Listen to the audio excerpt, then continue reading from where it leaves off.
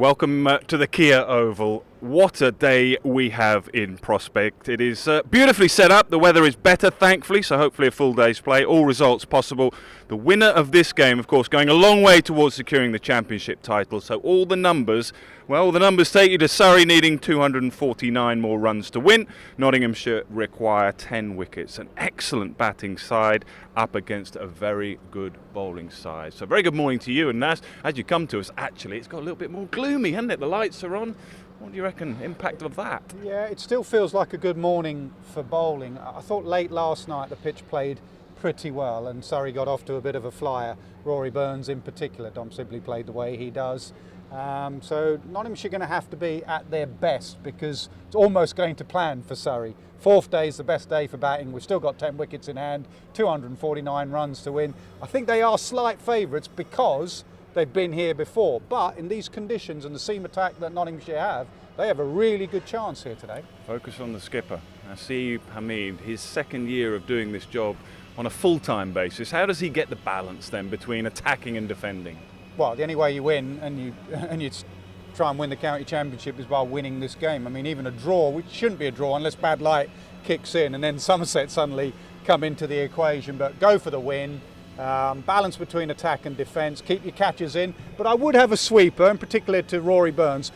We've highlighted here often the square goes all the way across the oval, so it can be a quick scoring ground. So I would have a sweeper offside and leg side, but I'd keep your catches in and take those catches. They've already put down Rory Burns at first slip. You cannot afford any more drop chances. Use of Josh Tongue. How does Hasib Hamid use him effectively throughout what might be still a pretty long day? Short bursts, but also when you need a wicket. In the last 2 years when I've seen Josh Tongue, especially this season, in any format, test matches, 100, whatever, when someone needs a wicket, he often finds a way. He may bowl 2 or 3 balls that go down the leg side, he loses his action, and then there's a Jaffa. So if a partnership's building, go to him. And also a belief. Today's about belief in Nottinghamshire. You know, a side that hasn't won the county championship since 2010 against a side who are looking to make it 4 on the bounce. They've got to believe. They did it in the first innings. However much this Surrey side have a long batting lineup, first innings 9 for 72 they got. So they've got belief from any position today they can roll this very strong batting lineup of Surrey. So your best guess, pitch is going to play pretty well, yeah, you think? That's what history tells you here. The only other thing is they've had a light roller on it because they've used up their quota of heavy rollers. We weren't going to go down this, but they can only use the light roller. Yesterday they used the light roller, today they used the light roller. You would want the heavy just to get those indentations just softened a little bit and sort of reduced, but they've used their quota, so it's a light roller and it's a good morning for bowling. It is. It's a little bit murky. You've got to go because you're on comms with Daggers in a moment or two. Nas, thank you very much. Okay, we're just about ready to go then. 41 and 18, Rory Burns and Dom Sibley, who had, well, maybe a little bit of luck between them. I wonder if it's going to just do a little bit, as Nas says. Good bowling conditions. Nas, off you go. Daggers, over to you.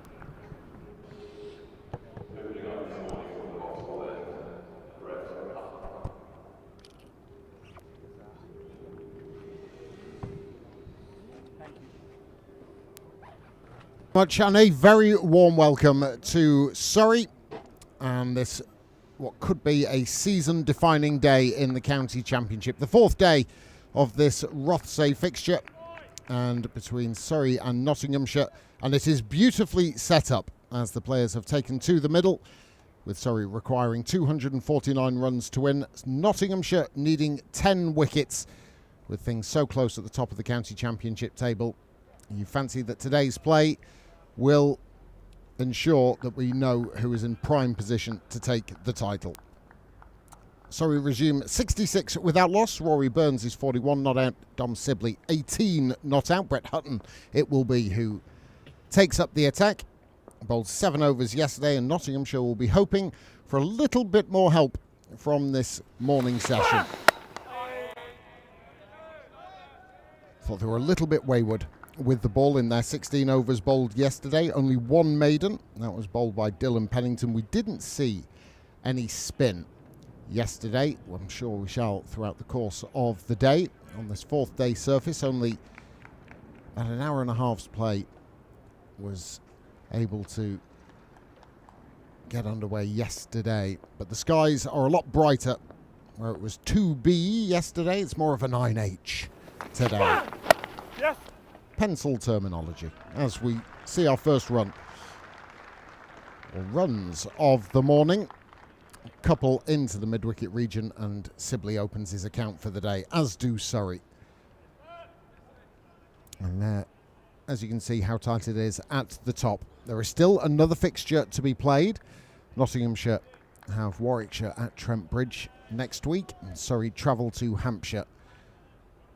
And there's the spectre of a possible points deduction for Somerset with their 171 at the moment. That we won't know for a little while yet. Better length. And a better line from Hutton. A bit more in the business area. Yeah, the first innings nip for the seam bowlers has gone.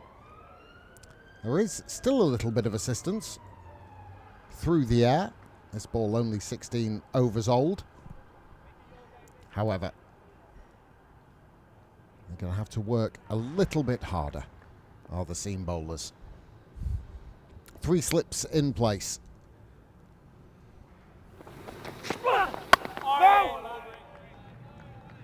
And after racing his way blowing of from it downstairs to upstairs, Nasser Hussain joins me. What have I missed, Daggers, in the however many deliveries we've had? Well, There's been a hat trick, is there, or have I missed something? You missed a 2. Okay, excellent. A very nicely played 2 through mid-wicket by Dom Sibley. And so 247 the number. I was just talking about the nip of the first innings has gone out of this surface.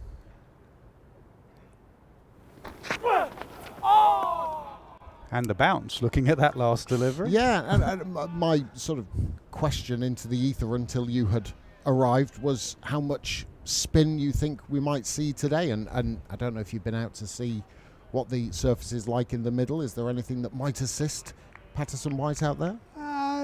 You'd still want to be a seamer here, I'd say. Those grooves and those indentations are still there. But it is the Oval, it is day 4. It's not exactly been warm and sunny. So the odd one could spin, but you'd prefer to be a seamer here. End of the first over of the morning. Surrey 68 without loss. The other aspect is that I thought Nottinghamshire were a little wayward with the new ball yesterday, and as mentioned, that there isn't necessarily that possibility for a great deal of sideways movement. You're going to have to work a little bit harder. Only 1 maiden bowled in those 16 overs, and today might be a day where you might want to string a few up and create a little bit of pressure, because that carrot of 247 is very much on for Surrey. Yeah, it's a fine balancing act between attack and defence, isn't it? And it'll be a good day for Hamid to test his skills as a captain. Have the odd sweeper, I see, to Burns. He's got a man out leg side, which is a good position to have because he clips it in that direction. You keep your catches in, though. There's 3 of them in a row there, first, second, third slip. And you just believe, really, that partnership can build. But as we saw in the first innings, they have the seam attack that can produce a collapse. One thing about this Nottinghamshire side, they are tough. You don't come and be 1 point behind the champion Surrey and not be tough. And they've shown that in this game. Josh Tong, it will be from the pavilion end.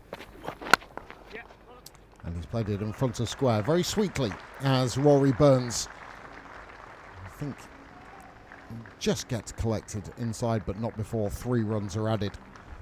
And that is just what Rory Burns wants. Leg stump half volley just to get himself going for the morning. Yeah, I thought they were like that yesterday. Too much to Burns. Burns is the one that's got off to a flyer here with 44 and Sibley 20. But they've bowled a few leg stump clip balls, which is, well, most batters like it there, but Burns in particular. His whole game is set up to clip the ball through the leg side. Gone with Hutton and Tong. Just wonder if it was entered the thoughts of going with Pennington and Tong, getting 2 big hit the pitch fast bowlers on to open the proceedings for the day.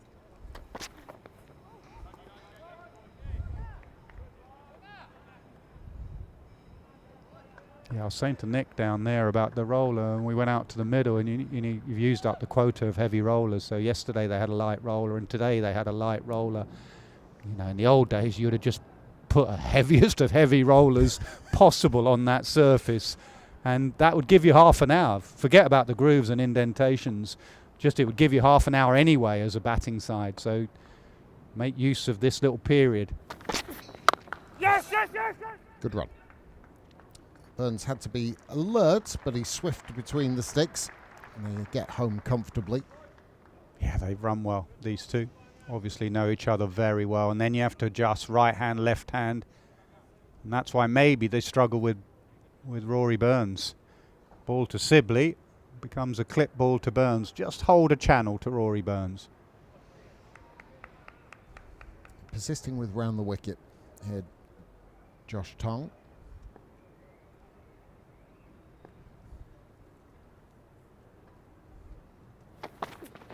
Oh, that's good delivery.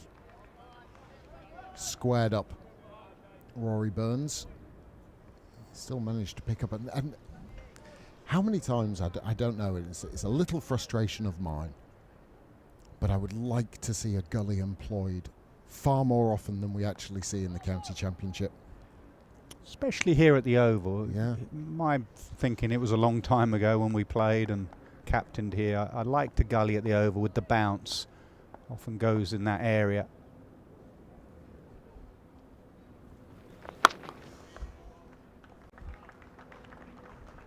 Comfortably played by Sibley. I just think on many types of surfaces, there's two types of gully, isn't there? There's the one with the extra bounce and you're looking for the catch off the splice, almost like a little bit closer than a sort of slip kind of position, and then you've got a slightly deeper gully for the slower surfaces where you're getting them on the drive and they're squared up just with a bit of movement.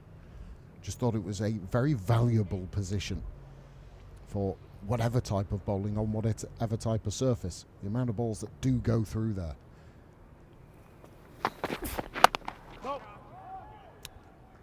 First over of Josh Tongue has been completed. Sorry, I've had a reasonable start to the morning. 74 without loss.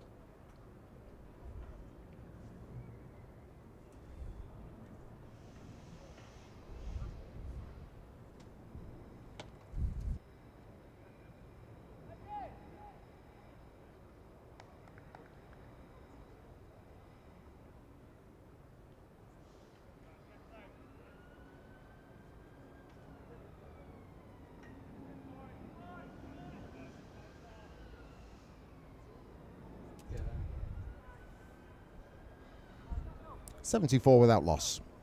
Still a heavy blanket of grey over the Oval, but a lot brighter than it was yesterday. Weird day yesterday, wasn't it? It was. I was looking at the weather forecast the whole of the night before for rain. We didn't get much. But we also didn't get much play because of bad light. The whole of the night before? Well, I exaggerate there, but I'm a bit of a weather watcher, and I knew I was coming for day 3 at the Oval. There's nothing good on telly. I was looking forward to it. So I sort of had the Arsenal game on, and also one eye on the weather forecast. A little bit of depth into the life of Nasser Hussain off microphone.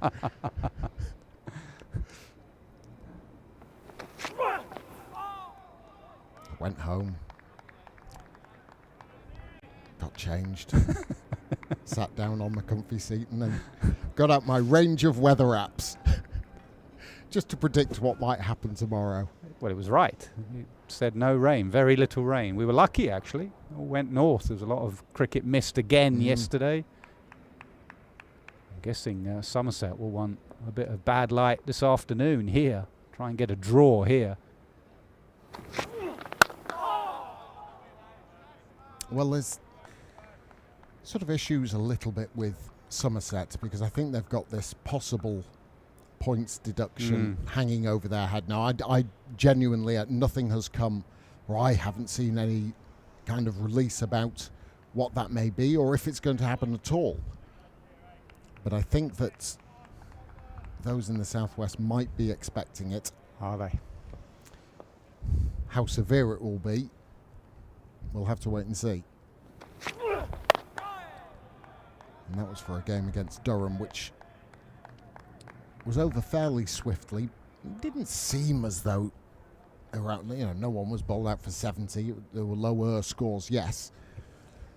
It's always good, isn't it, that Somerset feed the day before a game. There's always people sending pictures of the Taunton pitch, and sometimes they play absolutely fine. Yeah. I have no problem with a pitch spinning, to be honest, and you get some good cricket down at Taunton, I tell you.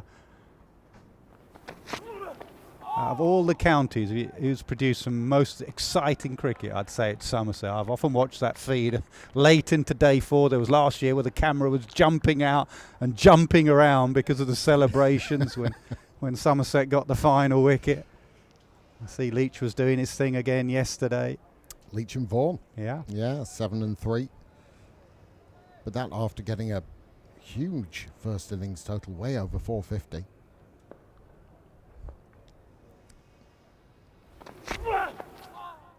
Just 2 slips now for Hutton to Sibley. A tidy over, 74 without loss. A maiden. The balance here, Daggers, as you'll know as a bowler, I've said don't bowl too many clip balls to Rory Burns. It is still slightly an up and down pitch, if anything going low now. So if anything you do want to target the stumps. There's been quite a few LBWs, haven't there? So it's that balance when at the end of the run here you can see sort of captain bowler chatting away. You would say bring the stumps into play, but obviously you can't be too straight. The moment you say that to a bowler, he goes middle and leg stump and gets clipped. So it's just an up and down pitch, or a pitch that's staying a bit low. Middle and off, bring LBW and the stumps into play. Got a fine gully now for Rory Burns. Now, huge appeal and given the first breakthrough of the day. Not a great deal of movement in the crease from Rory Burns. You say bring the stumps into play. That's exactly what Josh Tong has done. And Nottinghamshire have their first of the morning. Absolutely spot on with the line. Exactly what we were talking about on a pitch that is slightly up and down, slight movement. Bring in off stump, bring in middle and off stump. This is the perfect line. And that is out. Playing across it. LBWs on this surface. He tapped that pitch as he walked off, the Surrey captain. He knew he was in trouble. And there he went down, just to have a little tap where it bounced. Perfect from Tongue. Nottinghamshire back in this contest. It's gone one way, then t'other. And that is a big wicket. Burns again has made a start, but he has to go for 45. It's 74 for 1.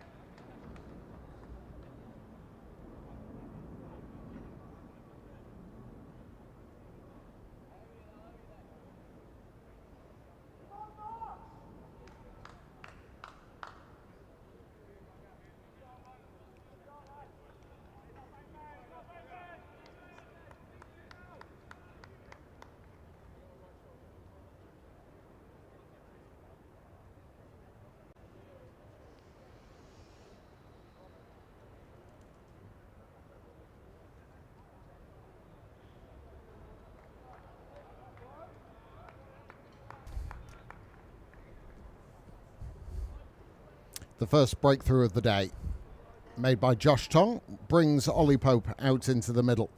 2 slips and that fine gully.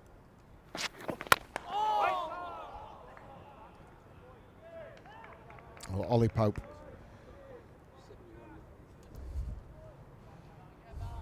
(11 in the first innings. And this is absolutely stone dead. The perfect length, good pace as well, and just falling over a little bit was Rory Burns. And that's what you want to see more of. Yeah, that's the perfect line and length. Get him coming forward. Rory Burns will be disappointed. Played round it there. It's hitting an awkward length as well here. Lots of yelps and groans from around the wicket. But his rhythm seems very good here, Josh Tong. Fascinated how Hamid will use him today. He is the partnership breaker, as we've just seen. He is going to be your wicket taker. So you don't want him to be bowling too long a spell up front.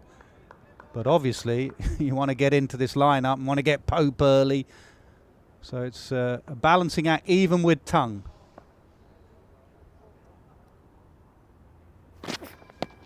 Another big appeal, this time not as vociferous from Tongue. Might have been sliding down the leg side.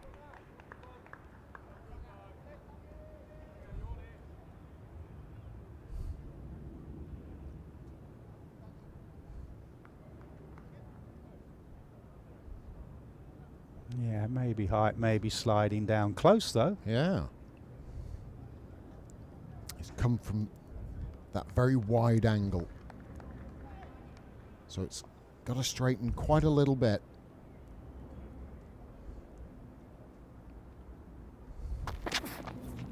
One thing I would say, Nas, is that, you know, as a bowler, just looking at how things are behaving out there, there is still interest for you. It might be different interest than it was in the first innings, where you had sideways movement and a little bit more swing.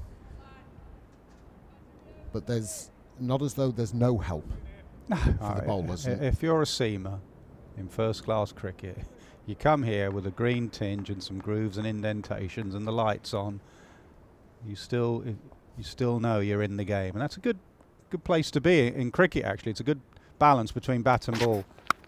I don't think in the last couple of days, we didn't have much cricket yesterday, but it's been too bowler friendly from what I've seen. 77 for 1. Andrew Sampson, good morning. Good morning.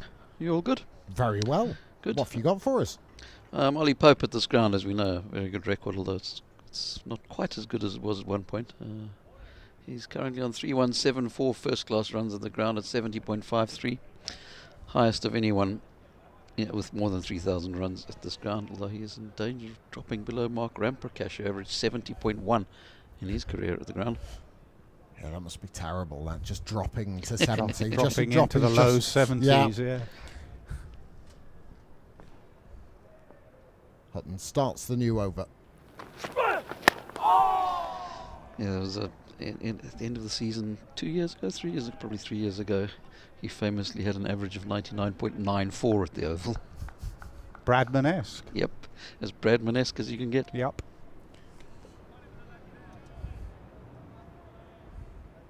I was chatting to Nick about Ollie Pope, actually, because obviously you saw him bat in the first innings. I've seen him bat over the years for England and Surrey, about just how much he falls over at the crease for someone averaging 70 on this ground. What is the word you often use with Ollie Pope? Frenetic. And frenetic usually comes with nervous. Early in your innings, you can look a bit frenetic and want bat on ball. I don't think that's the issue with Ollie Pope. I think there is a technical issue with his balance that makes him fall over at the crease, that makes him look frenetic. Which begs then the follow-up question. This guy who averages 70. Yeah. And there is a sort of... now, is that something to do with either the surface here at the Oval, the way it plays? Is it a little bit more forgiving for someone who might have a technical flaw such as Ollie Pope may have? Yeah, he's obviously a very good player, so it's how much he wants to take his game on. I think his game at the moment is in a good place. He's a very, very good county player trying to become an even better England player, and that's that last bit he needs to cross to become a very good England player. So the question really is not about the pitch here or county cricket. It's about how much does he want to change his game and improve, because I still see him playing the same way, that he'll play and get some very good hundreds and magnificent 190 in India, and then he'll nick off early because he just loses balance at the crease. Just 2 slips for Hutton. There was a bit of away movement, although it was after the ball had bounced. And that's why I'd be tempted to just stick either a third or that gully we were talking about, because that was the way that Ollie Pope was dismissed in the first innings. Exactly the same way, and if you remember, he was whacking his bat with his glove as he walked off and almost leave cover open and tempt him and put a gully or a third slip in. And that's the question now between Hamid and Hutton. This was exactly the same way. First innings, flashing outside the off stump. Another maiden from Brett Hutton, 77 for 1.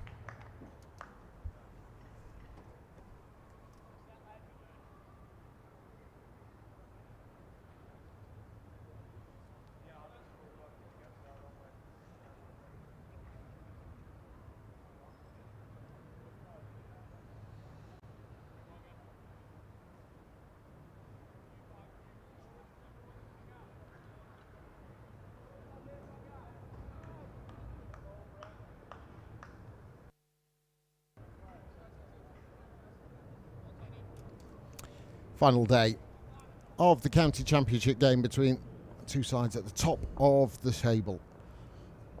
1 point separating them before the start of this game. Josh Tongue, who's already picked up a wicket this morning of the Surrey captain Rory Burns. 3 bonus points each. So there is no separation in the table.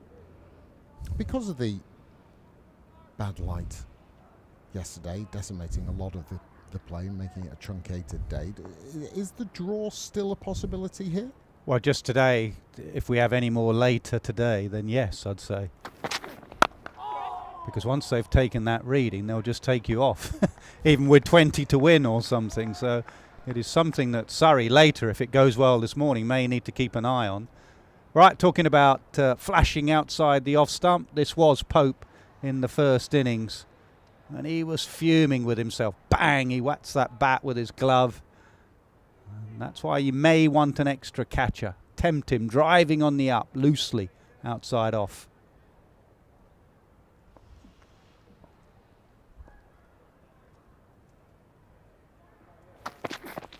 Oh, absolute beauty. He really has got the bit between his teeth this morning, Josh Tongue.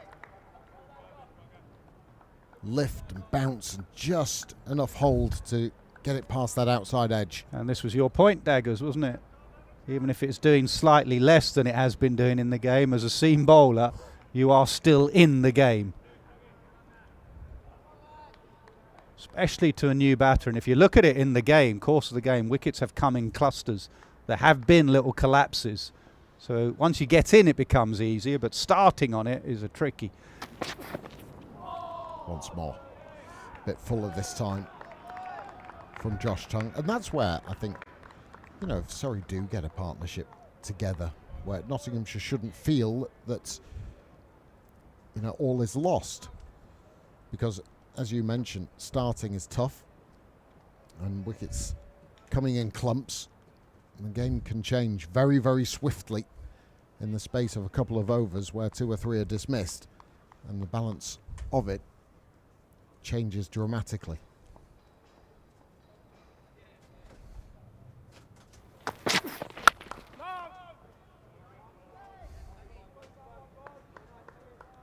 just feel I'm going to lean on the captain next to me, but if I'm bowling, if I'm Josh Tongue, if I'm Brett Hutton, actually, right at this moment in time, with the situation as it is, I want another catcher. It feels like I want another catcher. Definitely to Ollie Pope. And the rhythm that Tongue has. You just sense with the bowler as a captain, has he got rhythm, has he not? Is he confident? If you're not confident, give him a sweeper leg side like he's got. But he's got a bit of confidence. He's got a wicket. Pope looking a little bit loose outside off stump. There'll be periods where you can sit in. I don't think this is it. Another good over from Tongue, 79 for 1. A lot of the time I look at bowlers on their follow through. How far are they following through down the pitch? And if a bowler's got his rhythm and it's coming out of the hand and fizzing out of the hand and hitting the pitch hard, usually you see bowlers finish off around about 2/3 of the way down the pitch. When it's not quite, when the feeling's not necessarily there, it's around about half a pitch.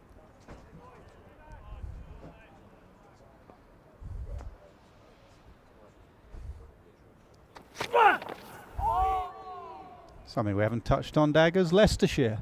Ah, yes. Up in Division 1, eh? Last time they were in Division 1, I was still playing. That's how long ago it was. You must be very proud of your old team there. They've done some good things down there this season. They really have. And I've got to say, huge congratulations. A lot of credit to Alfonso Thomas and to James Taylor, that coaching structure, and Jiganake as well, who is head of the pathway in the academy at Leicestershire. The way they've brought players through.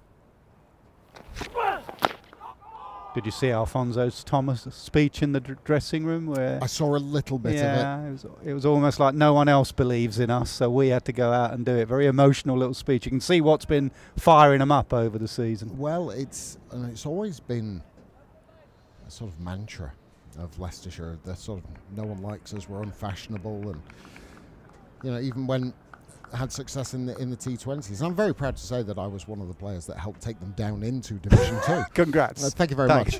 They're just recovering from the Dagnall era.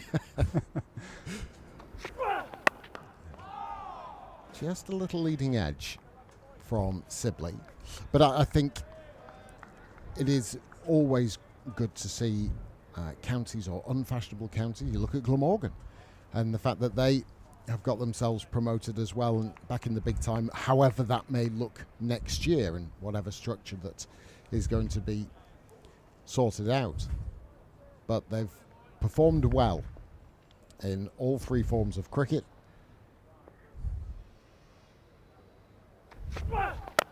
And it's been a fairly sort of lengthy process as well. When Paul Nixon left and then Alfonso Thomas and James Taylor taking over, and they've planned it out. They've got a good overseas who's pretty much available the majority of the time in Peter Hanscom, and that's what you want, that consistency. Solid county bowlers, ones who have maybe not had success elsewhere, and Leicestershire have always taken a punt on players such as that. Good young England player in Rowan Ahmed, who's gone well Ahmed. at top of the order, batting at 3, getting some wickets as well. Well, giving him the responsibility as well. What has he got? 5 centuries this year, I think is right. And everyone saw him as, one of England's cluster of future spin bowlers. Well, his batting has done the talking this year. One could argue that he's not got a huge amount of wickets. He had one good game during the Kookaburra spell. And Hutton, another tidy testing over. 1 run coming from it, 23 overs gone, and Surrey at 80 for 1.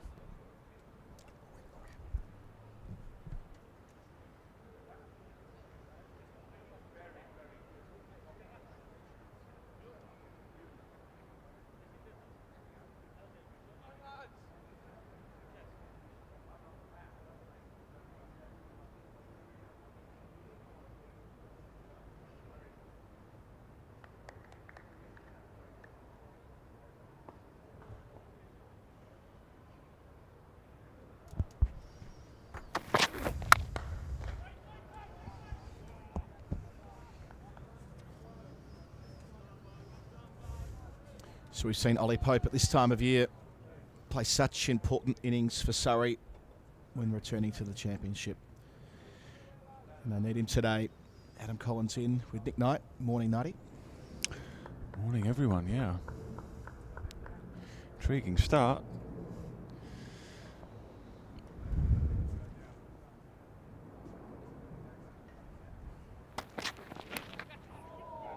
It got big on him. All the way through this match, Nick, we've seen the pitch give plenty to the quicks. Been baffling, actually, hasn't it? Those of us here at the ground have been out on the pitch first thing, having a look, seeing if those little bruises, indentations are very visible again. They are. The general word, I think, from out there is that the conditions have improved a little bit, and then you see a delivery like that, and you think, no, I don't know whether they have that much. It's still going to be tough work with the bat in hand.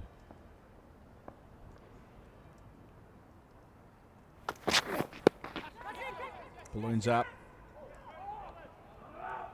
And the one thing I would say, Colo, I am a little surprised, and I know it's very difficult here for Hasib Hamid because it's been there myself. You've got to balance attack and defence a little bit.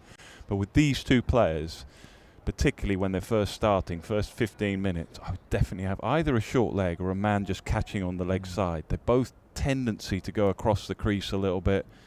I see that as a genuine wicket-taking option. Hasib Hamid sees it differently. Instead, he's got the 2 back for the short ball as and when. And it's here, but it's ballooned over the top. Calderena, much to the enjoyment of the Surrey fans. Signals. See if it was buys or wide. We'll check on the card when it comes up in a minute. Buys, we're seeing to the scorers now. Whew, look at that. Proper cricket this though. I mean, that's my point really. Those that love the county championship, this is everything that you like about it. Game on the line, championship on the line, and one side striving, desperately striving to get now 9 wickets, originally 10 obviously, and another side just trying to battle through at the moment. Well, that will be frustrating. Hasib Hamid hasn't had a third slip for tongue when bowling to Pope right away, remembering that Pope was out in the cordon in the first innings. It's a relatively regular mode of dismissal for the England vice-captain. That would have been, well, maybe not quite third, maybe 3.5, diving across in front of fourth, perhaps 90. So why, people at home may be thinking, why has he got a gully there? Yeah. It's a bob each way, Colo. He's a bob each way. I'd like to have another catcher. I'm covering a bit more distance if I have a gully, but I really want him at third. I just don't know if I'm brave enough to have him at third. With the ball flying off those little edges, now he's just, the horse has bolted a bit, but with it flying quickly off some of those little edges. A predictable response. This is an important over for Surrey. Pope with a classical on drive. So including the 5 wides, that's 3 boundaries on the trot. Up to 95 for 1. It's a top shot. Top shot. Really nice balance this time. That is the thing he's trying to get into his mind. He knows he just falls over a little bit, but that's a really good check for him to know that his balance is pretty good there.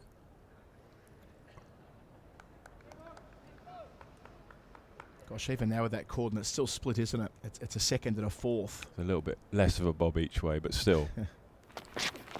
Yeah. Yeah, well worked. Good batting. Pope keeps the strike. He's on 13, an expensive over. 96 for 1 at target.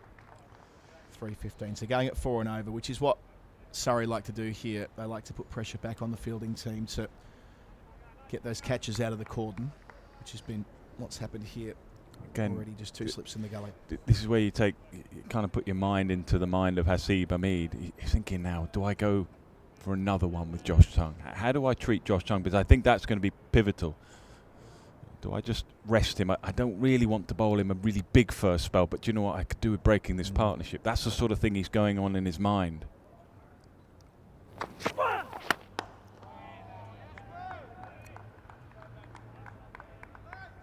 Hutton charging and grunting it out there. See here, I'd have mid-wicket catching and leave the gap. Again, you're going to have to make a little bit of a gamble from time to time. With Ollie Pope on strike, I'd just have a catcher 5-10 yards from the bat, mid-wicket, maybe even a short leg. And then when he gets in, and if you feel he's in, then fine, go back to convention. Well, I suppose the other thing here is that Pope a long way across his stumps there. Rana, his body language suggests it was very, very close to leg stump. It'll make for an interesting replay. Yeah, it'll be very close. But that's what he does, particularly early on in his innings. You can see that. Look at his head here, how far across that goes. There. Oh boy. Ideally, he wants to keep that on off stump, particularly with the ball going down the leg side. And that's what they're playing on here, Collar. They're playing on that just outside off stump line and the LBW. Because of the rain yesterday, provided we get a full day of cricket here today, the draw is increasingly out of the equation, which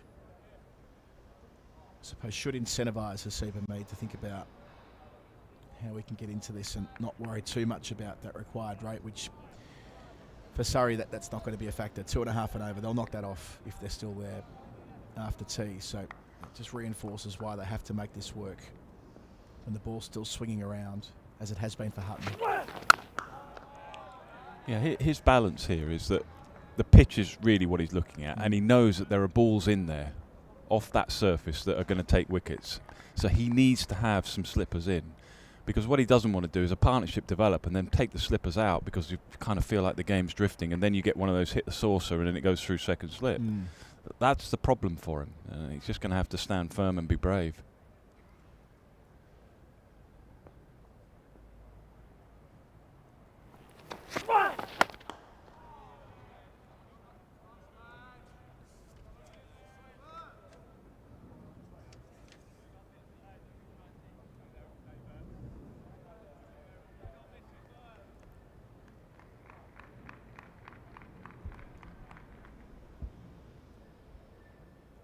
Good options for Hamid to turn to as well. Lyndon James, who bowled beautifully in the first innings.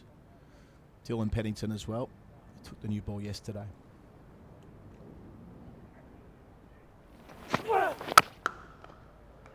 Makes the most of an over-pitch delivery. Pope's moving through the gears here at exactly the right time. It takes Surrey to 100 for 1 at the end of the over. Yeah, just striving a little bit there, wasn't he? Just striving for that perfect delivery. Knows his team are desperate for a wicket. It was a nice, juicy half volley in the end.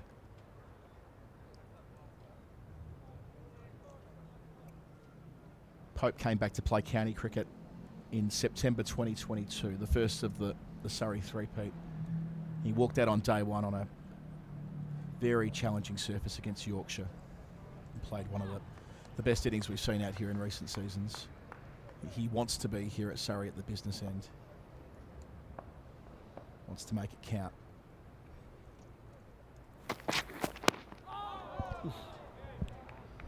That's why I'd have a short leg in. Yeah. If not a short leg, just, I don't know, 3 or 4 yards deeper, something like that. I feel you're in the game.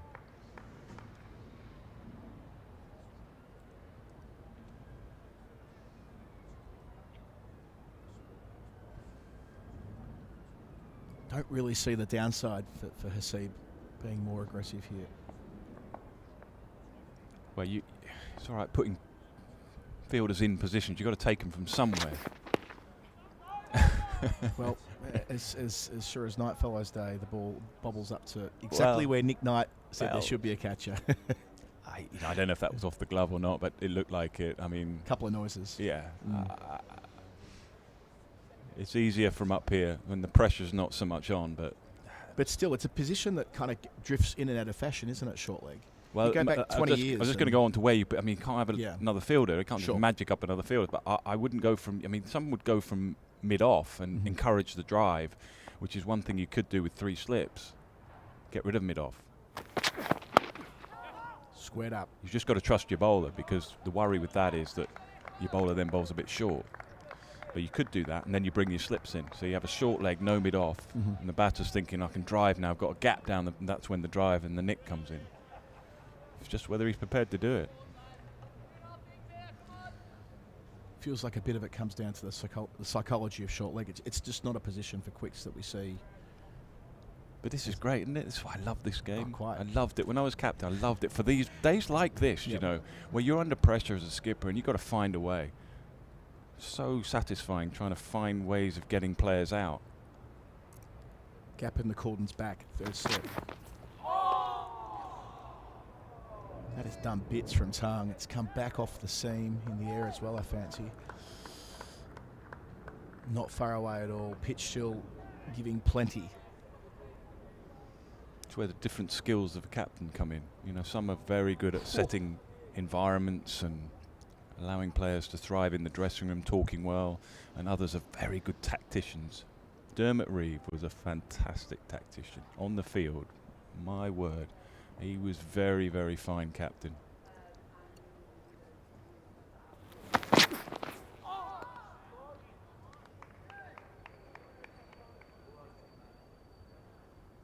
He had a great feel for the game. It's part of the joy of first-class cricket, isn't it, that a captain can play such an important role, not only in their performances, but the in-play decisions they're making, the subtle tweaks. That But can make that's, all the difference. Collar, that's mainly where captains are judged out on the field, because that's where people see them. But the captain's role is as much as that is important. It's what goes on in the dressing room. How are you creating an environment where players can thrive?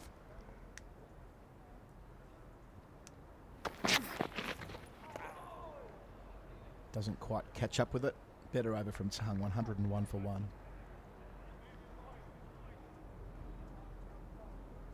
So was Reeve the best you played under in terms of tacticians? Tactically, Nas next door, he was very good. I'll give him that. Very good. Yeah, I mean, Stewie and Ath, I mean, they were also very fine captains, but you followed them. They were leaders by example, for me anyway. Mm-hmm. You wanted to follow Michael Atherton out to bat because you knew he was up for it. You knew that he was going to take everything on the chest and the body, and he'd still be there coming back for more. He was a kind of inspirational player to play alongside. So his captaincy, for me, kind of sat on the back of that a little bit. Stewie the same, Alex Stewart.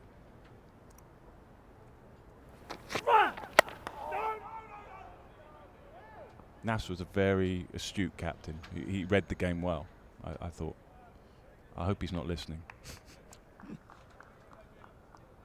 It's rare when you get the complete package, isn't it, what you're describing there, a captain who leads by example, brilliant tactician, can rev them up in the rooms or not, and have those interpersonal skills. When they come along, they're diamonds.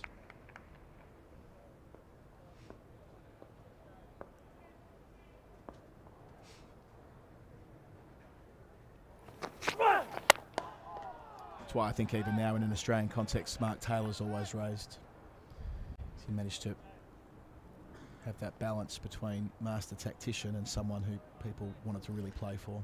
Kind of learn the art of captaincy as you go along as well, don't you? I mean, because in cricketing terms, it's often the best player or the player most likely to play in 2 formats, 3 formats, or in the format you're playing. So you're often given the captaincy by default, not necessarily at the time you're the best leader.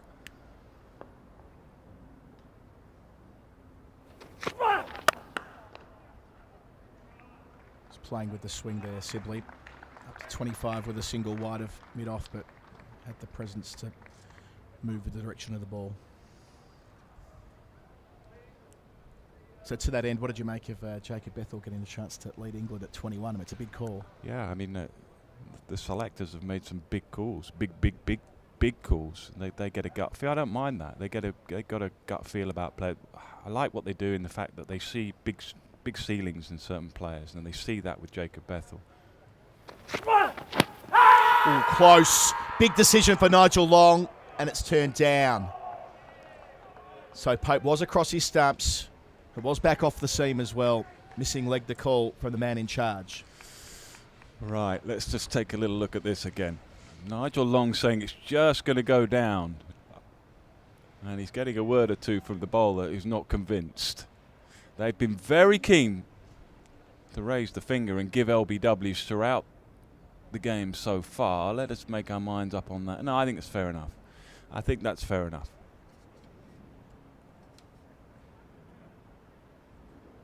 But that's how they're trying to get him out. That and just that little feather outside off stump.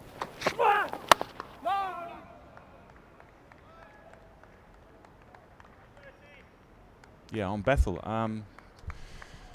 They just see a potential leader. It's not a permanent thing. He's just going to have a go now, and he's not going to be captaining England on a regular basis. It's a dip in, dip out, see how he goes. I have no problem with that. I think I have a problem with Jacob Bethel. He needs to play more cricket. That is what I do have a problem with.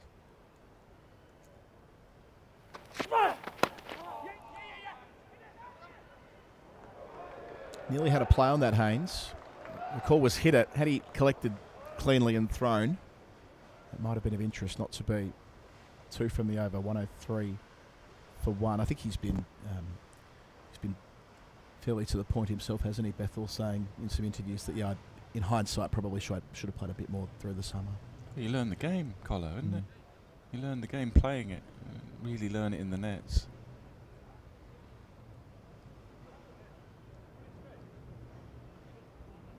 And also the answer that Brendan McCullum gave during the week in a press conference in relation to the Test vice captaincy and opening the door to I'll put it out there, Collar. For me, bats 3 in the Ashes. I think Jacob Bethel bats 3. I think he's your best 3. Yeah. People will see it differently. That this guy, Ollie Pope, is a fantastic player. He's a good player. He's batting number 3 for a long time. He's had a decent measure of success. There's a good argument to suggest he should bat 3. I just see it. I would go with Bethel. Mm-hmm.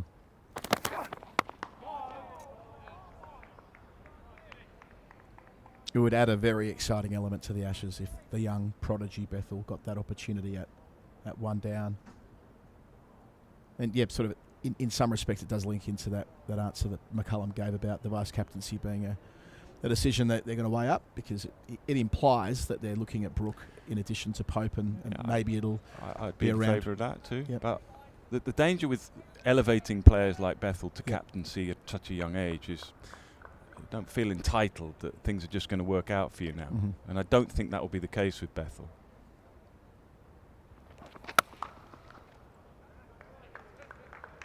So Pennington's first spell today, bowled with the new ball yesterday, not with any major penetration. He was better on morning too. Big job to play, big role to play.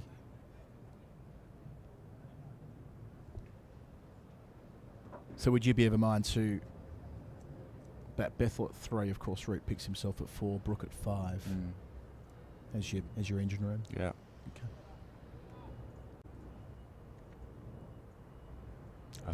And maybe let's see how the openers go as well. I mean, obviously, Ben Duckett's.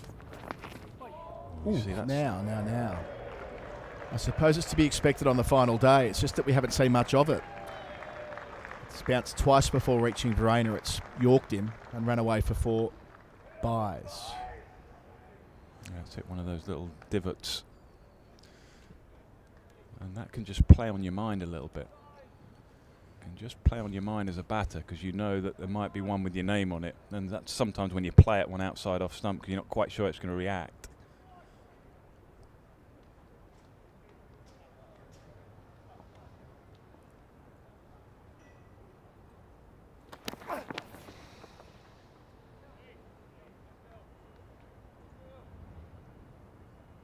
Then if fit, of course, it'll be Stokes at 6, the captain. Interesting if he weren't to be fit, there's a different question there about not only his replacement in the batting order, but who would captain. I think that's why that vice captaincy decision has more weight for this series than it ordinarily would. Yeah, it shouldn't really. I personally would go with Brooke, but I don't think that should really impact on selection. Mm-hmm. You pick your best player. No, sure, of course, but I mean more that when they're setting up the squad to go to Australia and they're identifying a vice captain, it's eyes wide open that they may well have a job to do as leader out there. And captaining in Australia is no easy thing. For my view, Harry Brooke would be the better choice, but again, they may well see that differently.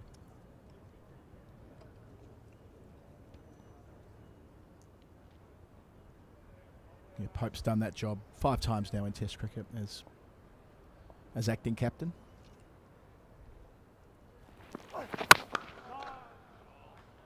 Trying to climb into this to finish.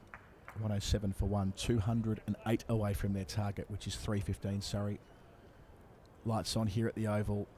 So much attention on this fixture. The fate of the next few hours may well dictate where the County Championship trophy goes in 2025.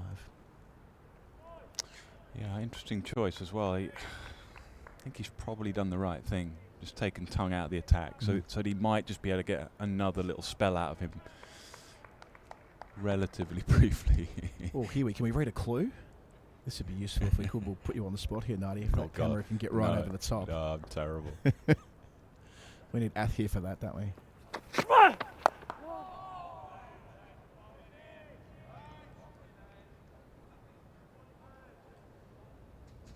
You tend to see Pat Cummins with the difficult crossword out when he's waiting to bat. Really? Yeah. It's one of his things. I think he likes to be seen with the hard crossword out as well, Pat. Not to cast aspersions, more just reminding people that he's got a bit of breadth about him.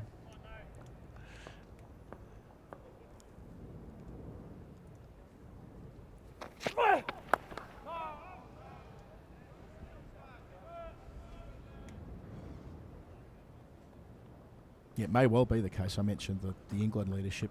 no sure thing that Pat will be there. I was reading that. There was a really interesting interview that Andrew McDonald, the Australian coach, did on radio back in Melbourne a couple of days ago. And they're being pretty honest about his return to play. It won't include any cricket.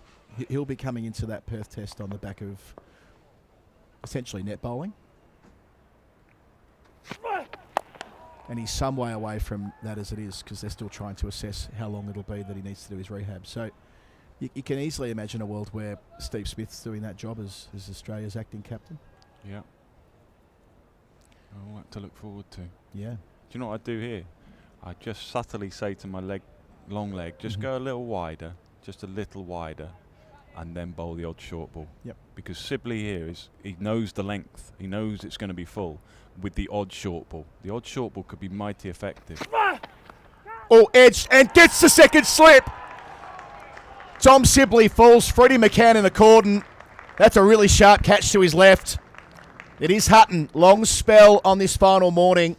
Gets not second breakthrough. Crucial because Sibley has a want to bat long. I mean, he's not going to bat long here. Very odd shot in the end. Whether he was thinking that the delivery would be something different, I don't know. Only he can say. But got himself into a real mess here. In the end, all he could do was just fence at it a little bit.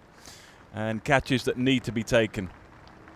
What a spell this has been. What a game he's had, actually. Brett Hutton, both with bat and with ball. That's just he gets in a real tangle. Gets in a real mess. Like he's not expecting that delivery. Otherwise, he'd leave it. Two openers have come and gone. Nottinghamshire not out of this at all. They're still fighting on. There's a little bit in the pitch. And Sibley has gone. 107 for 2.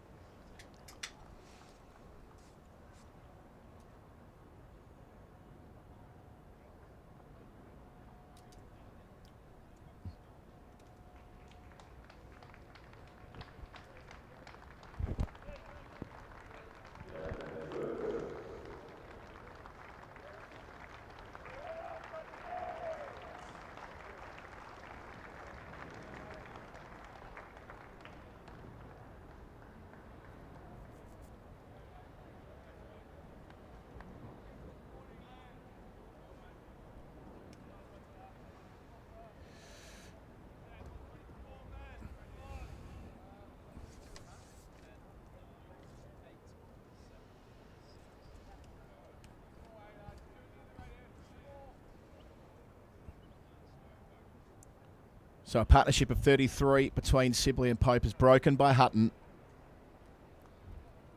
Really good catch from the young man, Freddie McCann. He's taken 3 in the match. That's the best of the set, I reckon. To his left, in front of first slip. Have to make these chances count, Knots, on the final day. First session of it. Surrey still 208 away from their target.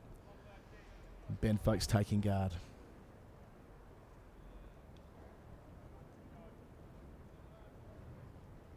Wonder if we get another one in here. Third from extra. Just for the first 10 balls.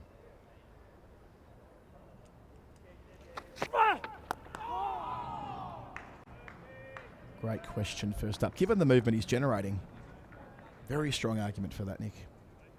We always say up here, it's easy up here just to get another slip in. And sometimes, you've got to work out where you're going to get him from. Good catch. Just gets in a mess. Yeah. I don't quite know why he's playing it there. Sometimes when you do that as a batter, you're thinking it's going to be a different... See there, he didn't even think about going forward there, did he? He just got stuck on the crease. And when you do that often as a batter, you're not quite watching the ball properly. Nice one to get off the mark. Completes a successful over for Notts, though. 111 for 2.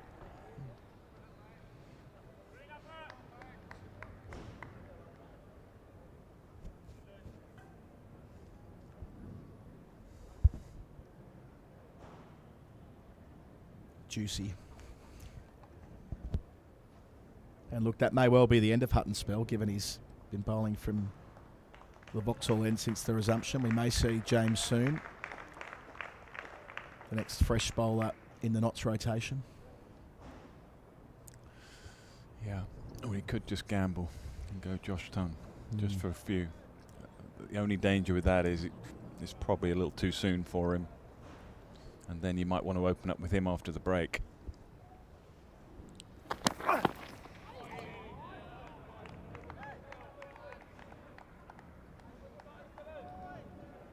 This game right in balance here. Lights are on. Great conditions for knots.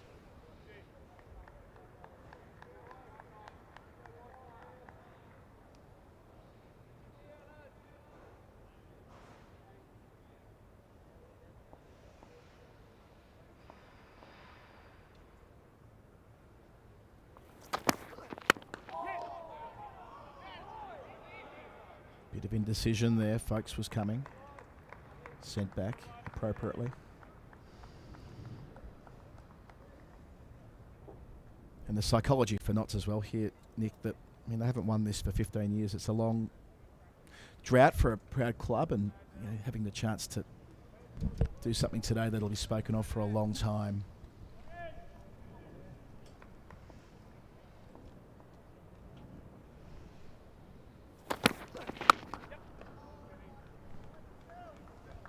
Andrew Sampson's with us as well. Yeah, there's been a bit of talk about Notts not having won since 2010. But I thought I'd have a look at the players in their team and if any of them had won in their career. They didn't won the county championship, maybe for another team. And there's no one who's played for them this year who's ever won the county championship of their entire playing. Well, the guys who've played, put it this way. Yeah. How important is that, do you think, Nick, that they haven't got that lived experience of winning it before? Oh, I don't think it's that important. I mean,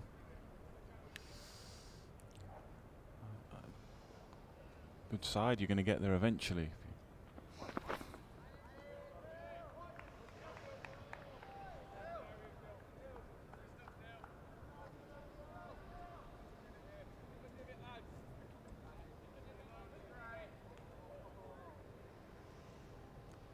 I suppose the difference is that normally when getting towards the end of the season, you're, of course, chasing wins and chasing points, but it's unusual to be playing a game that's effectively a final, right? The winner here in the penultimate round. They'll take some beating next week, all told. I mean, I was lucky. I won the championship on a few occasions, but it's hard to sort of nail down a reason why you would win the championship. But one thing I would say, having been a part of a few sides that have won, is obviously it's a long season, and nowadays it's perhaps more split up than it was back in the day. But every ball counts, every moment of every game counts, every bonus point counts, every wicket counts, every catch has some relevance. Sometimes it's easy just to drift at times. But you come to games like this and every moment counts. 112 for 2.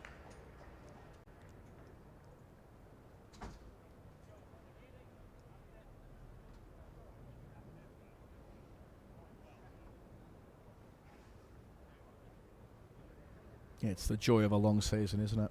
The fact that we started off in 2025, the first weekend in April, all the way through the spring into summer, now into autumn. It's a beautiful thing, county championship. Oh, it's amazing. It's amazing. I'm genuinely excited up here because I can see what they're going through. I know what they're going through. They're trying to work this through. Ooh, inside edge.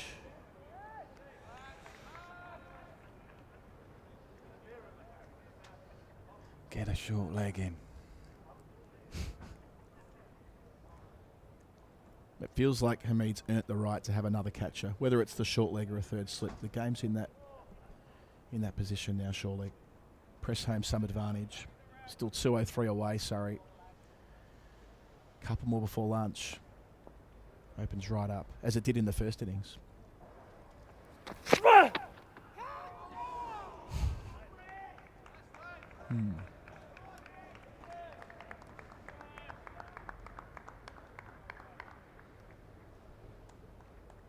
He's played at that for a couple of reasons, Colin. I would think he's played at it mainly because he's not quite fully certain what the ball's going to do. And that was an excellent delivery. It was like a lead cutter, wasn't it? But when the ball's moving around off the seam and off the surface, you end up playing at some balls that you don't really want to because you're uncertain. Brings that one back off the seam. This has been the Hutton setup through the game, hasn't it? We've seen those big breaking leg cutters followed by little induckers. That was what did for Dan Lawrence in the first innings. Skillful bowling.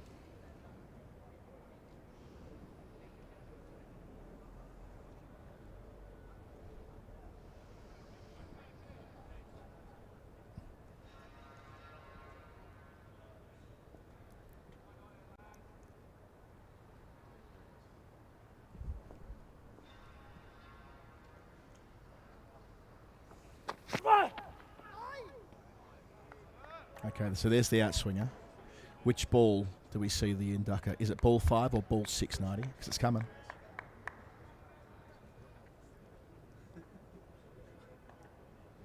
Good question. The fact that you don't know suggests that no one else will, which is a good thing. You know what I mean? It's that level of indecision which he's bringing upon at the moment. Hutton is bowling so nicely.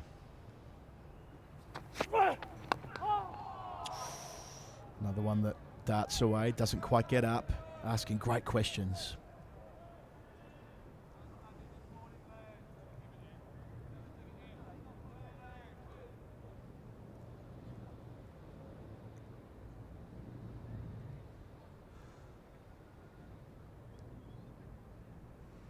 So he's brought his deep extra now. It's gone out to the boundary.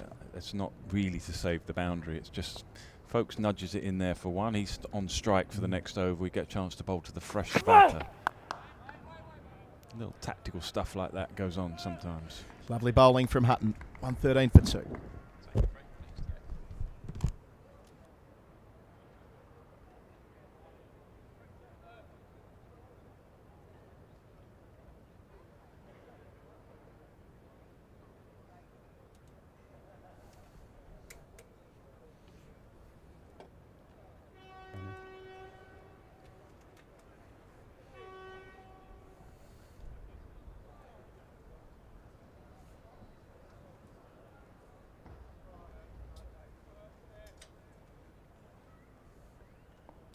Still cloudy conditions at the Oval, still good conditions for bowling, especially when someone moves behind the bowler's arm.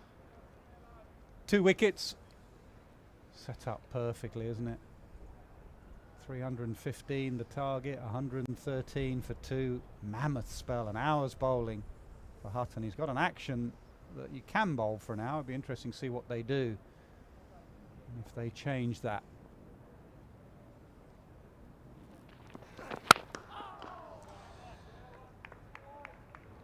Well, he's had 8 overs, hasn't he? Yeah, 8 overs from this Vauxhall, and he looks like the kind of guy. I was talking to Charlie Dagnall about this, who could sort of bowl 15, 20 over spells in the leagues, no trouble at all. Take an end and bowl all day. Where do you see this game? You'd have seen Surrey over the years. You've seen Surrey in the last 3 years. Is it going to plan? No, it isn't. It is absolutely not going to plan for Surrey. I would say that if you take the 3 seasons that they've won and this season together, so the last 4, this is about as precarious a grip on the title as they have ever had. Which shows how good they have been if they're 1 point ahead. Yep. And the batting lineup they've got. Win here today, and they'd probably only need a draw. Well, they would only need a draw from their last game away at Hampshire. Still work to do, as it should be, to win a county championship. It is about as thrilling a setup as you can get, isn't it? It's gloomy overhead, so it's not easy to bat. I think there's a little bit more in this 4th day pitch than we've seen at the Oval all season. In part, I guess, because it's been under the covers. It's September as well. Maybe it was a little bit more moist on the first couple of days, so it still retains some of that life. The pitch is a different colour from that which we'd expect on a 4th day. Still a bit of green on there.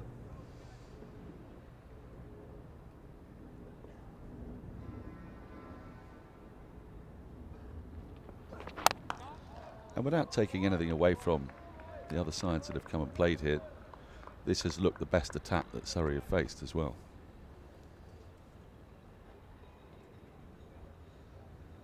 Yeah, good depth as well. No, Mohammed Abbas, he would have bowled. He would have been a handful on here. That is for certain. He's a handful in most first-class cricket, any venue, but on here. But Hutton has done a very good job. No let-up, that's the key in an attack. No freebies.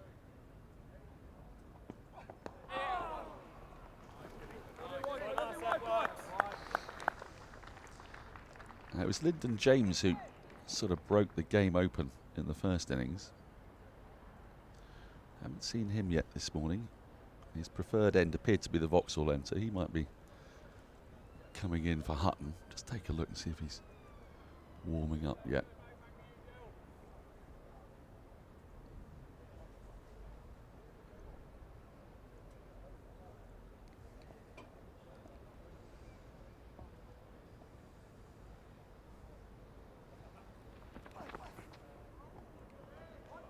On 15 for 2.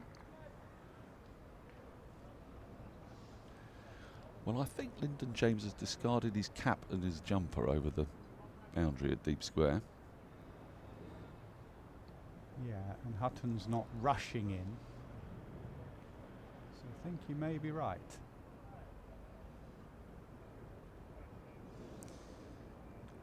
Andrew Sampson is with us, has been all week. Andrew, could you let us know where Ben Foakes has batted this season? Yep. I think he has been at 4 before, but I seem to remember at the start of the season he tended to be more 5. Yeah, he's been 5 mostly.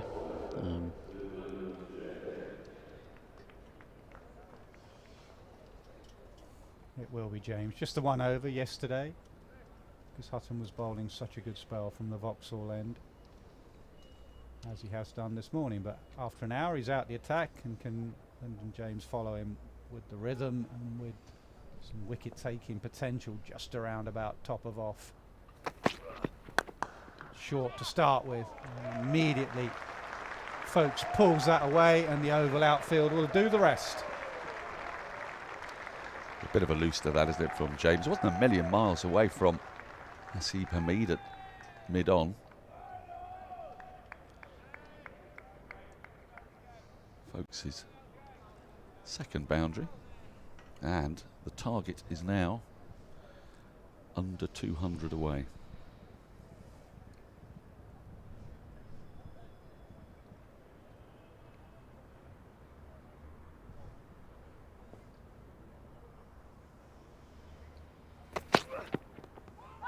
No, going down. Yeah, Foakes batted 5 in the first innings because of the night watchman laws, and comes in ahead of Dan Lawrence. There's that pull shot. I think Dan Lawrence could be a key wicket later on when he comes in, because he'll score quickly and he'll put the bowlers under pressure and he'll hit boundaries, and I know as a captain, when you're defending a target, every boundary hurts you. If you've got control and the run rate's low, you're fine. If someone comes at you and suddenly boundaries leak, then your pressure shifts.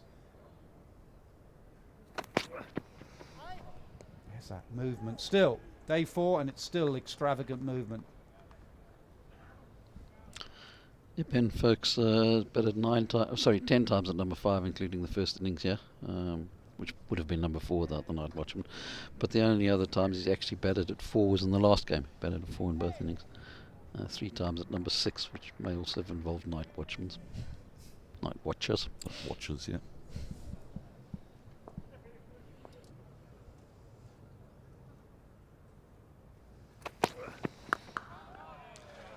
What's the most tense county championship match you played in? Can you remember a sort of a decider? Played in. Crikey, it was so long ago, mate. There were games towards the end of the season, but for us back then, it was always like there was a game against Lancashire at Southend where we were dot points in the end for a pitch that absolutely went all over the place. Worcestershire as well, may have been Worcestershire actually. They were the sort of sides that you had to beat. Those games where you knew opposition would be up there at the end of the season, they almost counted as double had to beat them. You couldn't lose those games. It was so long ago.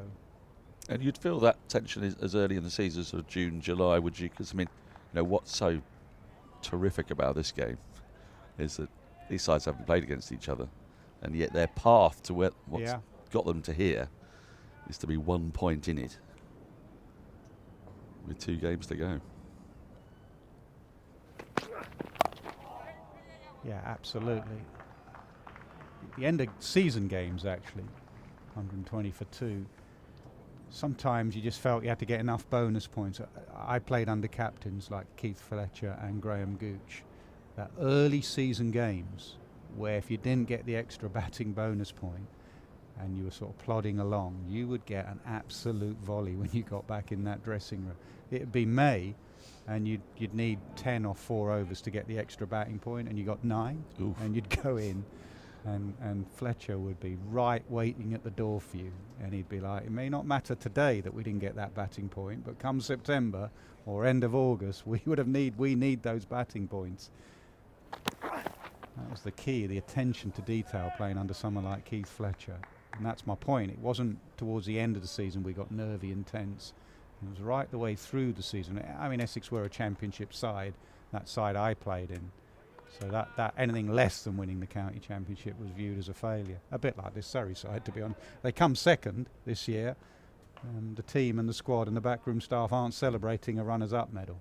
Oh no, it'll be enormously deflating. Absolutely. What they want to do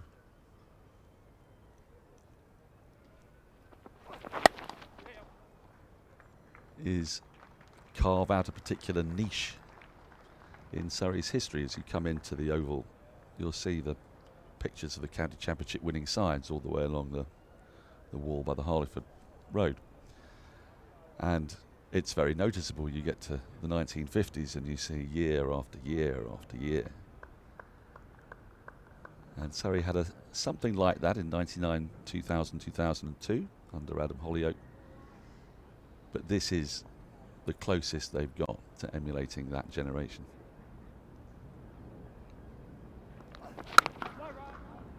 Yeah, I have to say it pains me to say it, but they do things very well here, on and off the field. They did the record numbers and the fans that have come in.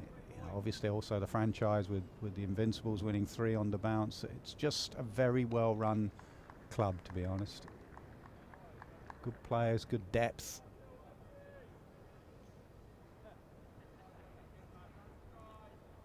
Good model to copy, if you can. Not everyone can.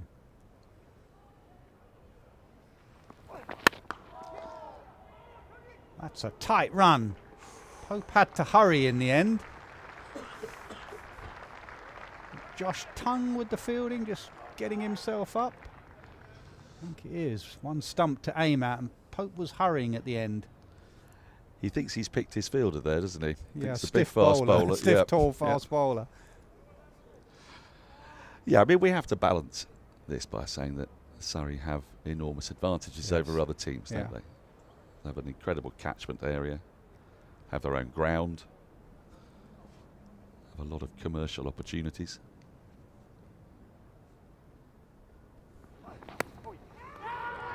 Now, has he nicked that? One side believe it. And Foakes is unmoved, and more importantly, so is the umpire. Well, Dylan Pennington doesn't look as disappointed as a man might if he really thought that had got an inside edge. Need to see it again. Foakes didn't look particularly guilty. We did see Dominic Sibley look a little guilty yesterday. I think that's hit the pad, hasn't it? Yeah, what they're asking is, was it inside edge onto pad? Very difficult one, that, for the umpire. 2 noises. Was it bat hitting pad?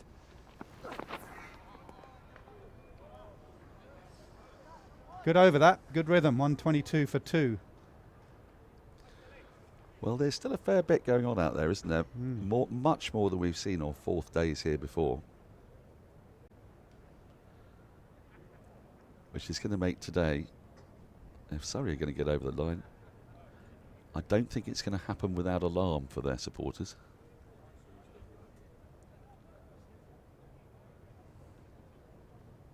2 big wickets to get Sibley and Burns. Sibley's had an incredible season. He's batted so long apart from anything else. Be fascinating to know, has he batted more balls than anyone else this season, Andrew? Almost certainly. I'll confirm the numbers, but he's also obviously scored more runs than anyone else as well. So he and Hasib Hamid.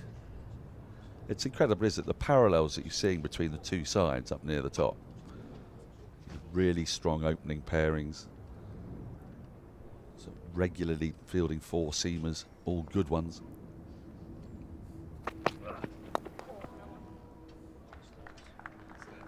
And nice to see in an era of Bazball and everyone's worried about your strike rate and putting the bowlers under pressure.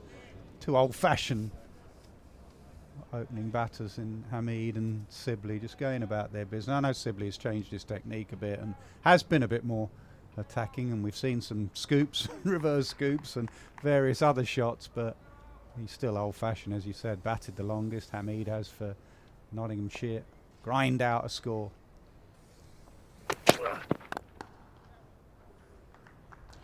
It must be difficult for these guys, Nasser, because they've tasted the England team, in Rory Burns' case, many times. He was probably England's best performing opener since Alistair Cook's retirement, wasn't he, for a while? And you know that the sheer weight of runs is not enough to get back into the England team.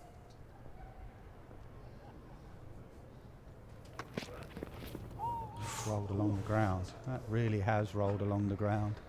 That was a day 4 delivery if there's ever been one. Well, if that's straight, you're not playing that.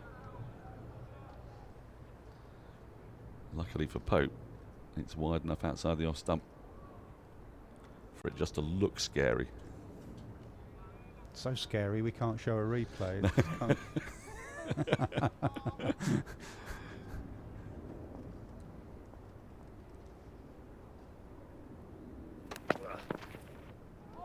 Swing and a miss there as well.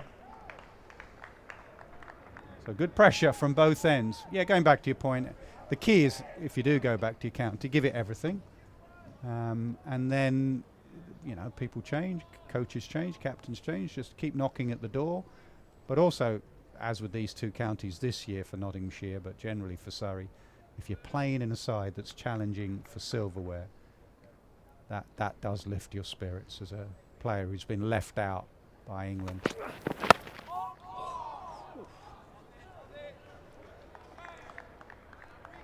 First over was a loosener from James, and since then it's not been, definitely not. One's rolled, one's bounced, one's seamed.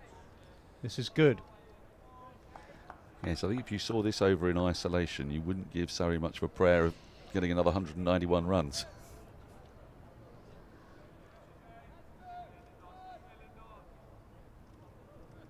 But that ball is now coming up to 35 overs old. Surrey will feel they've just got to dig in.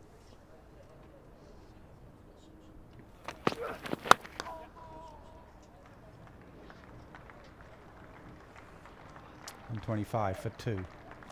What is slightly to their advantage is there is no scoreboard pressure in terms of getting on with it. Required run rate of 2.5. It might be a little more than that, because as we get to the back end of the day, light could be an issue. We've got this blanket of cloud. It's nothing like as bad as yesterday. Tiny breaks here and there. But if this game did dribble on beyond 5 o'clock, light would become an issue, but that's a long way away. With the sort of batters that would be out there for Surrey.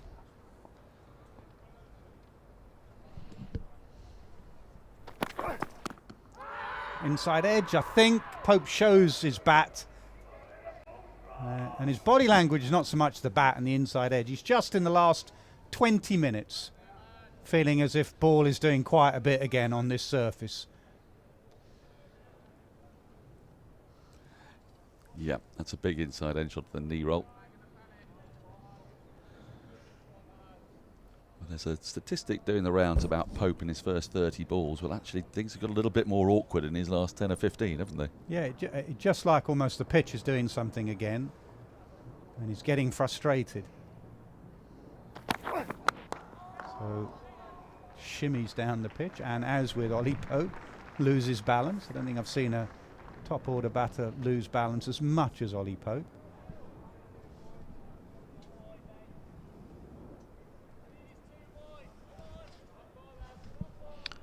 And most balls faced, certainly in both divisions actually, is Dom Sibley, 2,656 for his 1-2-2-3 runs at 64.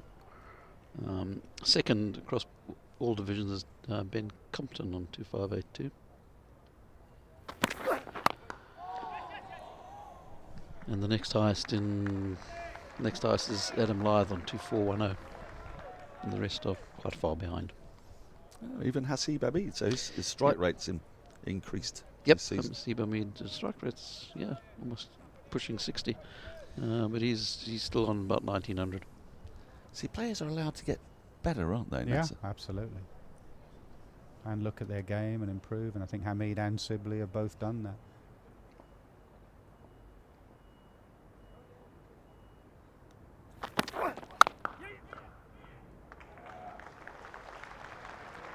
Every run being clapped. Weren't many in yesterday. There's a few in today. Understanding the importance of this game for the home side.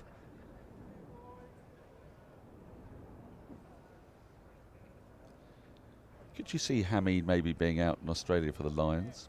They've talked about wanting to have a big pool of players in case of injuries. Now, there is no alternative to Duckett and Crawley, and yet at some point, somebody could get injured. You're in Australia. Yeah, yeah. It's a great advantage of having another squad out there. Only thing about Hamid, watching him bat in the first inning, is he's still a little bit like me actually. Still plays with low hands, bouncier Australian pitches. Those gloves will get wrapped a bit.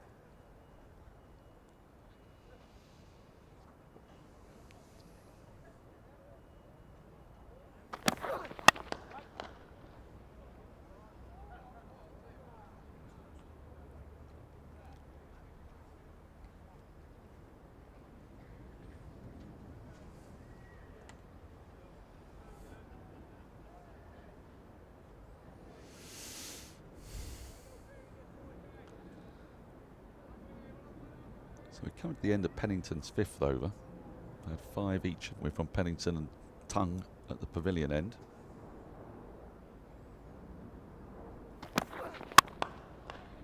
That was a half volley. It hasn't been timed. Hamid will give chase. Don't think it will go all the way, but they should get 3. They do. They're quick, these two, Pope and Foakes. 131 for 2. Target 315.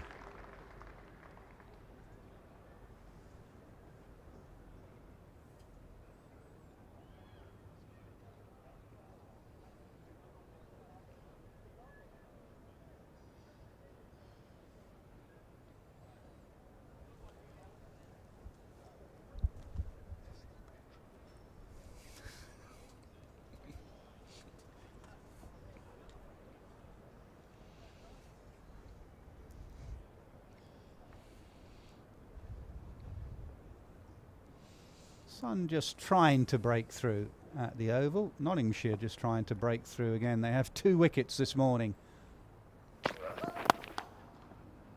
And no ball.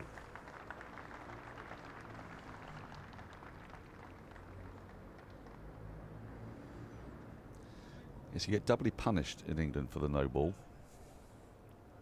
So that 1 NB on your screen there is 3 more to Surrey. 2 for the no ball, 1 for the single they've taken. You were talking a moment ago about Hasib Hamid and you and your low hands.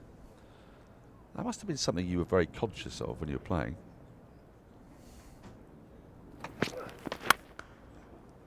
Yeah, especially every time I got wrapped on them and got a broken finger and ended up in hospital with an X-ray because I had brittle bones, as has he. But he's exactly the same. Well, he got a really bad injury in his first tour, didn't he? Yeah. Yeah, something very difficult to change, actually, trying to get higher hands. However much you do it in the nets, and then you get in the middle and you sort of jab at it. That's a beauty. Now Pope can be vulnerable outside the off stump, but that literally nothing you can do with that delivery. You can see he's walking down as if to say, too good for me that. That is an absolute jaffer. Yeah, you're not going to edge that, are you? It's just done way too much. But I tell you, I'm sounding like a stuck record, but that would not have happened on the 4th day of any other game we've had here. Dan Worrell has bowled a lot of overs on the last day from this very end. And he tries to do much the same sort of thing, actually, as Lyndon James did just then. And has had nothing like that reward. And that's why, whatever happens in the next half hour or so, the coaching staff, the captain, the bowlers have to believe. They really do. What was it? 9 for 70, the collapse in the first innings. It's the sort of pitch that it's not over until it's over. Right, keep going till the end. You can produce a collapse on this surface. Chipped in the air, run out chance, surely. The dive gets him home. That's twice now, once to Tongue, now to Hamid, that Pope has had to dive in. And I think, well, he is home. Well, he has hurt that elbow in the process, hasn't he? It was a very risky run. First time he did it to Tongue, you might sort of suggest he's picked out the fielder, but you don't really want to be picking out Hasib Hamid. He can't have been more than 6 or 7 yards away from the stumps when he released the ball. It was slightly uppish as well. Hard to see precisely from that angle. Not great positioning from the umpire No. there. Now there's a nick there. Is there a noise? No. Maybe it was bat hitting pad again. All action cricket. Well, it is really happening in this over, isn't it, for James? He's beaten the bat a couple of times. He thinks he didn't beat the bat. He thinks he got the bat. They all went up. James didn't turn round initially. He's convinced he's got him. But again, you know, I think there's a bit of daylight Yeah, there. absolutely. I think they've gone up on the noise. They hear a noise, and then as they're going to the umpire, they realise the noise is bat on pad. Sarcastic appeal from the Surrey crowd. 135 for 2. Yeah, it kicked off in that over, didn't it? Yeah. But you were right. You said get James on. And he's after a loosener of a first over, he's produced some absolute jaffers there. He's had a massively influential game. I mean, what he did in the first innings, you were mentioning the collapse, 9 for 71. He started it, and then, you know, arguably that partnership for the 7th wicket, absolutely crucial. That could yet almost win Notts the title. His contributions in this game have been enormous.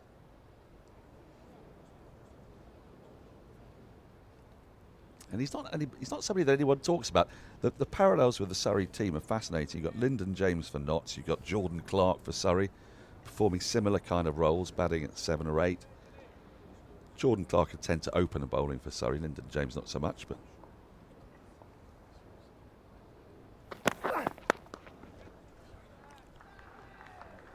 and they're perfect players to have as a county side, aren't they? You're pretty certain they're not going to get selected for England. They stay fit. They're one of the first names on the team sheet week after week. Well, Ollie Pope looking very scruffy at the crease, and this is why. It was a full-length dive in. I think he is home there. You're right, though. The umpire's in a curious position there, isn't he? He's got an angle, so 60 degrees.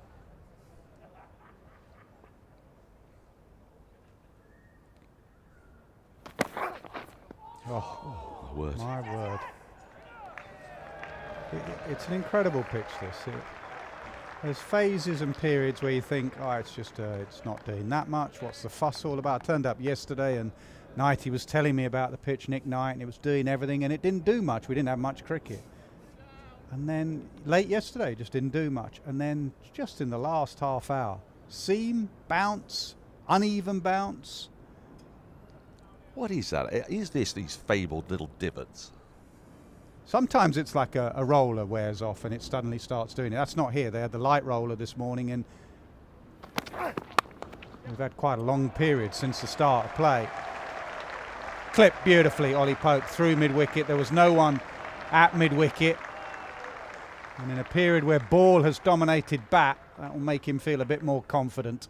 Well, Pope will do this. If you give him a half volley, he's not going to miss out. There are other players who might battle and then miss out on the opportunity, but Pope's always looking for runs and will always take the gifts on offer.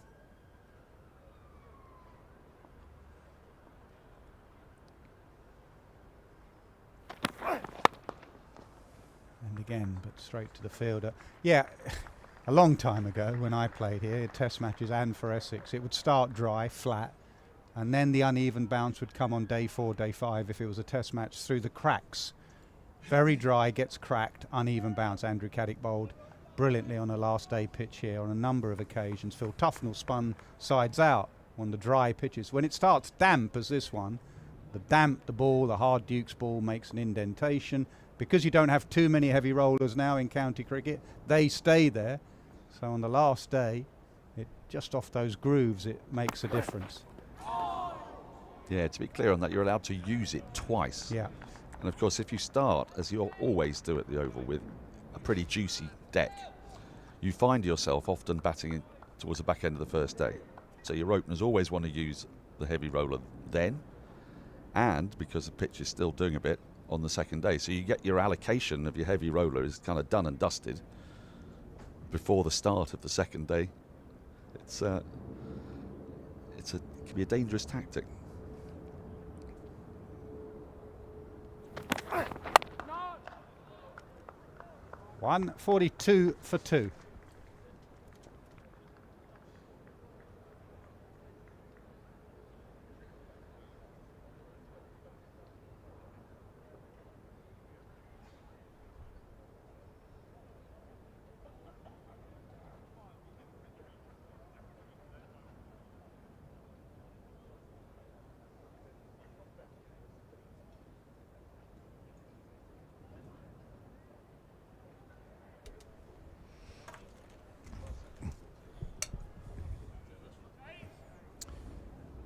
So about 28 minutes until lunch here at the Oval on the final day.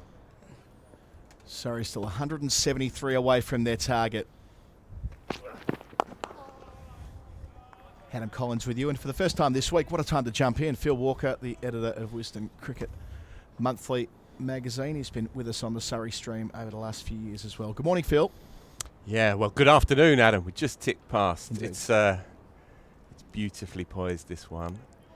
I feel like Notts in the last half hour, they've had a few marginals not quite gone their way, a couple of scuttlers as well, a couple of grubbers out there. The pitch is up and down increasingly so. They need to make a breakthrough before lunch.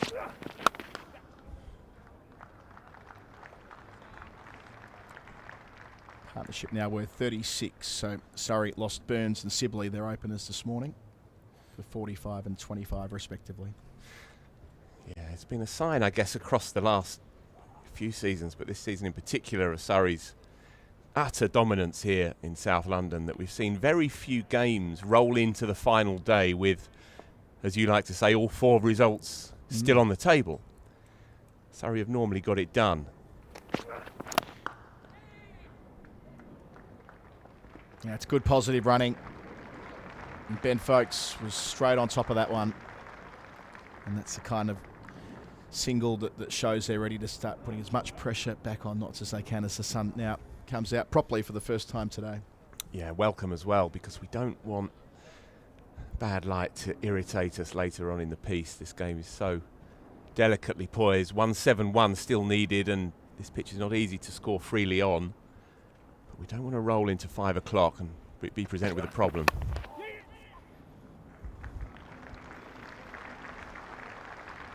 Sort of thing that builds momentum, those 2 singles. And it's a conscious plan as well. You've seen it throughout the morning. Ollie Pope is prepared to risk it. As you can see on the front of his shirt, covered in muck, having managed to spread eagle himself just into his ground a couple of overs back. And they are doing this. They are pushing the field. taunting them almost, really, trying to do it in singles as much as possible. Let's come back off the seam. Great response from Lyndon James, who is a cricketer of some heart. We've seen him here at the Oval a couple of years ago take a 6 for just 2 days ago in this game. He was the catalyst for the Surrey collapse of 9 for 72, which opened the game right up for Notts. Yeah, he's a very fine cricketer and he's getting better as well. One of those quiet titans of the Shires. Doesn't often get talked about in the big conversations for higher honours, but he's a brilliant, brilliant county cricketer. Swinging away to finish, 145 for 2. Still 170 away, sorry. And I would add as well, Adam, that this is the kind of pitch where his brand of slippery, medium, fast may well yet get some purchase. This pitch is definitely up and down. Yeah, as you can see on day one, Notts were all out inside 78 overs for 231. That feels about normal here at the Oval. What's not normal is when Surrey batting second, not getting well beyond a first innings lead. Bowled out for 173. They got their claws into Notts at one stage. They were 55 for 5 in their second dig, but useful partnerships down the list got them 256 and set Surrey 315, and that's the state of play now at 145 for 2. Visitors need something. Pennington, pavilion end. I think your point before about we've been covering games here for years now, and I just can't remember a thrilling final day at the Oval. It's the ability Surrey have had to close out games or to put themselves so far ahead in games that fourth day when we reach it is either a formality, or when it's been the Kookaburra ball, there's been no result available anyway. So this is unusual in the best possible way.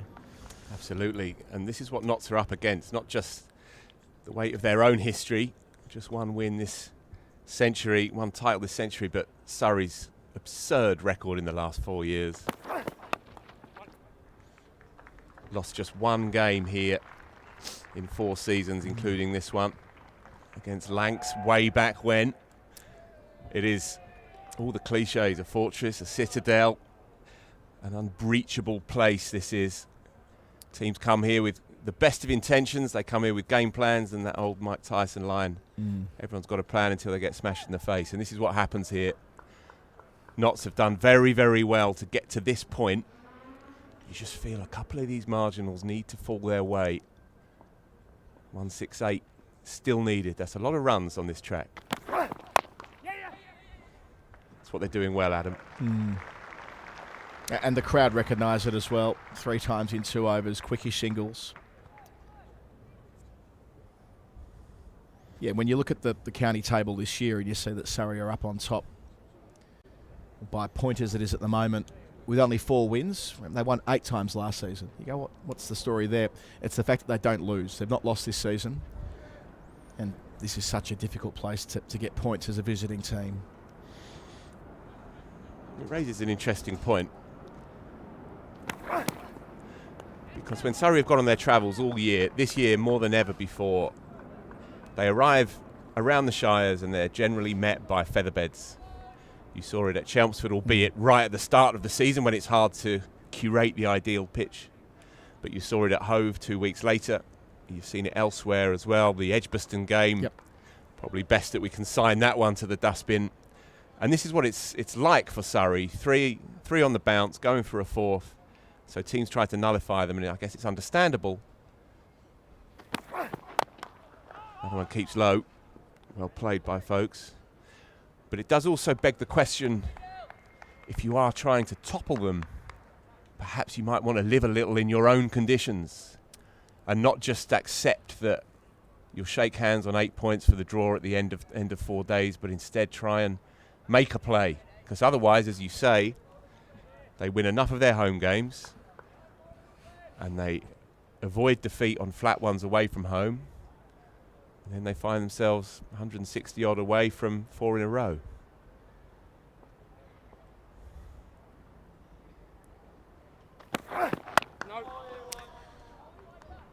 It's a point well made. 148 for 2.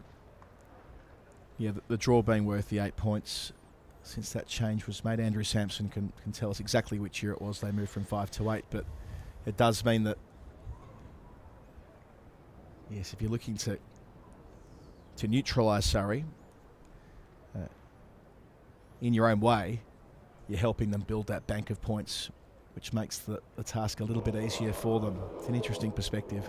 Josh Tongue, who did pick up a wicket this morning. Rory Burns was trapped to leg before for 45. They need something from the England speedster here. We've got 20 minutes till lunch, so he'll only get a couple of overs, but they're important overs too. Can he find something? Are they ever, Adam? And this feels like one of those little windows here for Notts. He bowled sharp this morning. He picked up Burns early in the piece, and they've kept him at arm's length, understandably so. They've done pretty well with the medium pacers, but this feels like the game here. Yeah, dark clouds behind us, just behind us here at the Vauxhall end. We'll try and ignore that for now. Good from Pope. He's played positively so far, up to 38. Yeah, it'll probably be 3 overs from Tongue, so 18 balls. Can he turn up the volume, make it difficult? There's been a few that have sailed by the outside edge of Ben Foakes. 1 or 2 have kept low as well. Just 2 slips, no gully. I don't know. I'd want to find one more for Tongue here.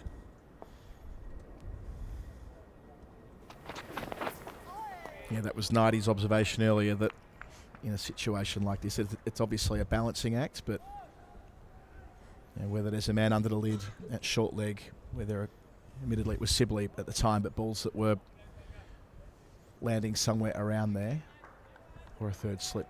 Andrew Sampson's with us as well. Yeah, it's, the points change was actually in the 2020 season for the Bob Willis Trophy. It went from 5 points to 8 points for the draw. Thank you, Samo.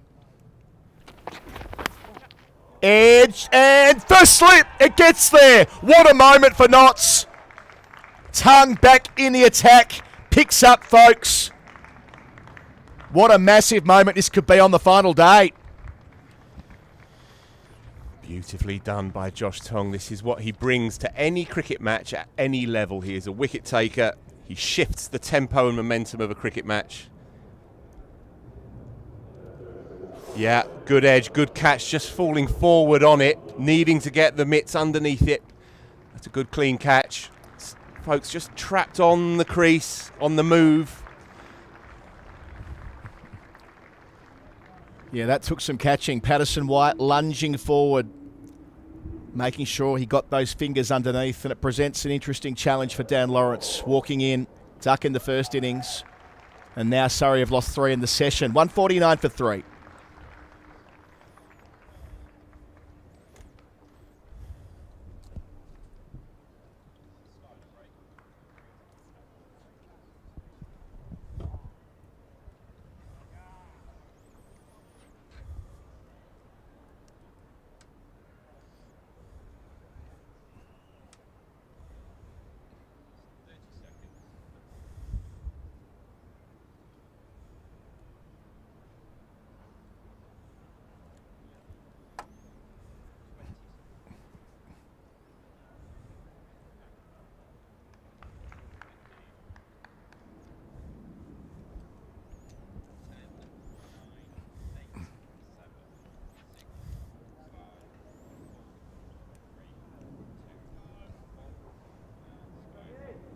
So that partnership of 42 that was building momentum between Pope and Foakes is broken by Tongue.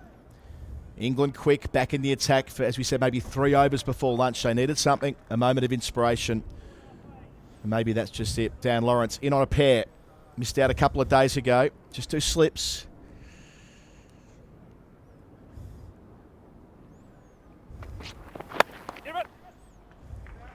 And off the pair, first ball. Turning for a third. Takes Surrey beyond 150. Every milestone being appreciated by the home fans today, Phil. Yeah, and they're filling up as well, as you'd expect. This game, you feel it's just been written for us that it's going to go right down to the wire. And from Notts' point of view, this is the moment, and from Notts fans' points of view, this is the moment where you really do start to believe. I think there would have been some inner doubts, not vocalised, but there nonetheless this morning. Surrey were breezy yesterday and getting up to 60-odd for no loss. Shot. Ollie Pope, the senior player out there. Times it out to deep mid-wicket for 3, and straight after losing a wicket, showing that he'll keep playing his way. Yeah, that was nicely played by Ollie Pope. Just stood tall this time and punched it straight, just wide of mid-on. But if there's been a slight technical issue that he's had to work through across the course of the year, in truth, is that tendency just to fall over to the offside. But he stood tall there, punched it nicely. He, as you say, Adam, is the key man moving into the 40s now. You have to expect this with Josh Tongue. It's priced in that he goes for a few because he's always looking to ride the line. But that's okay, because he bowls wicket-taking deliveries. If he could just get this done today, what a season he's had. What a real breakout year for him all round as one of the most important young fast bowlers in England. Assured of the plane, of course, out to Australia. Feel like he may have the components to ruffle a few out there, Adam? You'd like to think so, with the speeds that he bowls at. But And it's the not lengths, just that right? either. The Yeah, lengths. it's not just that either. It's the fact that a lot of his wickets are caught in the cordon. Through and bowls some impressive spells against Australia at Lords a couple of years ago. So you're right, he'll have a role to play this winter, no question. Lyndon James being swung around. He'll bowl down from the pavilion end. Mentioned before that it was before lunch a couple of days ago when he had it hooping. He was a real handful. He got Ollie Pope in that spell. Just 2 slips. Oh, taken down the leg side. A bit of interest, but not from umpire Blackwell. Or Seemed indeed, ambitious.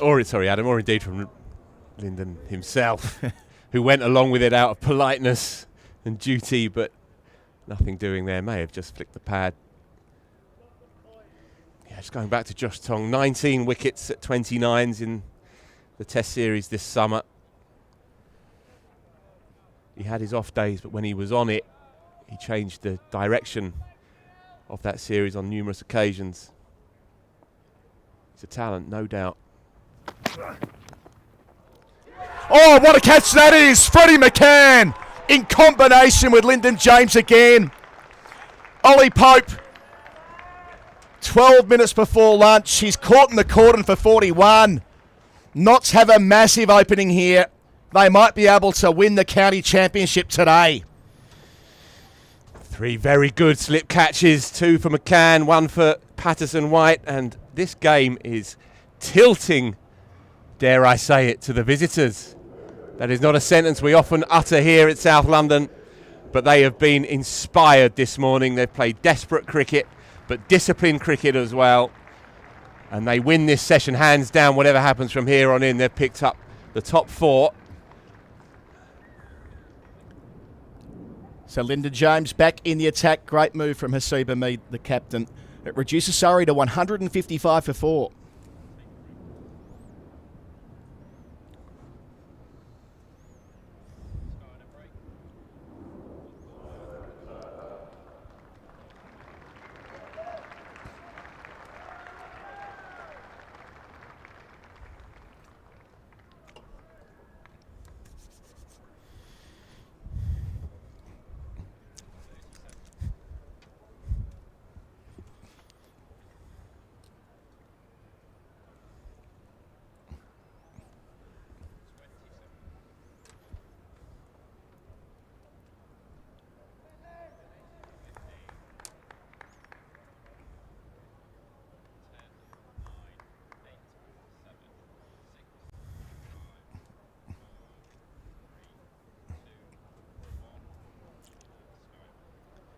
Ryan Patel has been the man for a crisis whenever it has arrived over the last couple of years. Rare as there have been for Surrey.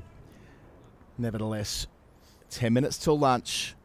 This game's in the balance, 160 to win.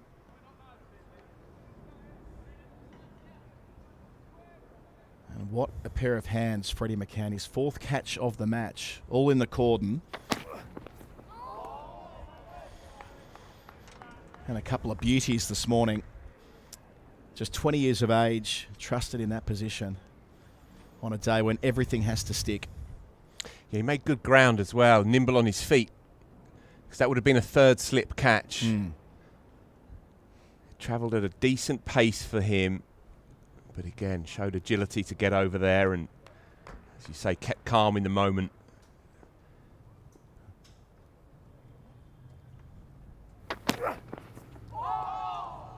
Ryan Patel, as you say, Adam, is a key man in this setup. One of the few that doesn't have a cap presented to him from elsewhere, but he's a key figure. Fabulous movement, as you see, made it look easy. Had to cover a lot of ground. Lyndon James, what a game he's having. Yeah, Ryan Patel, you go back to the game against Essex a year or two back when he made a brilliant counter-punching 100 to get Surrey out of a hole. They need something from him here, no doubt about it, because I mean, the lower order all bat here, of course they do, but Tom Curran is at 7, hasn't played much red ball cricket at all of late. Gus Atkinson-Shaw has a international test 100, so he can bat, but this is the lower order that is all padded up and prepared to go out and face what could be a propulsive afternoon session, especially with Josh Tong. And this guy too, Lyndon James. What a great first over back in the attack. A wicket maiden, getting rid of England's vice-captain Ollie Pope. 155 for 4. They're not yet halfway to that target of 315. All happening here at the Oval. Wickets in consecutive overs. If they can get one more here, you're right about the balance of Surrey's group this week. Curran at 7. It's not Jordan Clark, who typically would bat in that role. He's ill, unavailable, which isn't to talk down Tom Curran's prospects, but simply that they've got that group of 5 bowlers to follow here.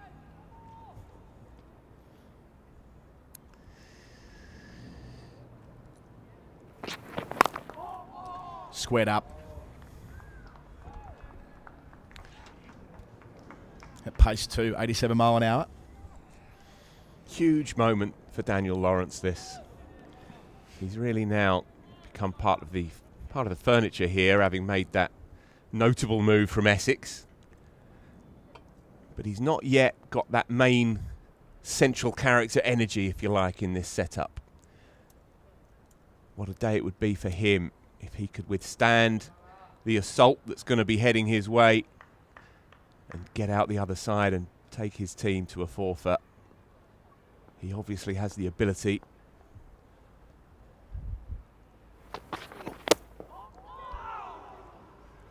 Ever so close. Sneaking under Patel's bat, that extra yard you're speaking of with Josh Tongue. Still persisting with 2 slips. I mean, it's worked throughout the day. Just a bit late on that. As you say, he has that skiddy late 80s, early 90s MPH kind of pace, and that bowler's the best.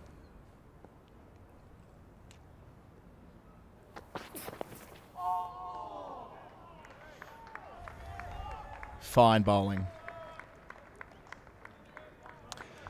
Just going back to Dan Lawrence, Adam, if he has a technical area to work on, then it's early on with those deliveries that are pitched up in at middle and leg.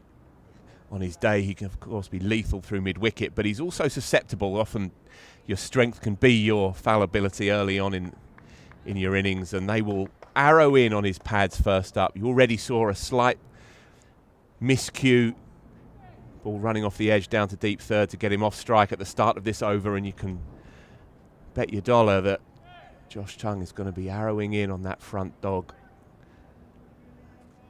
just try and prise him open. He does have that tendency at times to play around his front pad. Third it's going to be a test of temperament as much as anything else.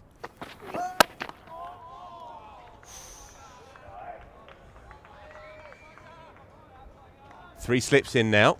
Good move. So the front foot no ball doesn't help, but feels like the extra ball might be meaningful here with that third catcher and the pace he's bowling at. Constant gardening from the Surrey batters this morning.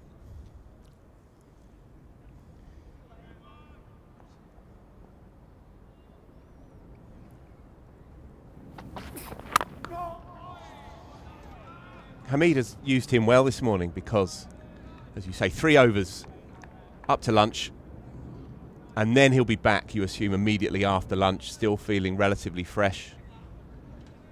He's only bowled after this 11 overs across the innings, so he'll be in good nick to come roaring back straight after lunch.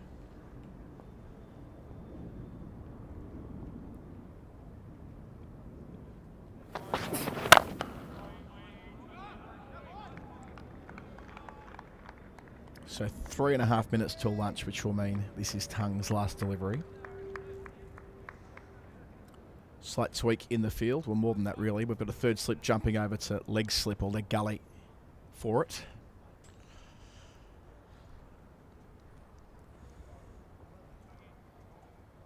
Yeah, it's a position we see utilised here a lot, actually. Surrey like it. Rory Burns is a big fan of it. With Tung's angle to the lefty.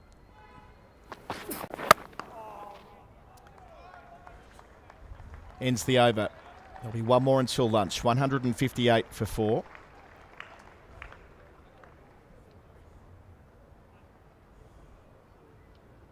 So Surrey just over halfway to their target now.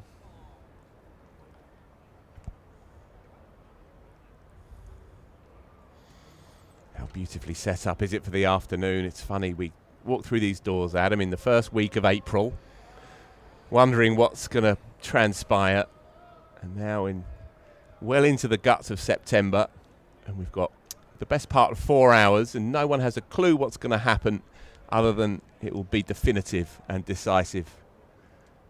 Sometimes this beguiling and slightly eccentric county championship throws up a beautiful story for you, and this is one of them right here.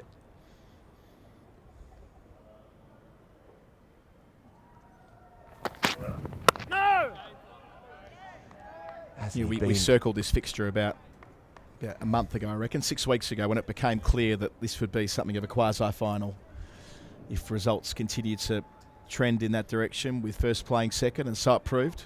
Only 1 point separating them when they arrived this week at the Oval. And it remains the case now. Game is in balance, as you can imagine. 157 to get.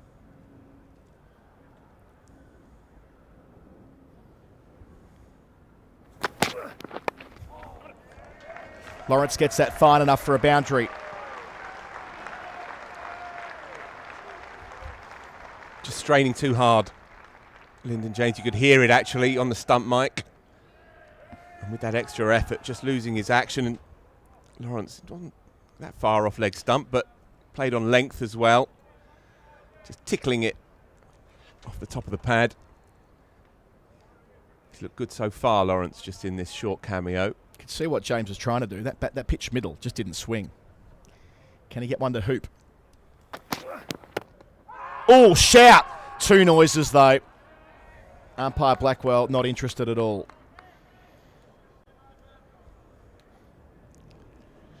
Yeah, inside edge, but that's the line, isn't it? Getting fencing outside the eye line. One thing we can say, and this hasn't been the case all year by any means, but this pitch you feel is going to stay with us. It's going to stay live throughout the game. Sometimes it goes a little bit quiet towards the back end of these 4-dayers, but not here, not now. Yeah, surely helped by the conditions and undercovers for most of yesterday. Still plenty there. No!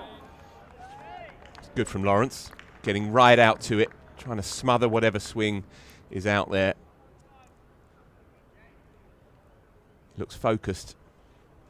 Had a good year, Lawrence, averaging 61. coming into this week. His second year here at the Kia Oval.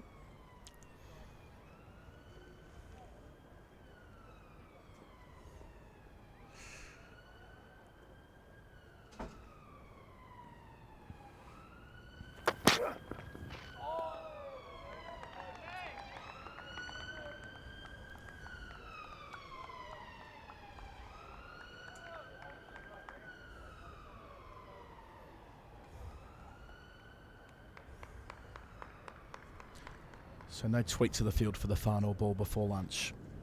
Oh no, there will be. It's almost like on cue, thanks for Seba Mead. In comes a third slip. Out from point. Yeah, and why not?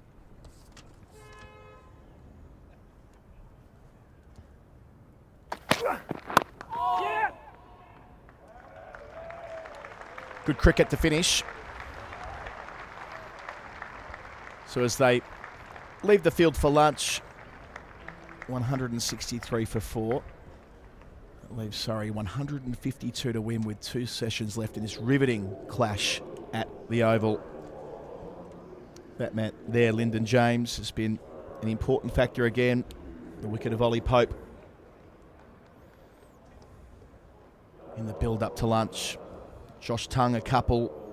Brett Hutton playing his role too in a long spell from the Vauxhall end. Phil, all told, had you said to Notts that they pick up 4 wickets in the first session, they'd have been thrilled with that. Yes, their session. They've been superb. 97 for 4 across the session. And all good, legitimate wickets as well. So Burns the first to fall. LBW to Tongue. And Dom Sibley was caught on the crease. One of 2 excellent catches from young Freddie McCann at second slip. The second in that sequence was Ollie Pope. Over to his right. And between times, Ben Foakes. Also a very tidy catch at first slip when Tongue was brought back into the attack. So partnerships to start the innings of 74, 33 and 42, but none quite going on with it as yet. As you can see there, that stand between Pope and Lawrence was a brief one, which means that it's going to be the lower middle order for Surrey. You have to get the job done. Yeah, all eyes on Josh Tongue this afternoon. He goes for a few, but it's because he bowls a compulsive length at all times. He's picked up 2 very good wickets. That mini spell, him and Lyndon James, crucial in the context of this game. 163 for 4. It's all on. Stay with us post-lunch because this one is going to go right to the wire. So 163 for 4. Surrey, as you see, require in 2 sessions 152 to win. And the team that wins today, in all probability, will win the county championship in 2025. It is perfectly set up here at the Oval. We'll take a break. Back in a moment.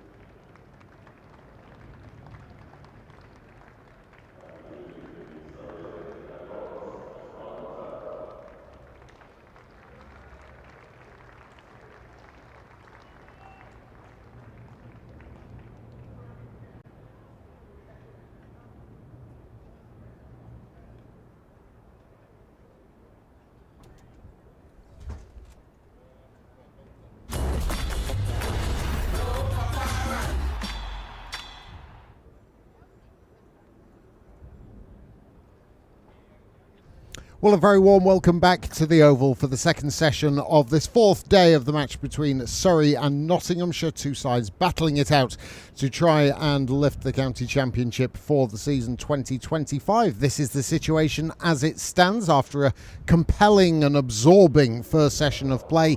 Surrey require 152 runs to win off 68 overs. That shouldn't be an issue from a time perspective. As for Nottinghamshire, they require 6 wickets to win. Well, just to show you how tight it is at the top of the table, just 1 point separating both of these sides, and when you incorporate the bonus points, 3 apiece, it remains as is. So huge season defining sessions coming up here at the home of Surrey County Cricket Club.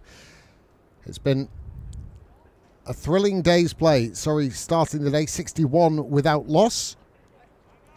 And we'll take a look at the wickets to fall in a few moments' time. But Josh Tongue is going to kick things off in this afternoon session from the Vauxhall end. He bowled with high pace and high skill.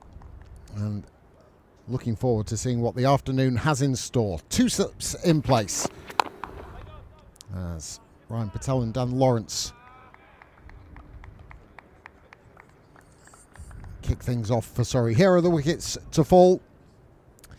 First delivery, LBW for Rory Burns, absolutely dead in front. An odd looking shot from Dominic Sibley, fending it to slip. Good catch, Liam Patterson-White just diving forward at first slip. And then the last to go was Ollie Pope. And it was Freddie McCann, it was, diving away to his right-hand side, taking the catch. The first runs of the afternoon session come via the way of a Dan Lawrence work off the hip. And a good afternoon to Yas Rana from Wisden Cricket Podcast alongside me. Were you as thrilled and absorbed as I was in that first session? It was a brilliant session. Initially you thought, well, Notts has done pretty well here, getting those 2 wickets early on. Actually quite similar dismissals in both innings for Burns and Sibley. Burns, LBW, looking to flick the ball through the leg side in both innings. Sibley nicking off to the cordon in both innings as well. But then Surrey got back into it, and then Notts got back into it. I think you'd say at the moment, Notts probably just favourites. Surrey bat deep, but there's not quite the same batting depth as they normally have. There's no Jordan Clark. Jordan Clark has been so important to Surrey's success over the last few years. Tom Curran's not played a lot of first-class cricket in the last 7 years since he played Test cricket.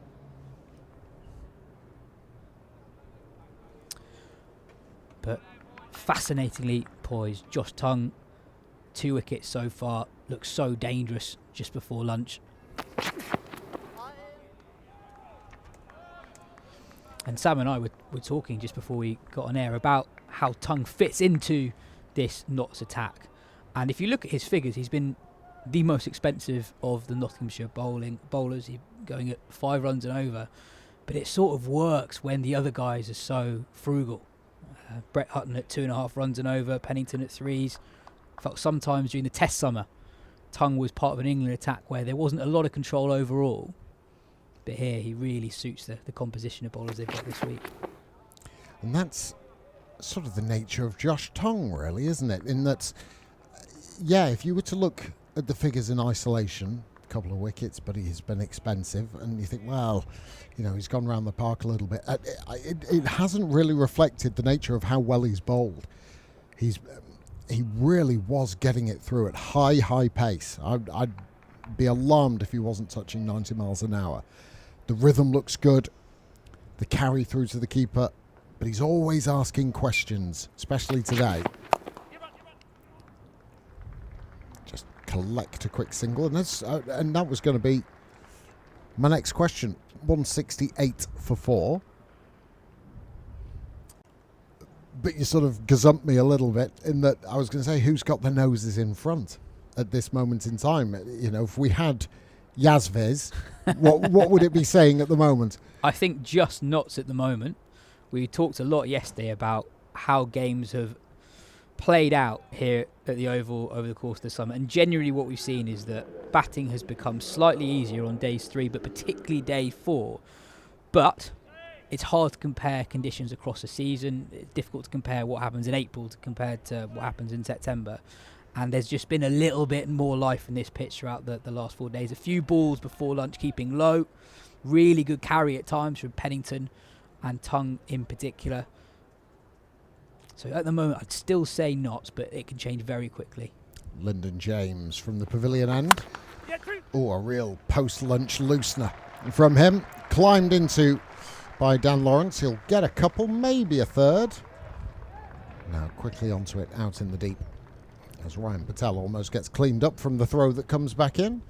And good afternoon to Andrew Sampson. Good afternoon, Daggers. Josh Tongue is now the leading wicket taker in all first-class cricket in the season in England. Tom Taylor took his 50th in, but obviously all in the championship earlier today, and Tongue's up to 51.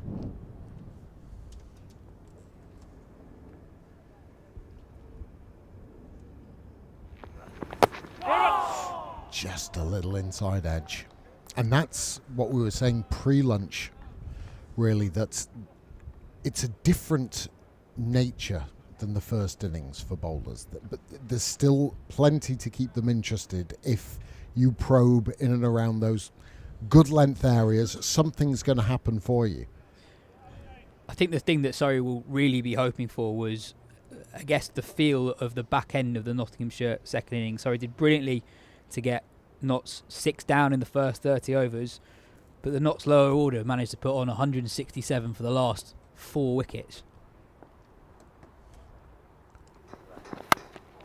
And it just felt a little bit flatter than it had been at any point up until then in the game. Ryan Patel off the mark with that single. No, I agree. And crowd is fully invested in this as well. When there was a few Nottinghamshire appeals, that just got the ire up of 1 or 2 Surrey supporters, and they are firmly, and I can't stress this enough, this is the game that most likely will decide the county championship for 2025. Whether it's a four-peat from Surrey or Nottinghamshire, after a little barren time of it from a county championship perspective, get their hands on the trophy once more. Yeah, just on that table that we had up on screen a few moments ago, the people who don't watch a lot of the championship, there was a lot of numbers on screen and they might not be fully aware of the point system. So it's 16 points for a win, 8 for a draw, none for a defeat, plus all the bonus points that you get.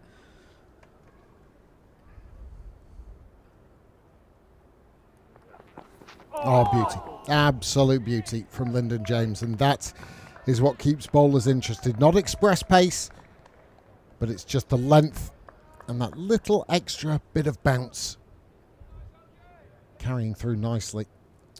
Well, he's been brilliant all game. 3 wickets in the first innings, crucial runs with the bat, and plenty of deliveries like that. Oh, play that. I think Dan Lawrence, I think he just said, yeah, that's a good ball.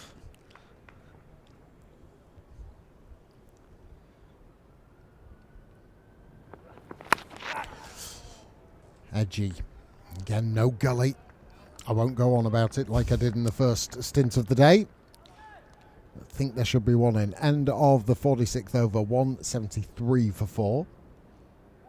So on the league table, if Surrey win this, they'll be 17 points clear with 1 game to go. If Notts win, it's 15 points clear, with a maximum of 24 points to be won in the final round of the fixtures. Surrey are away at Hampshire, who are in a relegation dogfight, and Notts at home to Warwickshire, who might not have a lot to play for.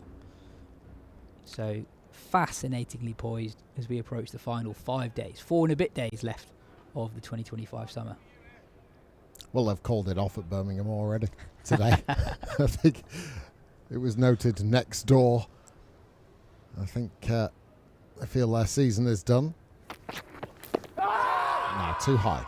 Just a little bit too high. But always asking questions, as he has done throughout the day, Josh Tongue. Yes, Warwickshire men versus Essex. Essex 325 for 5, and due to wind and rain and possibly a touch of lethargy, match drawn at Birmingham. It's not often that you see a game not even reach its second innings. Calling it off at 1 o'clock and it's not raining.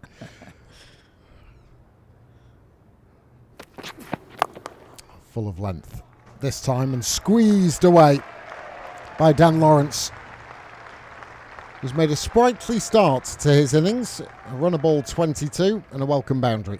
Well, it's the flip side of that express pace from Josh Tongue, is that the ball really can fly off the bat. And what is slightly different here to perhaps a test match here is where the pitch actually is in relation to the wider square. There's a much shorter offside boundary this week than you normally have for an international game. So if you can get it past the infield, it will race away to the boundary.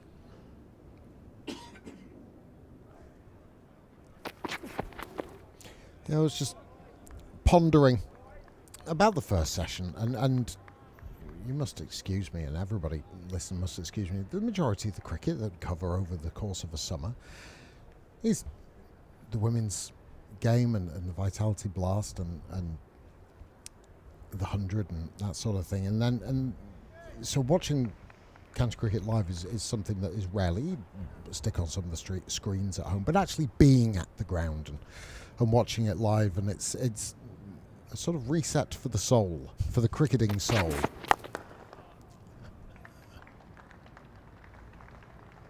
Because that was as compelling a first session of cricket than we've watched all season. It really was. It did have everything. And now, tension will just start to ramp up a little bit throughout the course of the day. It's tense, meaningful cricket, the business end of a very long summer. But also, just look at the quality throughout the two teams. Plenty of international class on show in both sides. So many guys who are either current or former international cricketers, or young players who are aspiring to get to that level. Round the wicket to Ryan Patel.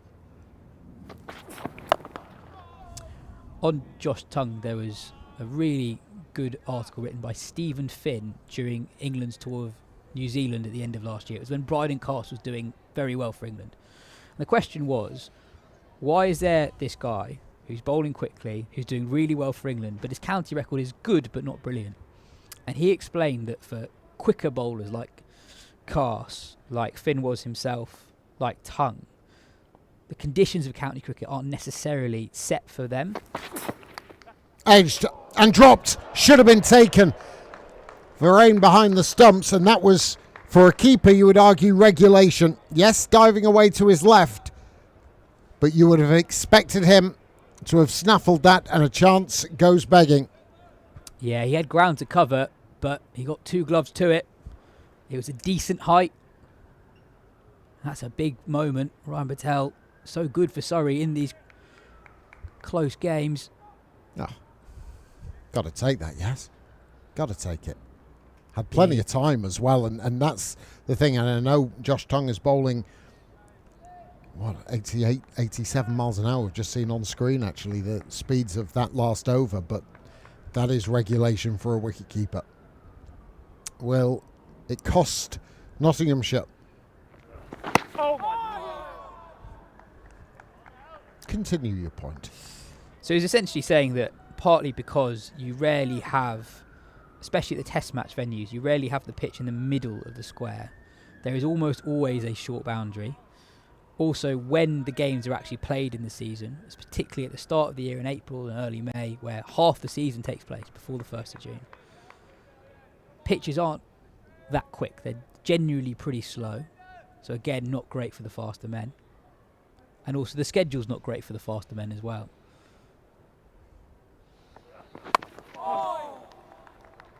In that, so much of the season takes place in a 8-week block before the end of May. Yeah, that's where those canny medium pacers come in, yes. Not all about bowling 89 miles an hour, let me tell you. No, but your point is well taken, and it is hard. The other thing is it's blooming hard work bowling at that kind of pace. I've heard those who do say. It's amazing that the level of applause for each run at the moment. This home Surrey crowd so invested in every time that scoreboard ticks upwards. Well, Andrew Sampson is alongside us. How many runs were scored in that first session? 97. 97. Going to turn you off now, Andrew. Thank you. Again? So 97 in the first. So just going back, that time shouldn't necessarily be a factor.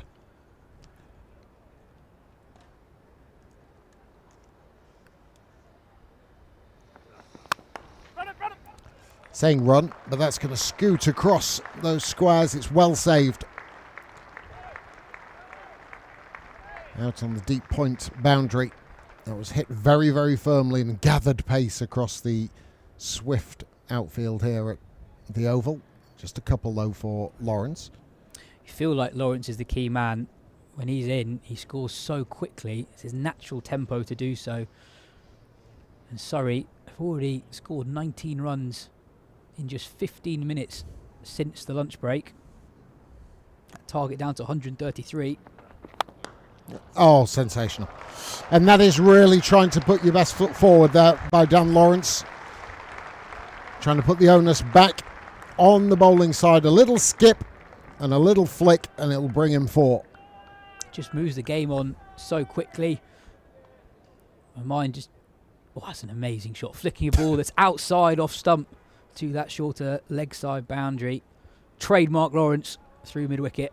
I also wonder, Yas, as well,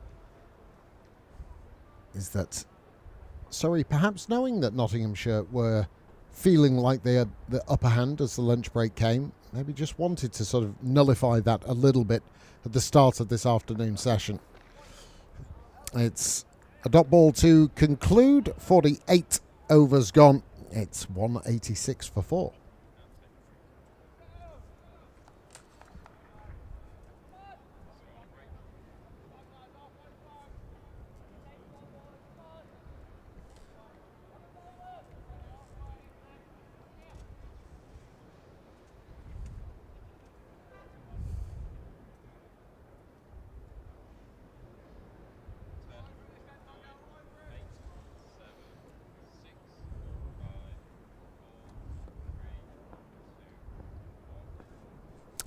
The target required down to 129 for Surrey.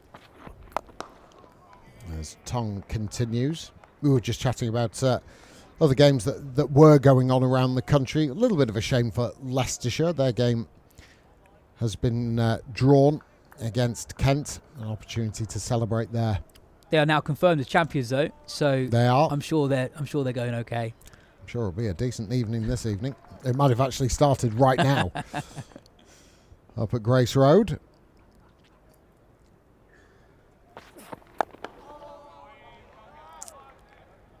And the other one I saw in Division 2 was Derbyshire against Glamorgan. Glamorgan also confirmed, I believe that's right, yes, that they are promoted as well. That match drawn. Heading back down to Cardiff. But I won't lie. Whilst watching this next door, whilst we're not on air, I've also had the Somerset stream up as well. Just watching on to see Hampshire try and save the game down at Somerset with 8 or 9 men round the bat. The Somerset spinners trying to make inroads. Archie Vaughan's got 3 wickets. And Hampshire at 84 for 3 off 61 overs. Amazing. That's cricket. So I saw the score without looking at the overs and just assumed they must be off for rain.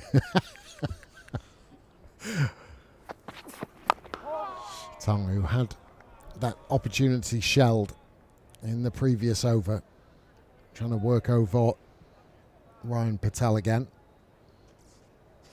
Just on Tongue and watching him in the flesh, especially in a county game compared to a test match, it really is striking just how quick he is through the air, how much bounce he gets off the surface, how horrible he looks to face. Oh, yeah. You can see why England liked him so much, having seen him in early 2023. Well left by Ryan Patel. Yeah, there's a lot of talk about that kind of Stokes angle, even that sort of Bumrah angle, and why he's the best in the world, because how difficult he is from the angle he bowls at, and to be able to move the ball away from right-handers and have the control that he does. Now, Tongue doesn't necessarily have the same control as someone like Jasper at Bunmore, but it's the same kind of principle of where the ball's being delivered and how it's being delivered. Leg slip. As Patel drives handsomely through the offside. Not seen many convincing scoring strokes from Ryan Patel, but that will make him feel a great deal better. His first boundary. Yeah, it's a star-studded Surrey top six, but Ryan Patel, who's not played international cricket, has been such a key part of Surrey's success over the last few years. Averaged 45 as an opener in 2022 before they signed Dom Sibley, but has filled in different areas in the order over the last couple of years and done so very successfully. Scored an amazing 100 from number 7 against Essex in a key game last year, and there have been a couple of crunch games this season where he's put in some really handy contributions at the right time. I think most crucially, these two put on good runs against Durham in a game that they won during the Kookaburra section of the summer. Surrey 25 for 3 in that one before those two came together and put on 100 or so. 2 is the shout from Dan Lawrence, and he will achieve just that. And as Yas Rana was saying, the applause just raises a couple of notches as that victory target ever dwindles. From an odds perspective, just going back to that Ryan Patel boundary, from an odds perspective, I don't mind that. I don't mind Josh Tongue putting it in that kind of area, trying to induce the drive from Ryan Patel. You know, he's going probably a boundary and over, Josh Tongue, but always in the game. That's one of those ones that just dies a little bit on its way through to the keeper. Does there become a point potentially quite soon where Notts as the fielding side become more aware about how few runs there are left to play with? At the moment, they haven't really changed their approach since lunch, but that equation now has changed a fair bit from around 150 to 123. It's a good point, and it's a good question. And I do wonder, I go back to something Nasser Hussain said a little earlier, as we see Dan Lawrence just advancing once more, is that on this type of surface you can get wickets in clusters, and so it's a very difficult thing balancing staying patient with being a little bit more conservative and understanding that even though you've got 6 wickets, or Surrey have 6 wickets remaining, 122 doesn't seem like a great deal, but it does when you've got 4 wickets remaining, and that can happen in the blink of an eye. High on the bat, should be caught, and will be, and maybe that is one of a potential cluster. Hamid with the simplest of catches. Ryan Patel got a little bit tucked up, it got big on him, and it was right on the splice of the bat, and the first breakthrough post-lunch is made. It's a big moment. Surrey going very nicely since the lunch break. 26 without loss over the last 5 overs. The momentum was with them, but now a key man in Ryan Patel walks back to the dressing room. Surrey now 5 down. So Ryan Patel has to depart. Frustration for him. He got in a pretty ordinary position to play that shot. He goes for 6, and Surrey are 193 for 5.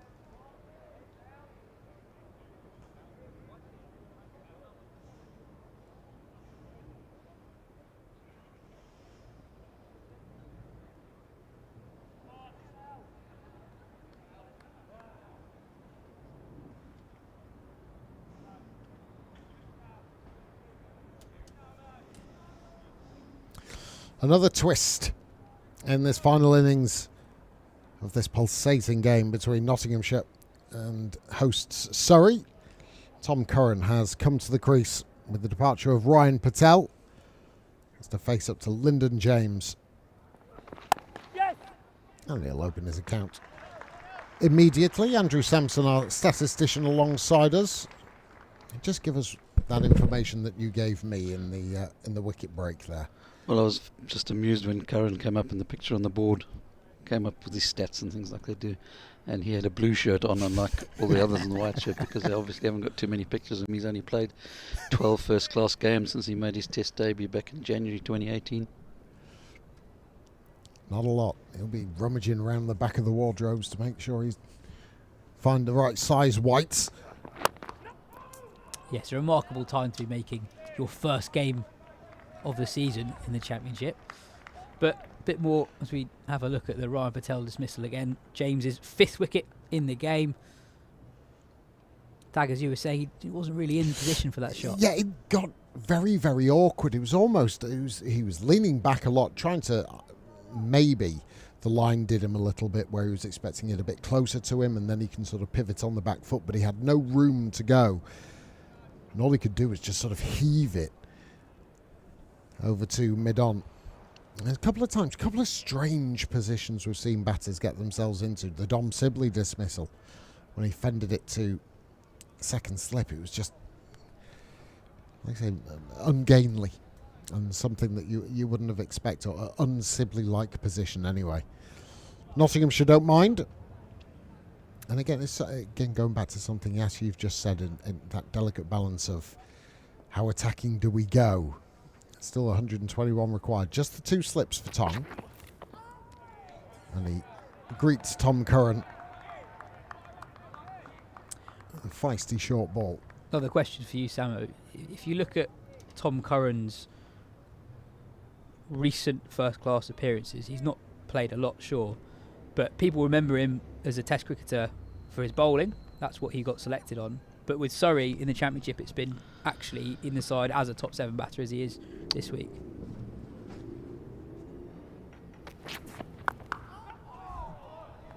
Yeah, I mean, back in 2022 this time, well, 12th of September 2022 against Northants, he smashed 115, which included 100 before lunch, if I remember correctly. And he got an 86 last year when he played down in Taunton in that famous game. Situation very, very different here as 90 miles an hour is coming at him on a surface that is not misbehaving, but there's interest. And 2 teams gunning for the trophy. Oh, goodness me. Just tucked up Tom Curran on him very swiftly. Well, you were talking about the angle with which Tongue releases the ball, giving the impression that the ball is always tailing into a right-hander. Releases the ball from beyond the perpendicular. Looks nasty to face. Just aside from this game, that's the Josh Tongue you want to see in Australia. You know, be that as it may, you might go for 4 or 5 runs and over, but he'll take your wickets. Beauty. Absolute beauty. And it's just that short bouncer, the one that came back in, and then that one little bit fuller and tentative was Tom Curran to try and get forward. We just saw there as well the ball dying on Verena behind the stumps. See that front foot going nowhere, and then he steps to where perhaps it should have been, but the setup from Josh Tongue, very, very good indeed. It's high quality fast bowling.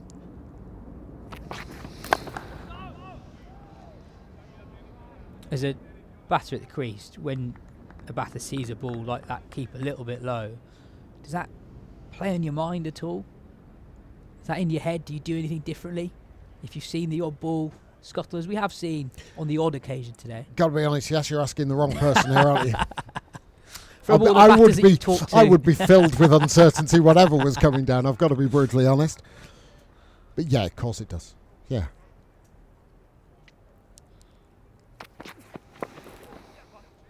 I think one of the worst things as a batter, and I, you know, end of the over from Josh Tongue, 51 gone, and Surrey will require another 120 to win. No, I was going back to when I was batting in the twos though, and used to bat 4 or 5 or whatever. People might not believe it, but I did.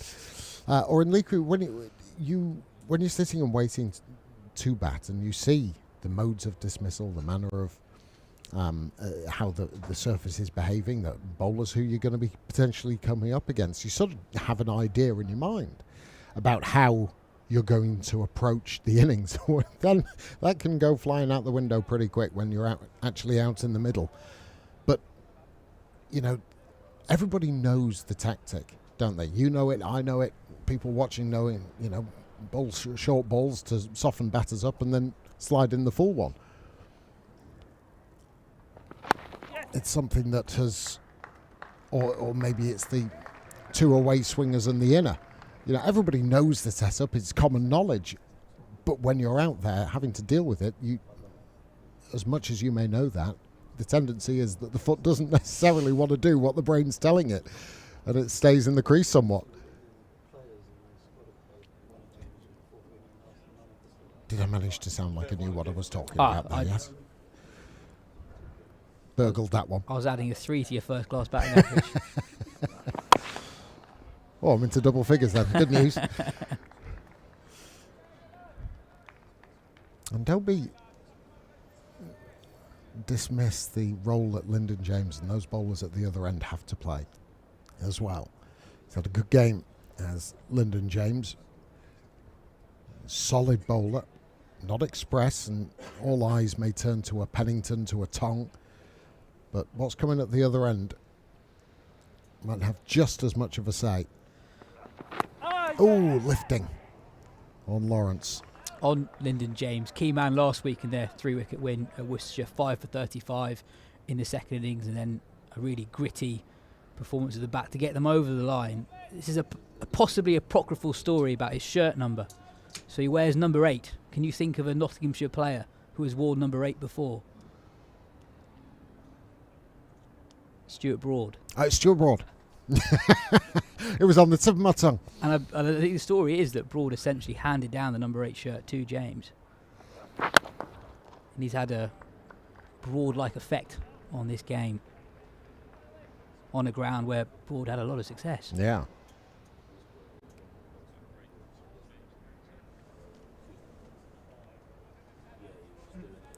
Don't like being put on the spot like that. Sorry, especially James. when the answer's actually really obvious, and then you feel such a dimwit.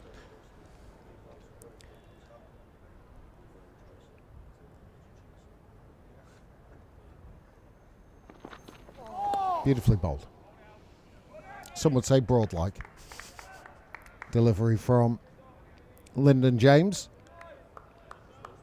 It's almost a little bit of the cowboy walk about Lyndon James. You're going to have to explain what that means. Slightly bow-legged and John Wayne-like.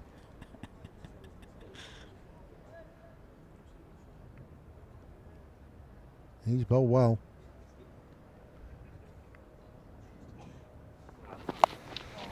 Whipped away. Very fine. And it's going to get a boundary for Tom Curran. It's his first boundary. And the runs required goes down to 114. The 200 is up for Surrey. 201 for 5.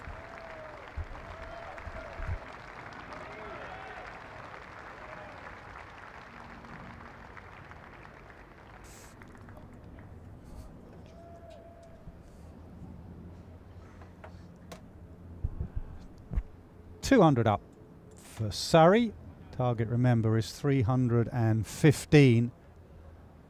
Beautifully poised this game.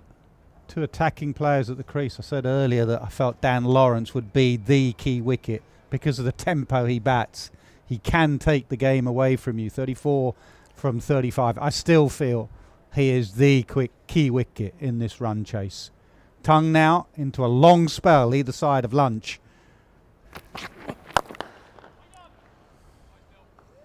Cameron, how are you pricing this one? We haven't got WinViz or any of that stuff. How have you got it?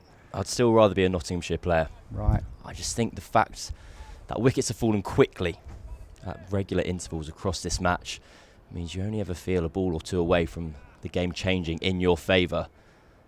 But I agree with you about Dan Lawrence. The highest score in this match is Liam Patterson's whites 58, and Lawrence is already racing along at a runnable 34. I think if he does get in, which he is here, you may want to just go a channel to him.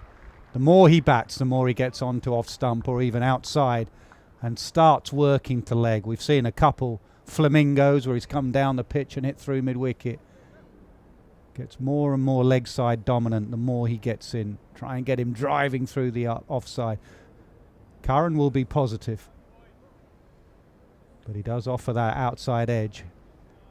Nottinghamshire have already put down a couple of chances, relatively straightforward, can't afford any more.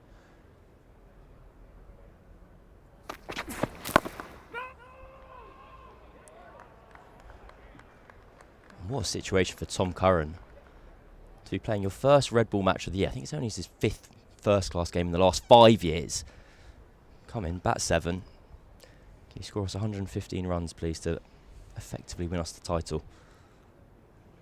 I mean, he might nick off here for not many, but he's the sort of character you want in this. The Curran brothers are like that. They like this sort of situation. They won't bottle it. Now, whether he can cope technically with the moving ball, we'll see.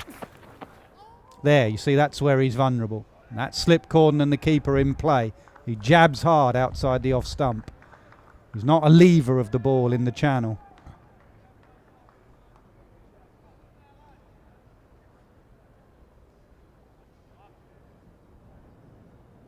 Is this a situation where the pressure's so high, once you're out in the middle, that's almost the calmest place to be? Yeah, waiting to bat or being a coach is an absolute nightmare, I can imagine here. Lovely pick-up shot. That's a couple now from Curran. One he got down to fine leg, and that one a bit more bat on it. A change in tempo, definitely, from Surrey.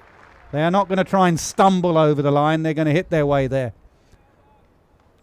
More aggression from Curran. This pair, it's only 100 runs away, 109 runs to be exact. That could be as little as 20 overs if you really get a hurry on. Andrew, how many overs for Josh Tongue in this spell, please? Just got to look after Tongue here.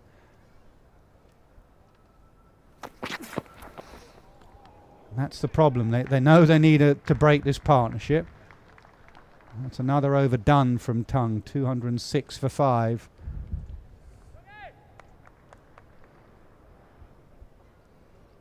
That's... Hold on, 7 in this spell. in the spell. Either side of lunch, Either side yeah. of lunch, So yeah. he's had a break at lunch. But 7 overs. Speeds are still up though. 92.8 that last delivery. We were just talking earlier about Stuart Broad handing down the number 8 shirt to Lyndon James. I've just got a message from Ian Smith, who's one of the main men at Cricket Archive, but also runs the scoreboard at Notts. Done it for years, Notts man.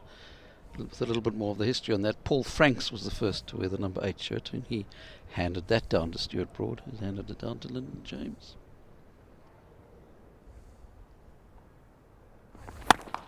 Short and absolutely slammed to the deep mid-wicket boundary.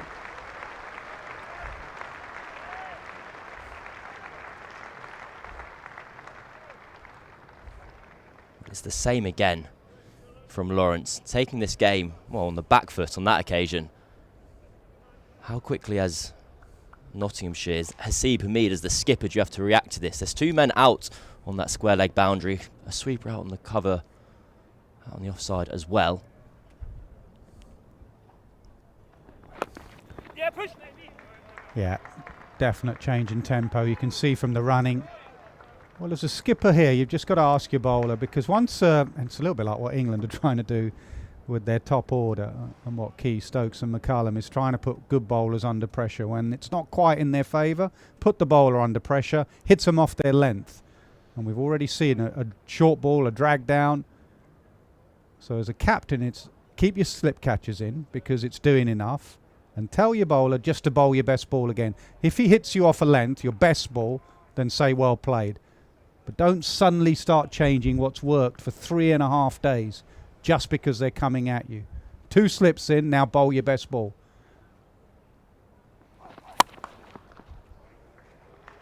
Gets through, the skipper can't cut it off.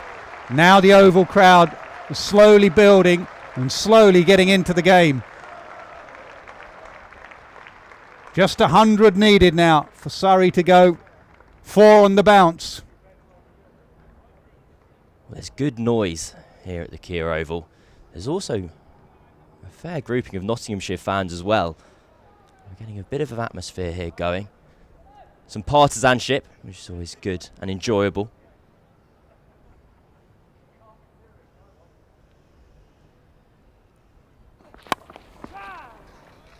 And again, dealing in boundaries, Lawrence and Curran. It's under 100.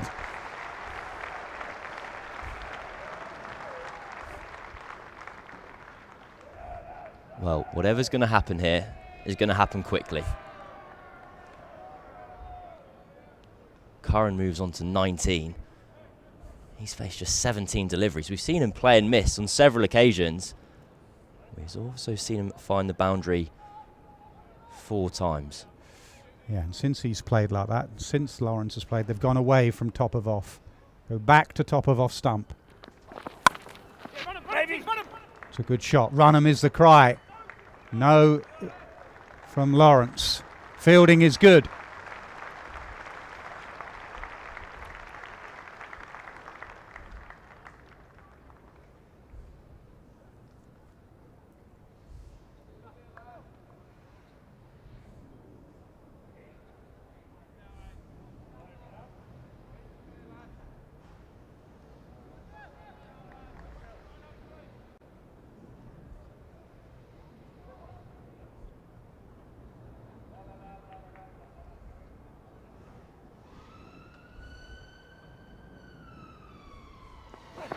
Yeah, two. 2 is the cry. It's been timed that well. They may get more. And they do. They get 3. An expensive over. A good over for Surrey. 17 from it. It's 223 for 5.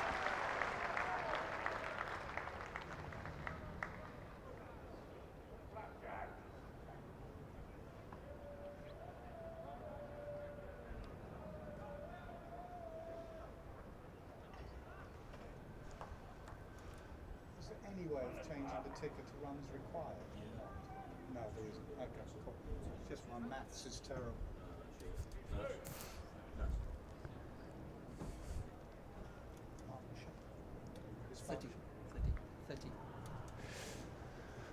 It's 30-run partnership between Lawrence and Curran in good time.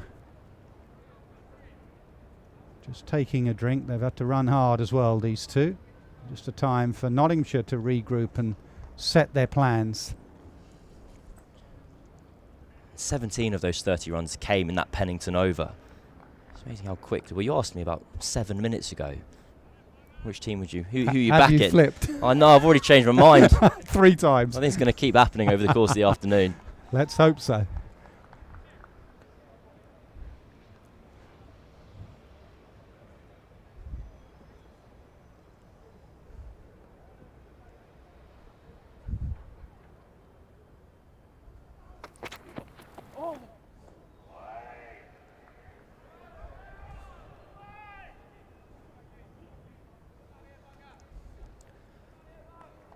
So question, Ryan Patel's dismissal.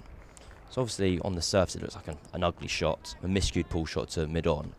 But given the way that Lawrence and Curran are playing, is that a dismissal that Surrey are kind of content with if it's just a misexecution of trying to be positive?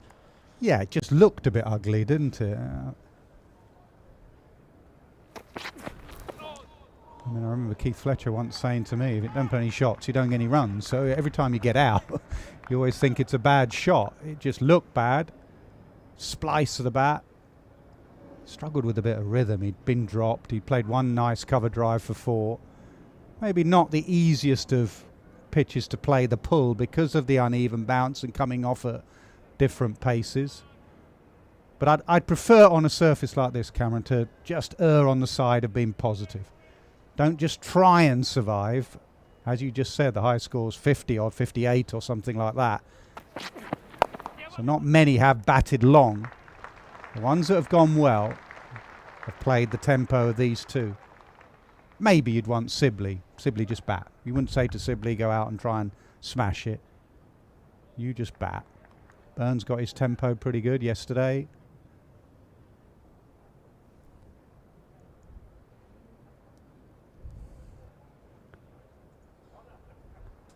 The chats get longer between captain and bowler. Working out from 15 minutes ago to how to get wickets to now how are we saving runs.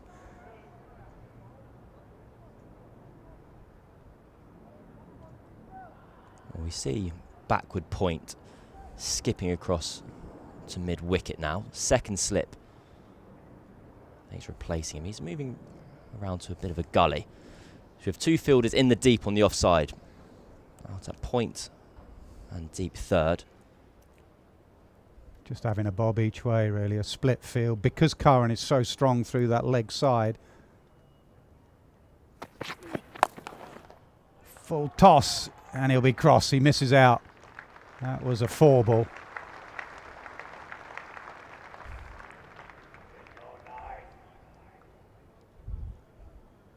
Where are you going after Tongue? Who's your next bowler to bowl in this game? We've seen Lyndon James operating from the pavilion end predominantly, so I imagine Brett Hutton will follow on from Tongue. But Lyndon James has had such a spectacular season.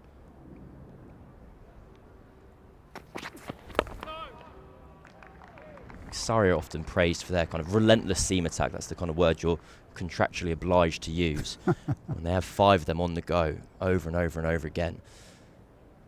But Nottinghamshire have been doing the same just with 4.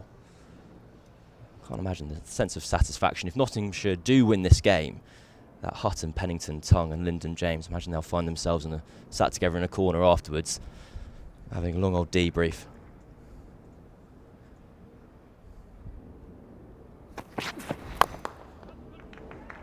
Smashed, no extra cover, finds the boundary. Lawrence moves to 48. Surrey 229 for 5. Oh, just too full from Tongue. His boundary protection was square of the wicket. Set for a shorter pitched delivery. And on this occasion, Lawrence, more positivity. Well, batting's easy, isn't it? What's the problem? Yeah, everyone asks me, you go around the circuit, what is Bazball all about? What in the last hour, it could be summed up. If you had a pitch map before these two became positive, the grouping would be perfect. Since they've gone in and put bat to ball, the grouping has gone everywhere. A full half volley from Tongue, Pennington dragging it down. They've put the bowlers under pressure.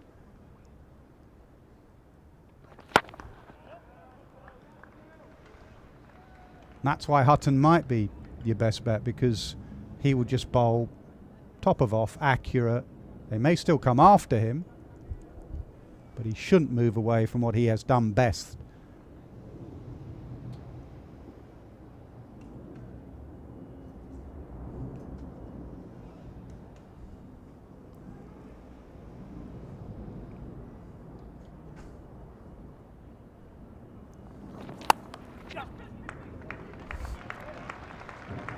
This time it should be 2, it is.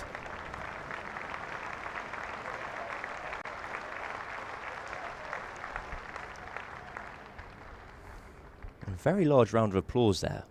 Can't tell you what it's for. I think just a general appreciation. Maybe it was for Curran's 23. It's just a big accolade, that one.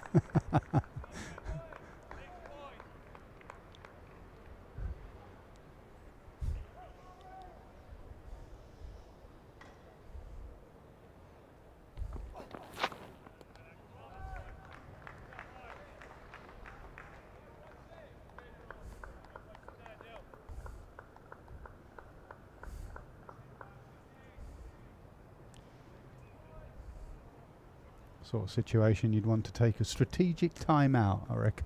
Don't do many drinks breaks in the county championship. If I was coach or captain, or do a Rishabh punt and just go take your pads off and just want to delay things here. If things are going well, go quickly. If not, go slowly. Just slow things down a little bit as a captain. Have a look at the ball. Throw the ball at the umpires. Do a Stuart Broad. We've been talking about Broad on this ground. Change the bails. Flip them over. Slow things down when it's going a little bit pear-shaped. Speed it up when it's going well.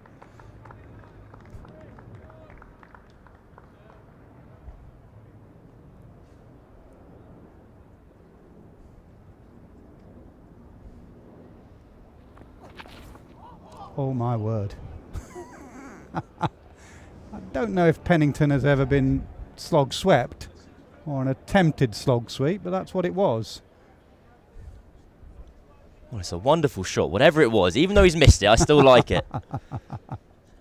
Entertainment. I often kind of wonder this with when people talk about counter-attacking in batting. I'll see a replay of this. Does that flick the pad on the way through or taken nothing? Yeah, outside the line.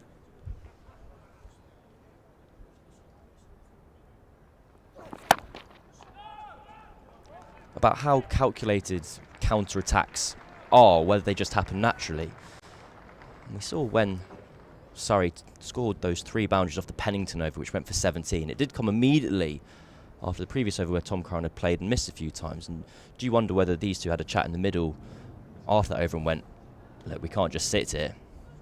Or it was just a case that Pennington missed a couple of times and those runs came naturally. I think it's just how they naturally play, and how, if you're a coach and you're pushing Tom Curran out the door in this situation, why would you say to him, oh, just play for Dan Lawrence, or just block it, just survive, the runs will come? If you're pushing him out the door, play your natural way. How do you get runs? You get runs by being positive and attacking. How does Dan Lawrence play? Positive and attacking. The harder the situation, the more under pressure you're in, or under, you should go back to your natural game, and that's what these two have done. But there is a fine line. You slog one up in the air, and suddenly everyone's saying, why did he do that? Out of his crease now as well, Dan Lawrence. It is Hutton. Straight away on the money.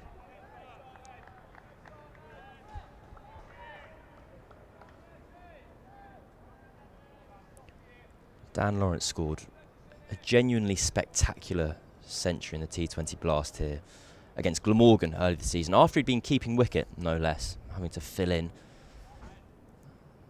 I don't want to discredit Brett Hutton too much. I'm about to compare him to Andy Gorvin, who's a very medium-paced medium pacer. Just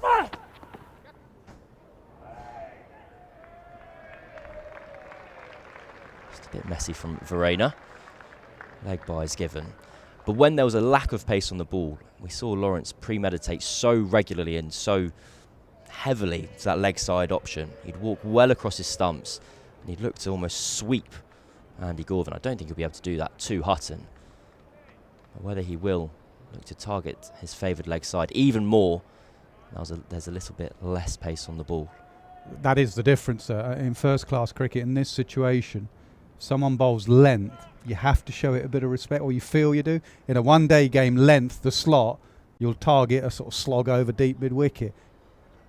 It looks like more they're shimming down to put him off that length. Lawrence is batting out of his crease to put him off that length.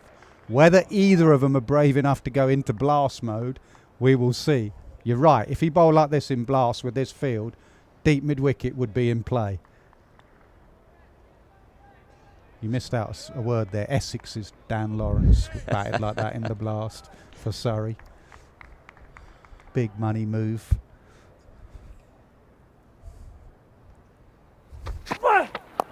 Crosses stumps, leading edge.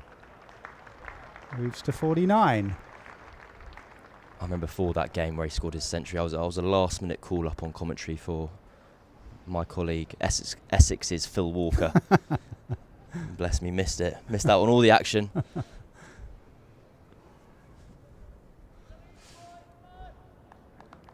Two slips in place for when Tom Curran's on strike. When it's Dan Lawrence, one of them drops out to mid-wicket.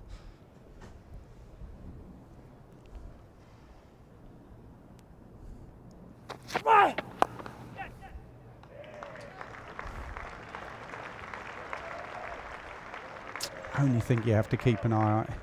Their good balls are going for singles. Fielders sit back. Just get tight in the ring. You can't just feel like every ball. Your bad ball's going for 4, your good ball's going for 1. Natural thing to do when boundaries are coming. You sit back in that inner circle.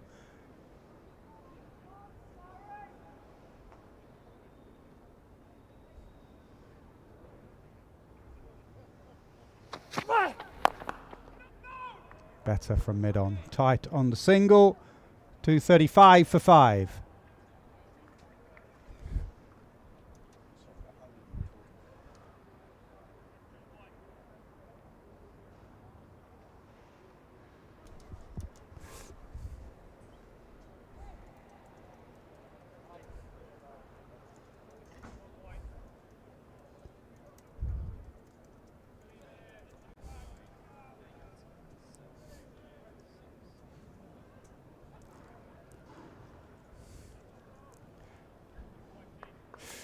Shouldn't have any problems with the weather. It's looking slightly brighter, and it's going to be an absolutely key hour or so ahead.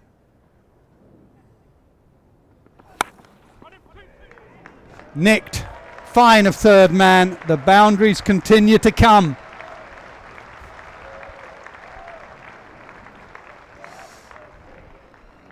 Well, we mentioned Dan Lawrence's century against Glamorgan in the T20 Blast earlier this year. What I had forgotten was Tom Curran at the other end. They formed that partnership. They put on 150. Tom Curran made 49 of 27 himself. Dan Lawrence 120 of 54. Yes, very different formats, very different occasions. But they've batted out in the middle together and won Surrey matches already this season.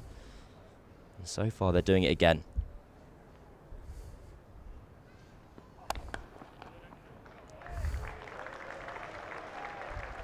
It's a perfect red ball technique. Yeah, right in behind it, good solid block. But it's amazing how much better positions you get into if you are sort of positive in your mindset. And Graham Gooch used to talk about that a lot in the Essex dressing room, about you look to score and then defend. And if you have that mindset, you get into good positions. And Curran, when he first came in, looked nervous, was fiddling outside the off stump.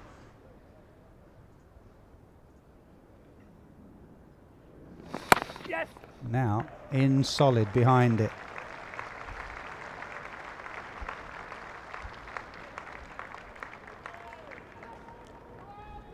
I've always remembered that. I don't know if Ricky Ponting did it on Sky or not, but when he talks about, he imagined an A4 piece of paper on a length, and anything full of it he was driving, and anything short of it he was pulling.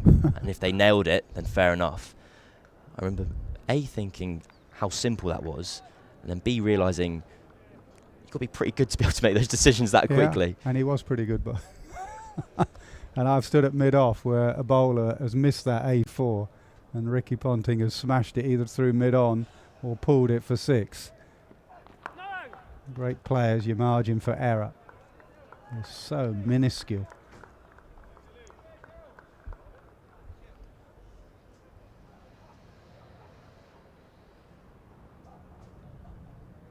They may need a magic now. Something in the field.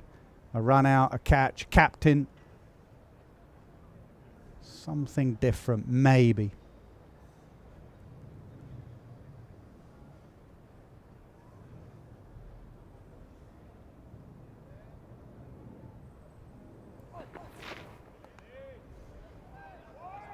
Would you have any thought of turning to Patterson White, the spinner? We haven't had a single over of spin in this game. Or do you stick with what's taken 35 wickets? My only thought would be they would go so hyper-attacking that it might get you a wicket. You know what's going to happen if you bring him on. They're not going to say, OK, we'll see him off. We're not going to wait. You know, what was it, 9 for 72, Andrew, in the first innings, the collapse? So you're still in this game with seam. I know it's an easier pitch than first time round. You bring spin on, you're going to go for boundaries, but it might get you a wicket. Oh, yeah. You can see there, it's still doing a bit. And then you get a wicket and you go back to your seamers. But it would be the biggest of gambles. And you can't bring him on with 20 to win. That'll just be... you're just showing no faith in him, 240 for 5. If it happened, it'd have to happen pretty soon to buy you a wicket. And And the sign that the lid is coming on for the keeper tends to suggest we may be at that point. Sometimes, Nash, you just know the game. You just got to know the game, haven't you? Called it just that minute before. Where have you been all these years? Goodness me. Can't believe I only played 2 club cricket. Ludicrous.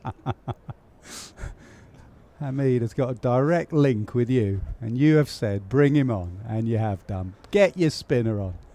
I'm not attacking here, by the way. Whatever you say, slip, silly point, short leg, 3 round the bat. Well, who do we have on the boundary? Long on and long off, straight away, and deep mid-wicket. Oh, in truth, they're everywhere. 3 on the leg side, 2 on the off. We do have a slip in play still.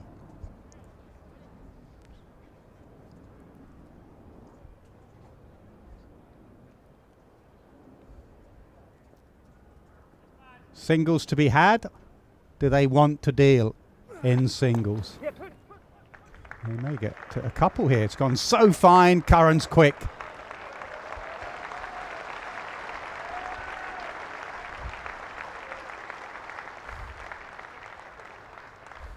.73 to win now.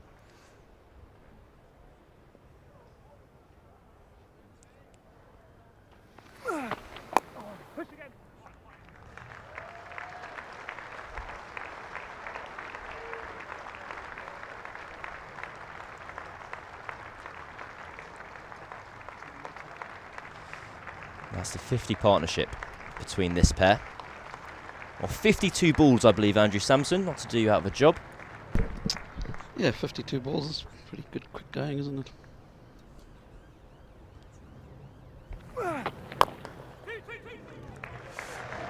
Milking at the moment, whether it be 1 or 2, it'll be 1, but Dan Lawrence goes to a half century in just 53 deliveries. A vital knock for him and his team. Well, this surely wasn't what Hamid was after when Patterson White came on. You do want to see sensible batting from Surrey. Dan Lawrence playing a gem. The out option then is to bring the odd fielder in and ask for the big shot. Bring mid on up or cow corner and ask for the slog sweep. Oh, stumping chance gone. As we said, if you bring your spinner on, they're going to play the big shot and it might buy you a wicket. It's done, just that. Excellent take because it went under the bat of Curran. Well, this game just keeps getting better. Something we've had a lack of over the years at the Kia Oval by covering a team that's been so successful. It's not necessarily having so many close thrillers like this, but we're in the middle of one now. The turn to spin works. Curran fancied it, and Verena, after putting one down earlier on in the afternoon, it's a smart piece of work behind the stumps.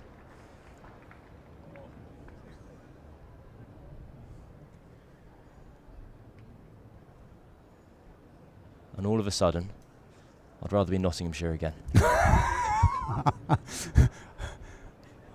Well, Curran's gone for a runnable 33. It's 244 for 6.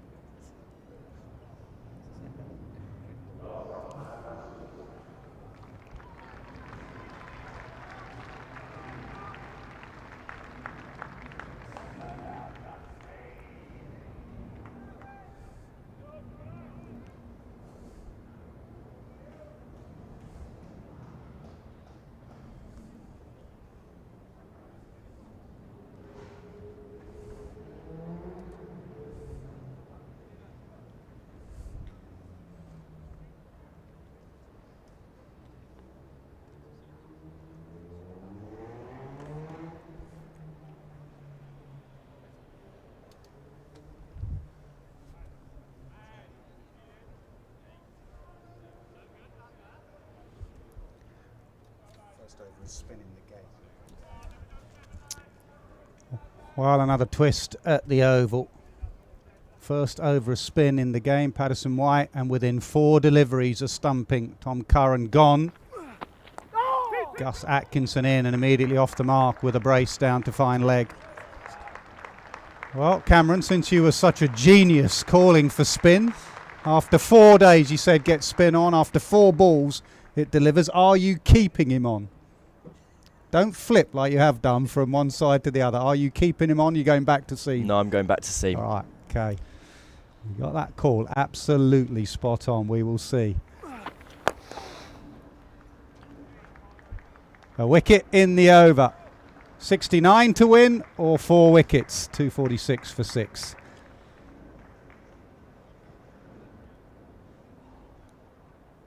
Yeah, it didn't get done for spin. It got too close to it. And that's a good take from Verena because he's dropped a catch. His glove work has been a bit sloppy today for an international World Test Championship winner. And the keeper of that South African side, but that was excellent.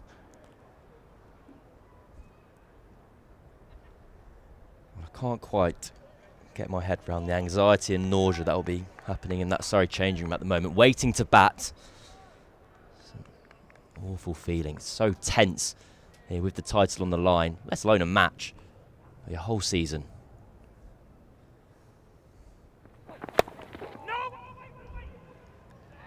They got a bit of batting to come, haven't they, Fisher, Laws? I mean, Nick Knight, I've been here 2 days. Nick Knight's described Laws' batting as Brian Lara and Don Bradman was. So he said when he batted as night watchman day before yesterday, he looked really solid. So plenty still to do for Nottinghamshire. The Surrey side bat deep.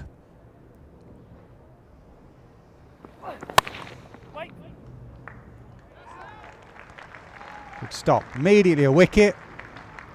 Fielders diving around. I think I've mentioned this almost every time I've been on commentary this match, but it's my favourite piece of trivia to emerge from the season. Mark Church from the BBC, who's commentated on Surrey for years, informed me of this, that Dan Worrell only owns a thigh pad, a box and a helmet. So if he does have to come out later, he'll be using an assortment of his teammates' kits, different bats on each occasion. Now, is there some inside edge? No! Massive wicket. Dan Lawrence, 50 and out. He thought he hit it. And the umpire, more importantly, thought pad and straight enough. Well, 2 in a matter of 6 deliveries. And all of a sudden, Nottinghamshire, just when it looked like Curran and Lawrence were taking the match away from them, both of them have to go. I'm giving that one.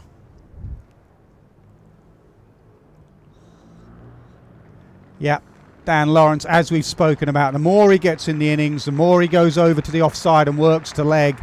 And if you have that technique and you miss it, you're in trouble. Surrey are in trouble. 246 for 7.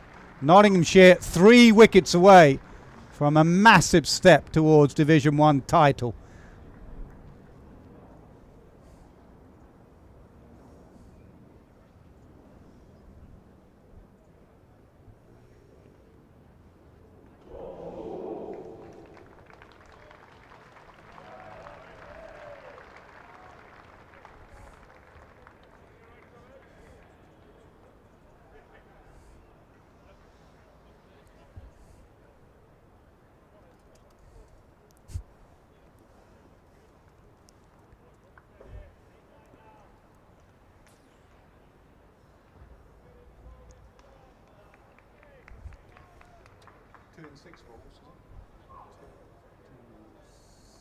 Yeah, 2 and 6.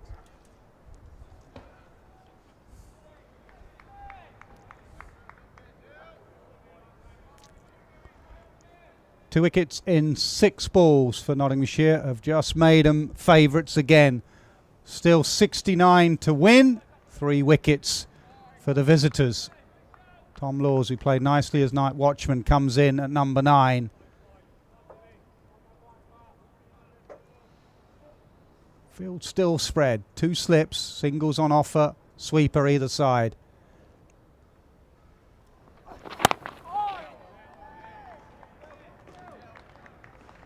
And now how do they play? They're 2 batters who are looking to be positive gone, but they were successful doing that. As we look at the LBW, that looks pretty straight. Yep, Dan Lawrence wasn't best pleased with it, but I don't know if that's just general disappointment at his innings coming to an end. I can't think he'll have too much to be able to complain about once he watches it back.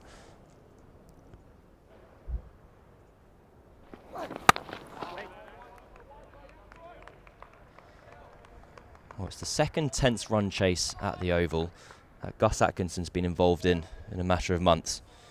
Yes. He was there at the end against India. And he'll hope he's there at the end, this time against Nottinghamshire, but on the winning side. Well, Foakes was getting various people to put equipment on him. You're saying Worrell is looking for equipment. The two Ws, not quite the three Ws, but the two W, Foakes and Worrell at the Oval. Lovely off drive. Good over, a wicket in it. Will it be spin? Or are they going to go back to seamers as he played his trump card, Hamid, with the 1 over of spin? Thank you very much. Cameron Ponsonby's having an absolute blinder here at the Oval. Honestly, Nass, if you ever need anything, honestly, just... It really hurts me to say this, but you've called it perfectly in the last 5 minutes. 1 over a spin, get him on, he gets a wicket, and then you said take him off. Said he's taken him off. Genius. Me and Hass are good mates, go back a long way. Genius. It is back to Tongue to mop up the tail. It's a bit more than the tail, though. Atkinson and Laws. Yeah, we're right in Josh Tongue territory this season, aren't we? I'll give you his numbers now.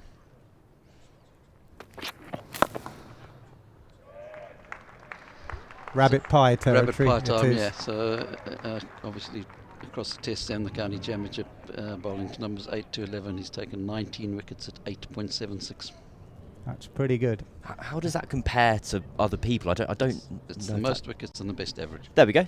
Is that good enough? That answers that. Yeah. Thank you very much. of the tail, yeah. Some stats you can doubt. That one you can't. Who is the best at mopping up and having a bit of rabbit pie? It is Josh Tongue. Why does he do that? Because he's got pace, he's got aggression, and he hits the stumps.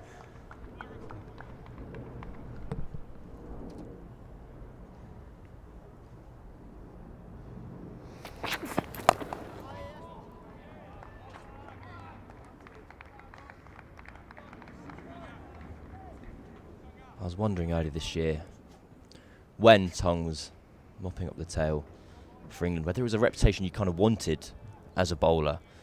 But I think in this context right now, it's the perfect one.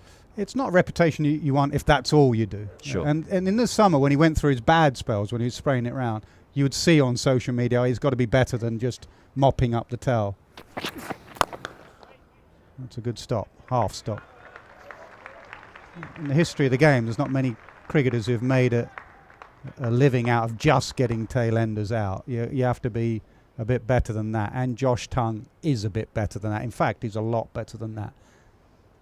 He does bowl the odd wayward spell, as we saw here in that Test match. He does get the radar wrong, but he is a wicket taker. And the value of wickets in the modern game, in particular when batters are coming at you, you need to break partnerships. He does that.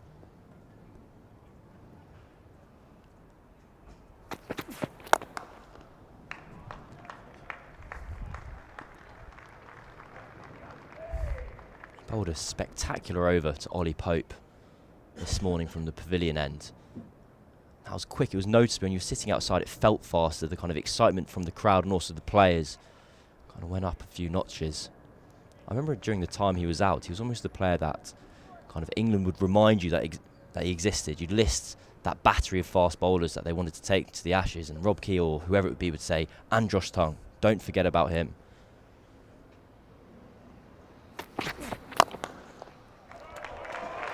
Half volley, and Laws with the perfect off drive. That was a bit of Bradman from Tom Laws. Nick Knight knew what he was talking about. Ease down the ground. That'll just settle the nerves a little bit for Surrey. This game's not done. modern cricket, they all bat all the way down. 62 needed. It is tense out there. This is no ordinary county championship game. This is first versus second. There's only one game to go, and there's only 1 point between them.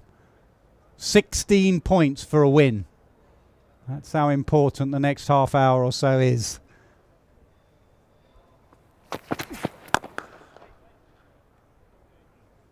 Finds mid-off to 53 for 7.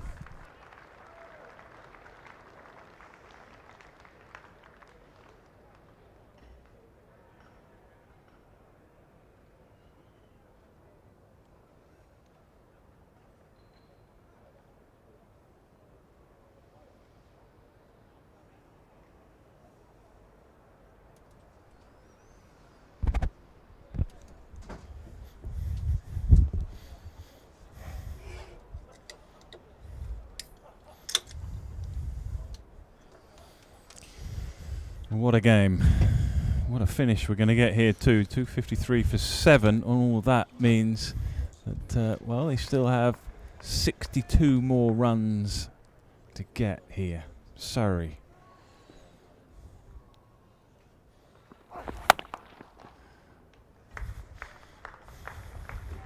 Afternoon, Phil Walker. We've been royally entertained here, haven't we? It's just a beauty. Every now and then this tournament, this rather eccentric competition at times, throws up an exquisite finish. And we can go through the ages and remember a few. Notts were involved in one a decade or so back themselves. And this is one for the ages, really. Impossible to call, so don't ask me.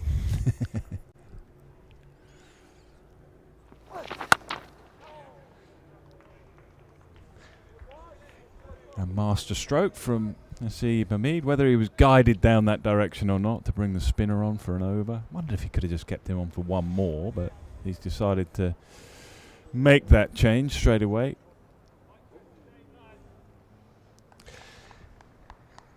Yeah, I'd certainly be tempted to look back at that. Maybe Josh Tongue one more, keep him still fresh. A bit left in the tank.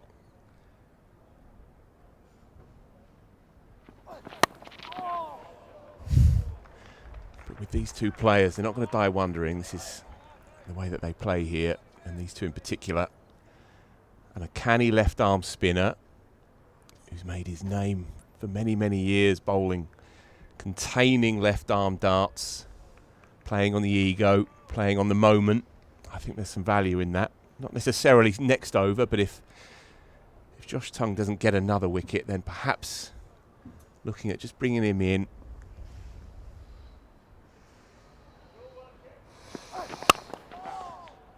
I guess at this point, Nick, it's not so much about the pitch as the moment itself, and whether you can just inveigle your way under the helmet and into the mind of these two players. Surrey are not used to being in this position, in truth. This is the most precarious they've been at any point in the last best part of 4 years. It's been a procession, really, in truth. And that 59 runs, there's a clarity to how you go about it when they're running in and bowling medium fast. But with a left-arm spinner, something else to think about. Ooh, ouch. Pitch does still offer this, though, of course. Yeah, I mean, they just know, Phil, that there's just enough in the pitch, and they know that one might well have their name on it. So there's a little bit of that that's going on as well. And if you're not, just keep hitting that length. Don't need to overthink it. Just keep hitting the length. Some will just jag, some will hold. A couple of slips. He's got to keep his slips in, obviously, which he is. And just be patient. Don't need to overthink it from here. You've done a brilliant job.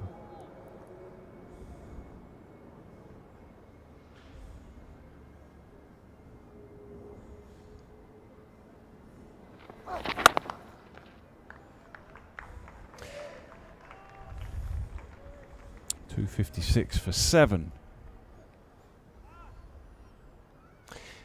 Whether they get over the line or not here, it's been a fabulous effort, really, when you consider that they rocked up this morning 66 for no loss. It had been a procession really yesterday. Knowing as well that these pitches here at the Kia Oval, they do tend to flatten down and go a little bit to sleep towards the back end of these games. They don't break up like they used to. But they've come in and played desperate cricket from the first ball. Propulsive cricket through that first session. Picked up 4 for. Caught everything apart from that one from the keeper. But they've been good in the grabbers. They've played like their lives depend on it. Change. Brett Hutton back in. And will be greeted with a positive shot on the offside. He's had a very good game, Brett Hutton, both with bat and ball. Combative cricketer, but he's got a big role to play here. You know, the other thing that sometimes gets missed in when you're kind of looking back on matches, they didn't, you don't want to overcomplicate this myself, but you can use the heavy roller twice. Twice each. One side twice, the other side twice. Not decided to use it once. Now, on a pitch that's got little divots and indentations, that's a brave call. And they chose not to do it. Well, my interpretation as to why they chose not to do it, they'll have their own story, is because they feel, well, bowling last on here, they don't want to roll out all those dents. Now, they themselves found themselves, 50 for 6, having not used the heavy roller. So they gambled a little bit on maybe just making batting a little tougher, but making bowling easier. And that's where they're at now. Now, whether that works, we'll find out.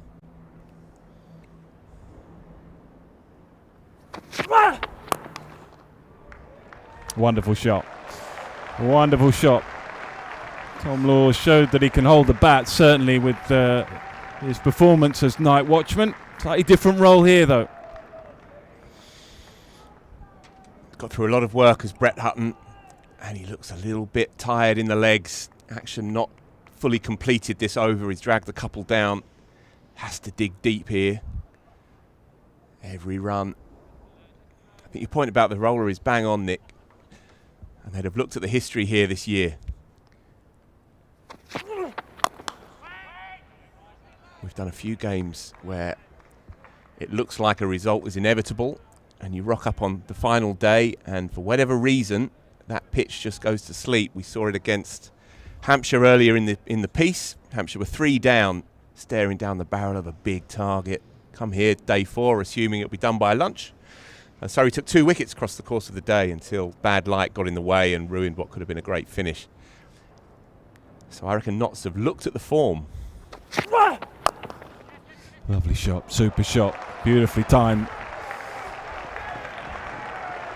And that is going to hurt Notts. Another lovely shot down the ground. Boundaries continuing to flow here. 50 now required. Phil Walker is gesturing here in the box. Get the spinner back on. He's a real Trojan, is Brett Hutton, but into his 17th over, puts a lot into it as well. He doesn't have much pace. There's a lot of body at work. Can he find one of those away duckers? Good over for Surrey. 265 for 7.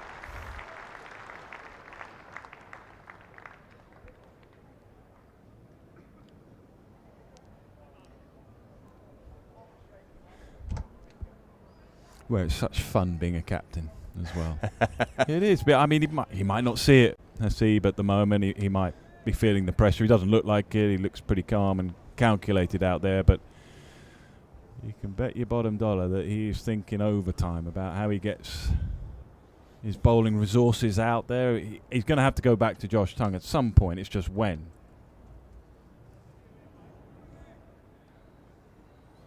Dylan Pennington to continue. It's been a little expensive, but he has got the line and length here to trouble Atkinson and Laws.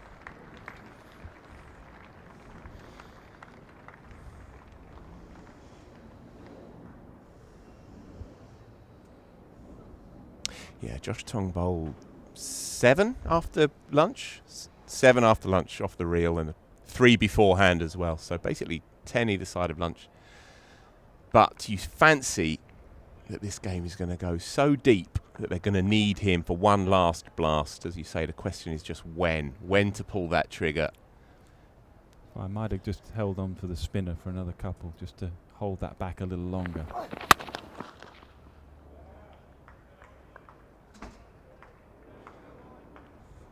These two have looked good up until now. Orthodox players. Bowling all-rounders both. Tom Royals has scored some important runs for Surrey in recent times.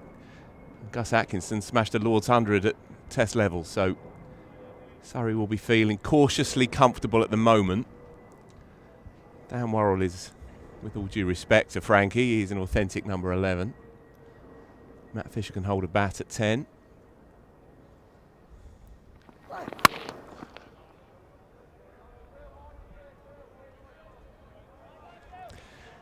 $49 more.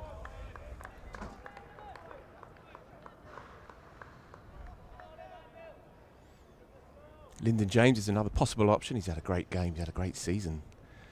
And that kind of style, medium fast, kisses the surface, bothers both sides of the bat, even with an ageing ball. Perhaps there's something there for them to experiment with. Every decision's crucial now. Yeah, I'm with you. I think he comes on once Dylan Pennington is finished.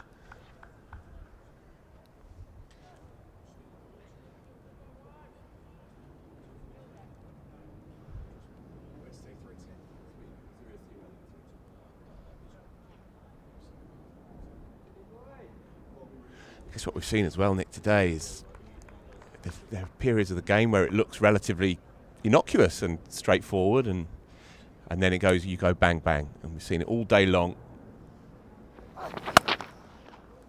2 in 6 balls earlier in this session, 2 in 2 overs just before lunch. That's the way they have to keep thinking here.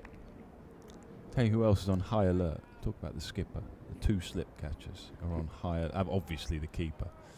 But they know there's still a good chance that another chance is going to come, and you just have to take it. Game is on the line. You cannot spill it. Yeah, they'll be feeling good though. They've snaffled everything that's come their way today. Freddie McCann's taken a couple of excellent catches at second slip. Liam Patterson-White as well. Dive forward to claim Ben Foakes off his bootlaces. Another one ticks by, 267 for 7. Palpably tense, this. You can sense it as well in the crowd. There was a boisterous element in the first half hour after lunch when Dan Lawrence was doing his thing, but there's a breathless hush out there now.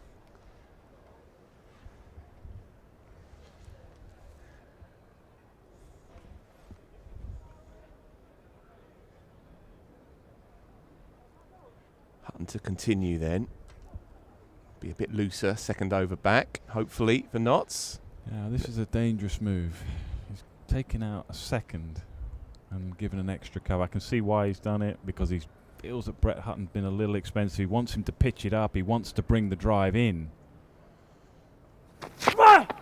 That's where he wants him there, and maybe even a fraction fuller. But if he does get it right there and he does find a bit of movement, he's only got 1 slip. That's a calculated gamble at this stage from Hasib Hamid.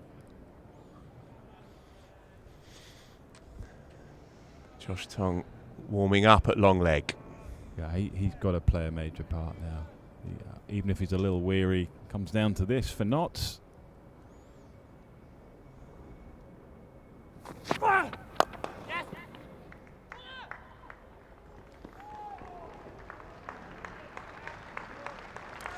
It's beautiful though, isn't it? You rock up here in early April, freezing cold, knowing that it's a grueling half a year, basically, give or take. And you roll in here with an hour to go on a nice autumnal afternoon, and we still don't have a clue which way it's going to fall. And all of those little details, those marginals, those scavenged bonus points in a bore draw with a bit of rain around, all of it coagulates to this point right here. Yeah, I mean, Adam Collins asked me that earlier. I've been lucky enough to win the competition on a few occasions, and he said, what's the key? I said, just feel basically pretty much what you've said, is that game 1, game 2, game 3, they come and go, and bonus points don't feel that important. It's not that, but we've got time to catch up. No, you haven't. No, because it, as you see there, all those numbers. Almost identical as well, with the top two's bonus points. Just one in it. Nicely played.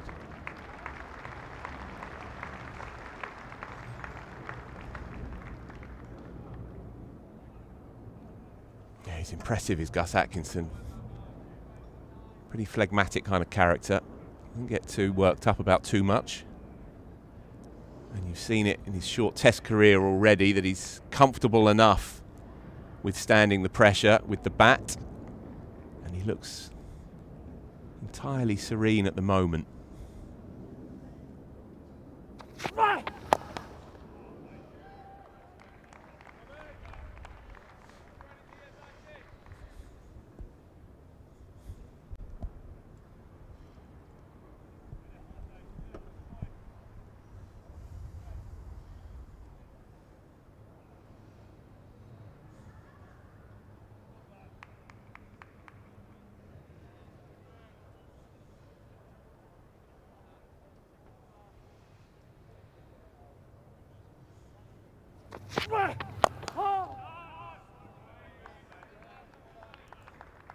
Targeting those pads, 269 for 7.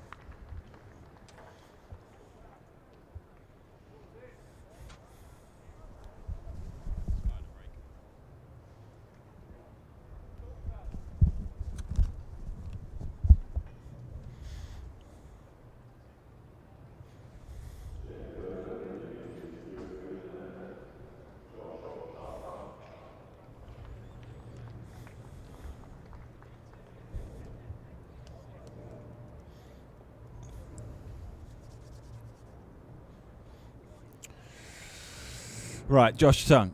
No surprise really that Hasib Hamid has said we need you back in the attack, we need a couple of wickets. He has a smile on his face now and he's been super impressive, but he has work to do here. I think it's fair to say, Phil, that if you're batting out there and you're Gus Atkinson or Tom Laws, this is the guy you least want to face. So that is why this is a good decision. How many overs he's got in him, we'll find out.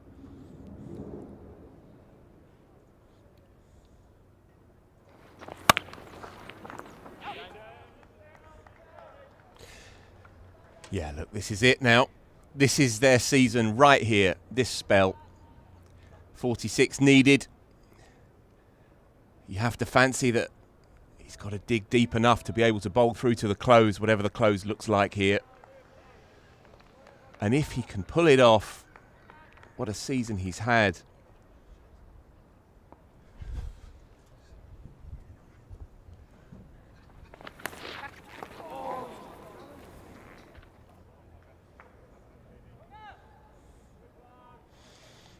England's leading wicket taker, of course, in the India series, picked up 19 at 29s. Turns games. That's what he does.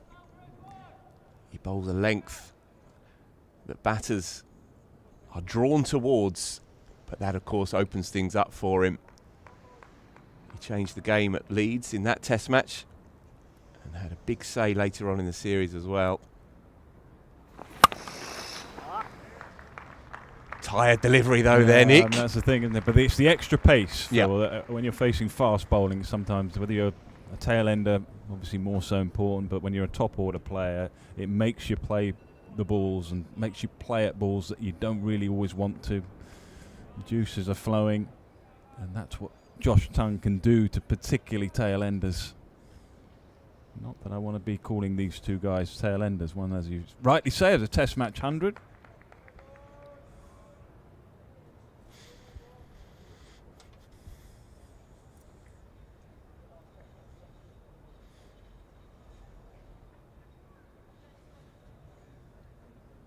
Well, certainly we've seen these two, that they're prepared to continue playing their shots, and so whatever happens here, it's going to happen quickly.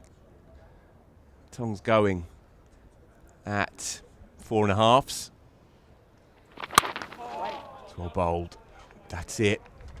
Arrowing in on that off pole. You know what I think I'd do here? I'd get rid of mid-off. I'd get rid of the skipper there and put him in third slip. Just give him the drive. Give him a straight drive. There's still 45 required. It's still, still a distance to get there. 3 wickets left. I give him the drive and hoping that he is going to drive and bring third slip in. Just for an over. Not for a long time, just for an over with tongue. Wonderful shot. On the up. The pace this time of tongue is dispatched through the offside.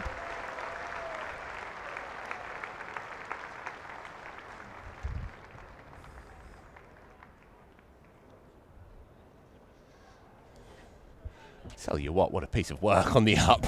It's a glorious cover drive. Pins his ears back and lets fly, Tom Laws. Transference of weight though into the shot. Absolutely lacerated across those pitches. Deep point not too far away from it, no chance. Yep. Good batting.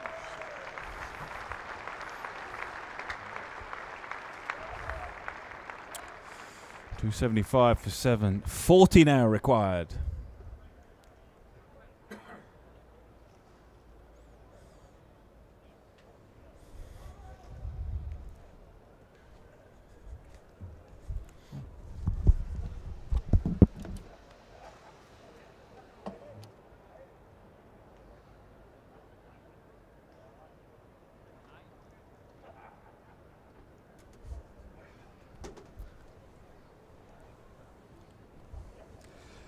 So Brett Hutton is going to continue.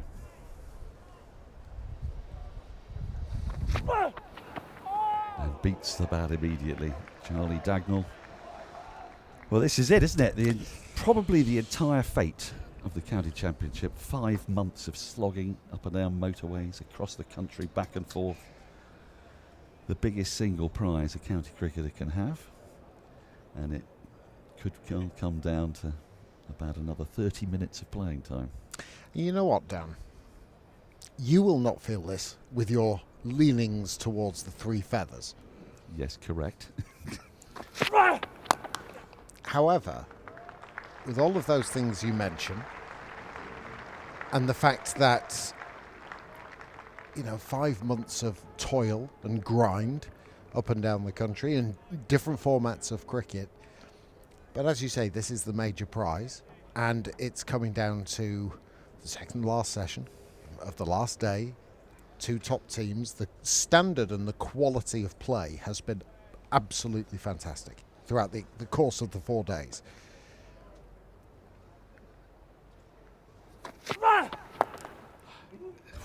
And it's just been captivating to watch, and this is what you do want. And I go back to Test cricket, Dan, and Nasser was saying about it before, that final Test match here at the Oval between England and India, and it's 9 down and Chris Foakes is batting with the sling. These are the moments that, culminate in what makes this game so very, very special, and the narrative around longer format cricket.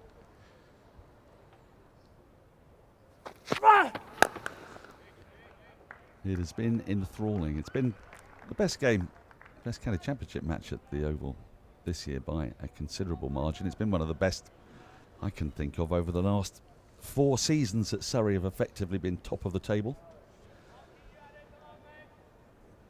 It's been brilliant to watch, and you see, a bowler like Josh Tongue, he's virtually dead on his feet, and he's still trying to come in for another spell. Brett Hutton wouldn't have been playing in this game if Mohammed Abbas had been fit. Mm-hmm. Oh, thick inside edge. Gets away with that. It wasn't a million miles from dragging it back onto his stumps.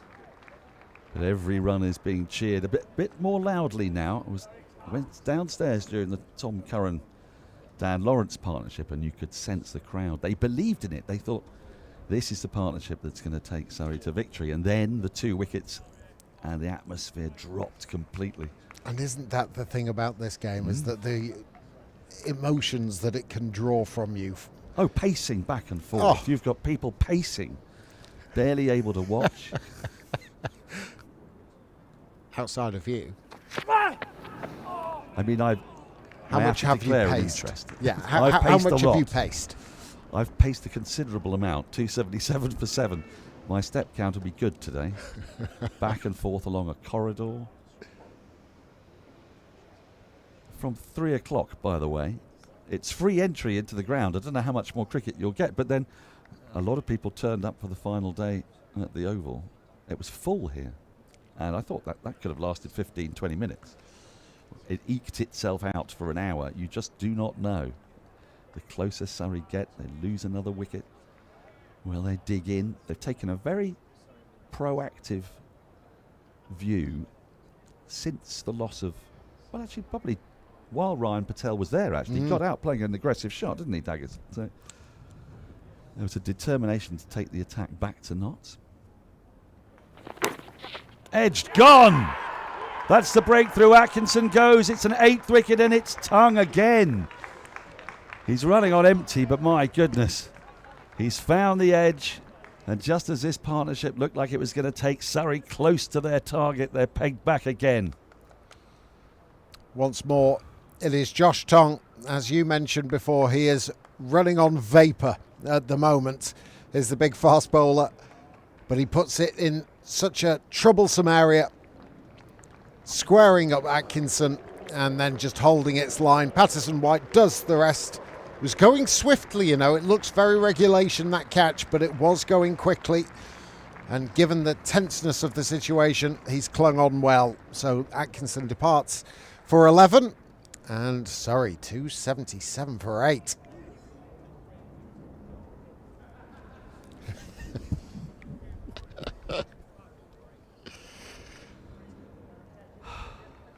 Wow.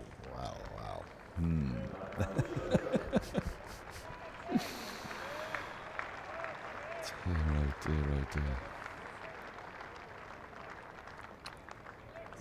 That first innings. Yeah. They tossed away a bunch of wickets. Mind you, they'd have batted longer and then they probably wouldn't have had quite such good pitch conditions when they bowled. It's been a fabulous game of cricket, it really has. Meanwhile, I've been captivated at Somerset by the slowness of their 100 off 80 overs. 3 days long. So new batter Matt Fisher comes to the crease with Surrey still 38 runs away and Notts now 2 wickets away. Just to remind everybody the significance of this. The side that wins this game needs only to draw their final match to be basically guaranteed county champions. Notts play at home, Surrey play away. Oh, that's really close. Oh my goodness. Shake of the head from the umpire. Was there a little inside edge? Because that looked like it hit him flush on the boot in front of the stumps. Maybe just got his bat down in time. A rapid, very full Yorker length delivery from Tongue. The old celeb appeal. Let's see what was wrong with that. What was wrong with that? Unless, I mean, the only possible thing could have been a little bit of inside edge. But a more perfect first delivery to Matt Fisher, you could not bowl if you're Josh Tongue. I was going to say, you've got the new batter comes in, number 10. Where do you want to bowl it? I would say there.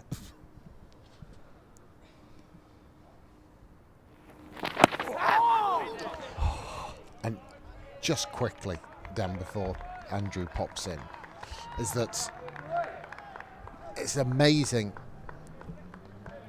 that how much energy one can find when your wickets are in the back pocket and there's 2 to be had. That was quick. That was genuinely quick from Josh Tongue. Well, there's a title on the line as well. I mean, he's just trying to put out of his head what he must be feeling. What was that LBW missing? Oh, a bouncer. He's evaded it well. He's going to pick up 4 runs for his team. Leg byes, I fancy. And the target drops down to 34 required. This has been a fabulous over from Tongue. Andrew, sorry. It has been, hasn't it? It's been a fabulous game of cricket. That's now 20 wickets that Josh Tongue's taken against the tail. Batters 8 to 11 this season in first class cricket across the Test and County Championship. An average of 9.15. They call him the mop for a reason. Well, he certainly has been this season, yes.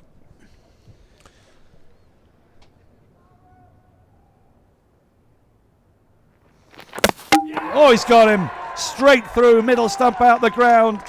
2 wickets in the over from Tongue. Surrey on the brink here, as are Notts. They just need 1 more wicket.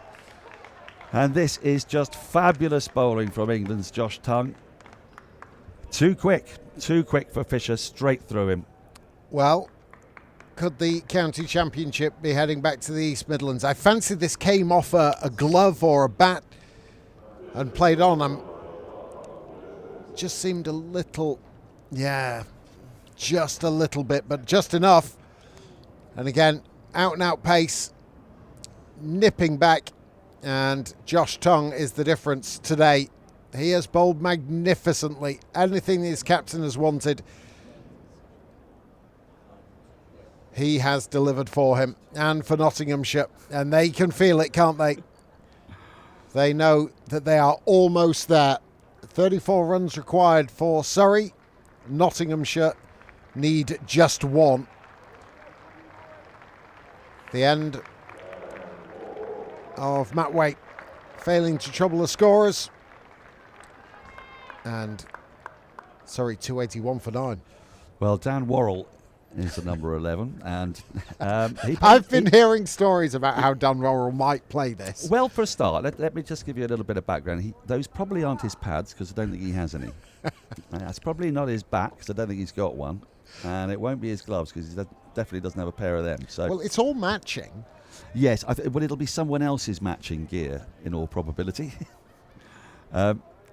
He can hit the ball a long way. He has an uncomplicated style, let's say, Daggers. But Tom Laws will be thinking he's going to have to do the vast majority of the batting here. 34 runs suddenly feels a very, very long way away.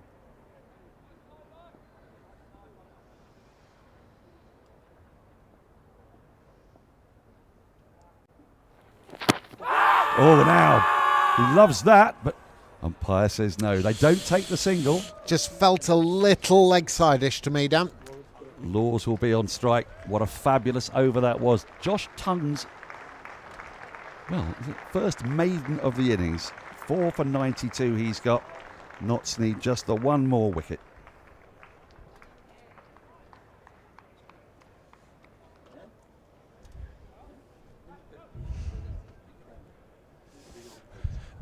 Yeah, it just looked like that one was going down. Josh Tongue doing what he does best. Lower order batters full and straight. Right, the equation. Surrey to make it 4 championship wins in a row, or on the verge of it, I should say. 34 to win. And similar for Nottinghamshire. Remember, there's 1 game left, but with 16 points for a win. This is such a big game. Crowd has come in nicely this afternoon. They're probably hoping for a few more. Hutton.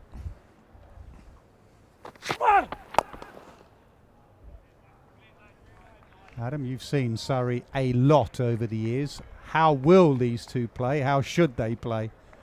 I think the job's got to be to make sure that Laws does most of the heavy lifting. He's a young player, but he's a savvy cricketer. He's already spent a lot of time in the first team. Dan Worrell plays one way, at least on the evidence of what we've seen since he moved to the Oval. Clear the front leg, give it a bash. Edge, but one of those slips have gone. They're not taking the single. A few boos from the crowd, but it is going to be down to Laws. I think that makes sense. I think, again, on the evidence of what we've seen, Laws has looked pretty comfortable out there in a really nerve-wracking situation for him with so much on the line, as you said before. With Josh Tongue presenting such a threat, what a performance it's been from him throughout the course of the afternoon. Still that movement.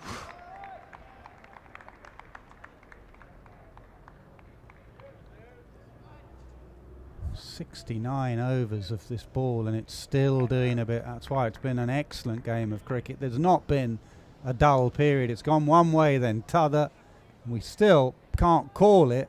It looks like Nottinghamshire could do it, but Surrey don't give up championships in a hurry.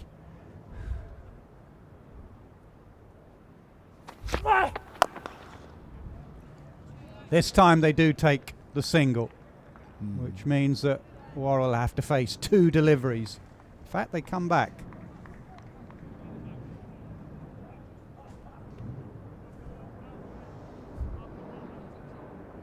Now he's been sent back there, so the field will come up.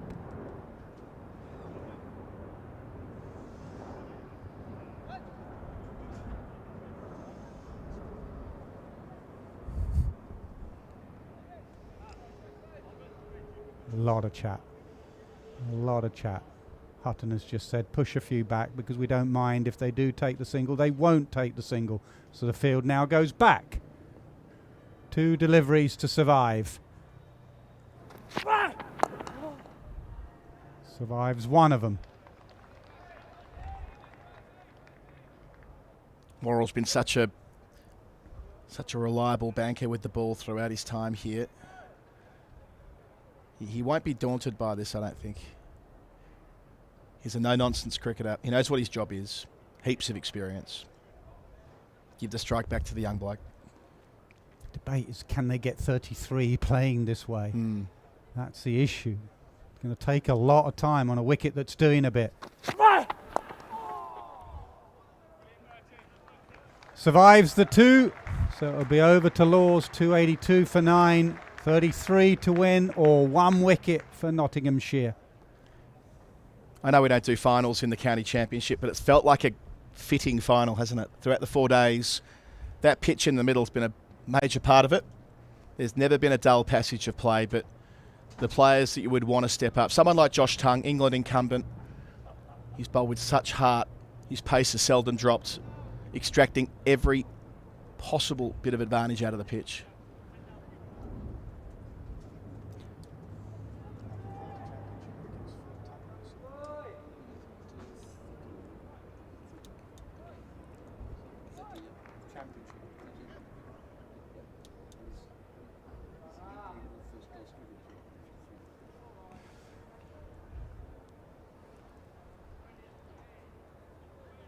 .30 championship wickets for Josh Tongue. This is the one he wants. Brilliant to lower order batters. Wait.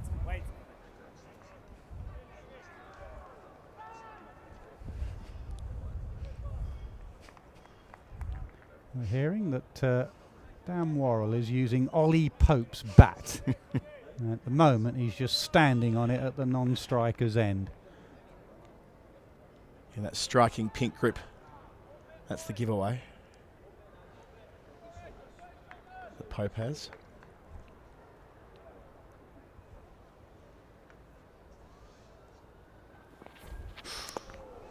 Swing and a miss. So there is, if you want to call it that, there is a gap that he was trying to locate there, Laws, between a deep extra cover and long off. It'll take some finding. Dead straight as well, with long on a fraction wider. But 8 back. Nothing easy about this for Laws.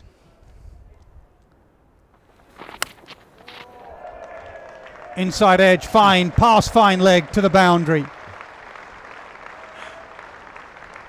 29 needed. You can have all the fielders back that you want. A thick inside edge is going most of the time, and slice of luck. I mean, usually you play like that when the field comes up. That's usually the plan. 4 balls and then you risk your arm, try and hit the boundary.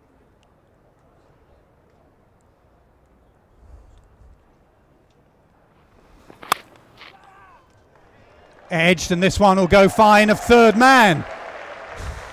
25 needed. Some game this. all the men back and getting it fine of fine leg and fine of third man in consecutive deliveries. Well, Hamid has to switch on now. Sometimes the final hurdle is the hardest. He's left the field back, and he has said to Laws, you can take a single if you want. He should have probably taken one there. Now surely the field must come up.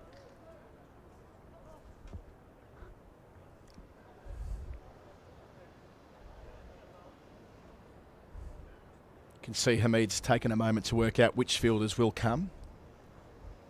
The custom would be all of them, right? You'd risk the boundary in favour Maybe of one man out, one like man a deep out. mid-wicket Yeah. or something. Somewhere you think Laws would go to for his release shot, you'd have that man out. But instead we've got to... Surely at some point the penny drops here for Hasib Hamid, because at the moment the men remain in. You talk to your bowler and you also ask what you're going to bowl. You could hide the ball to keep him on strike. You could hide it down the leg side. You could bowl a bouncer, which may mean you'd want 2 or 3 out leg side on the hook. But the key is whoever comes in, and it sounds such an obvious thing to say, has to be on the one. It's not just coming in, it's coming in close and tight so they can't play tip and run. So they're keeping the 2 men back on the leg side plus a third man, which could mean the bouncer. Tip the hat to what he's going to try. Yeah. In saying that, Hamid's going back at long off as well, which is an odd position for a short ball. He's going to bob each way here. He's got 3 in on the single and quite a few out. It's a full toss, and would you believe it? He finds extra cover, so it will be Worrell on strike. 25 needed, 1 wicket needed from the visitors.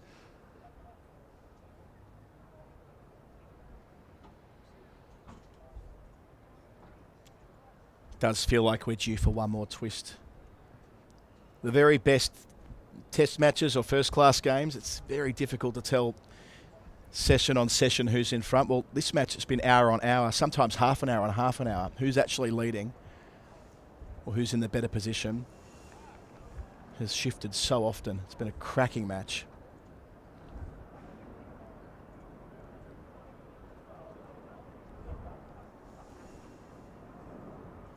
And Hutton, only 1 wicket, but bowled with such heart. Swung the ball both ways, kept himself in the contest. He's been the standard bearer at Trent Bridge for such a time now. What it would mean for him to finish the job and put themselves into pole position as far as winning the championship is concerned. Now Hamid, as the sun comes out at the Oval. Hamid meticulous with his field. He has a third man, he has a fine leg. Lower order batters, that's where it tends to go. An easy run on the offside if you want it towards Gully.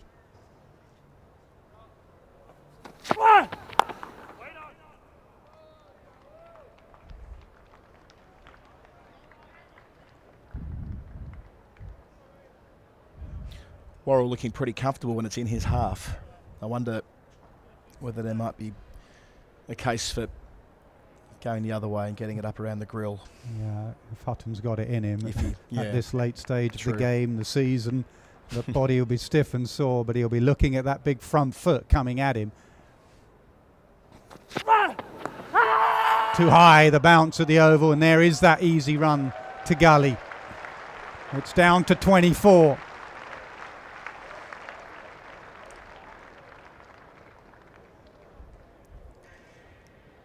A nice piece of bowling movement still off that seam. But ballooning up plenty of time to get through.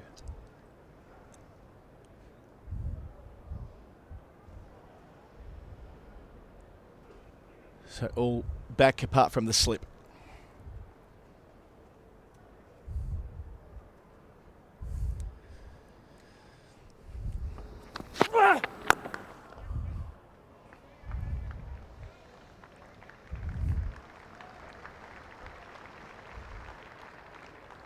Laws has just quietly moved to 32.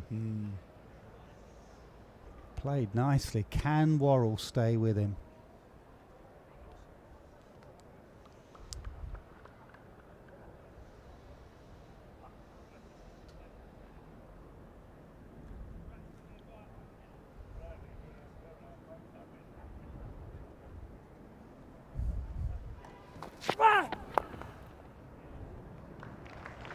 Every single being cheered and clapped by the home crowd. It's still a long way off. One of those quirks of the modern game when it gets close like this that it can often be with 8 fielders back on the rope that the match ends. But such is the control the fielding team desperately want to have here. 2 balls left in the over. Every delivery a major event. We're coming up on when tea would have normally been taken at 3:10, but of course they'll push through now at 9 down. Only 22 to go for Surrey if they were to get over the line.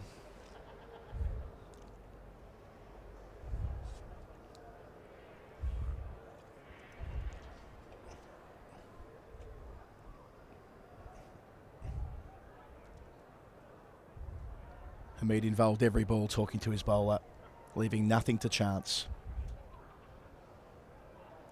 And they've decided that they're quite happy to give Lawes one. He's doing it his own way here, Hamid. A lot of captains would go the other way and bring the field up.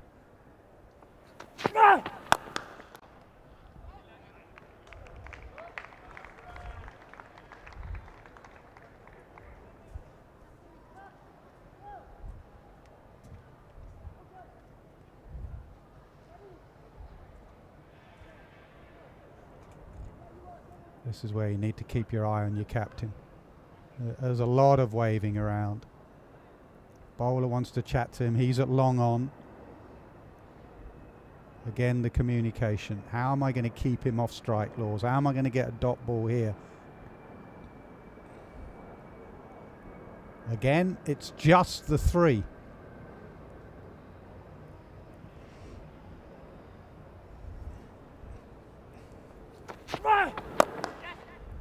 And that gives you the easy single. It is an unusual tactic. The skipper Hamid claps. We will see if it's the right tactic. 21 needed. It's the highest 10th wicket partnership that Surrey have had to win a county championship match is 28 at the moment. Intikab Alam and Pat Pocock against Leicestershire at the Oval in 1975. So that could go.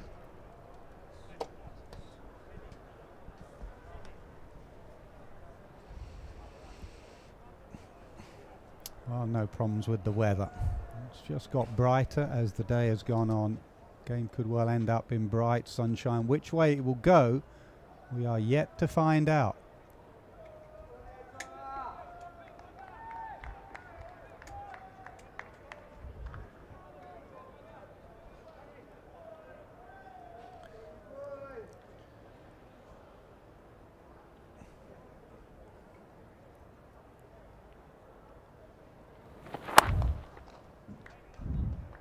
I wonder whether they've made a call with Tongue now that he's just bowling to the end, regardless. Yeah, you've got the best bowler at the tail in county cricket at the moment. It's come down to this moment. You don't risk it now. You put in so much work over a season. Now is not the time for some kind of gut feel gamble. Now is to bowl the bowler that is supposed to win you the game in this situation, and that is Josh Tongue. He knows that. He's done it before. And he'll do it again if you give him the chance. In the air, deep extra cover, and he does win the game. Josh Tongue with the last wicket. The celebrations begin. First time in over 2 years that Surrey have lost at home in the county championship. And more importantly, Nottinghamshire are within touching distance of a Division 1 title for the first time in 15 years. That is a massive win with 1 game to go. What a match, what a performance. Josh Tongue finishes with 5 for 100, and that ball was hanging in the air for an eternity. Ben Slater was underneath it. And as soon as he took that catch, the response met the moment. It's been a thriller here at the Oval. 20 runs the margin. And Nottinghamshire have one hand on that county championship trophy 2025. What it means. What a moment.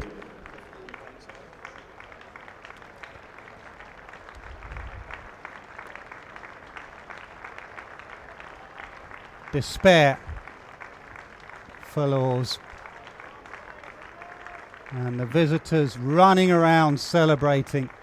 Not many sides come here and win. As I say, it's taken over 2 years for a side to travel to the Oval and win in the county championship. Nottinghamshire have done just that. What a thrilling game. 15 points ahead now with 1 game to go.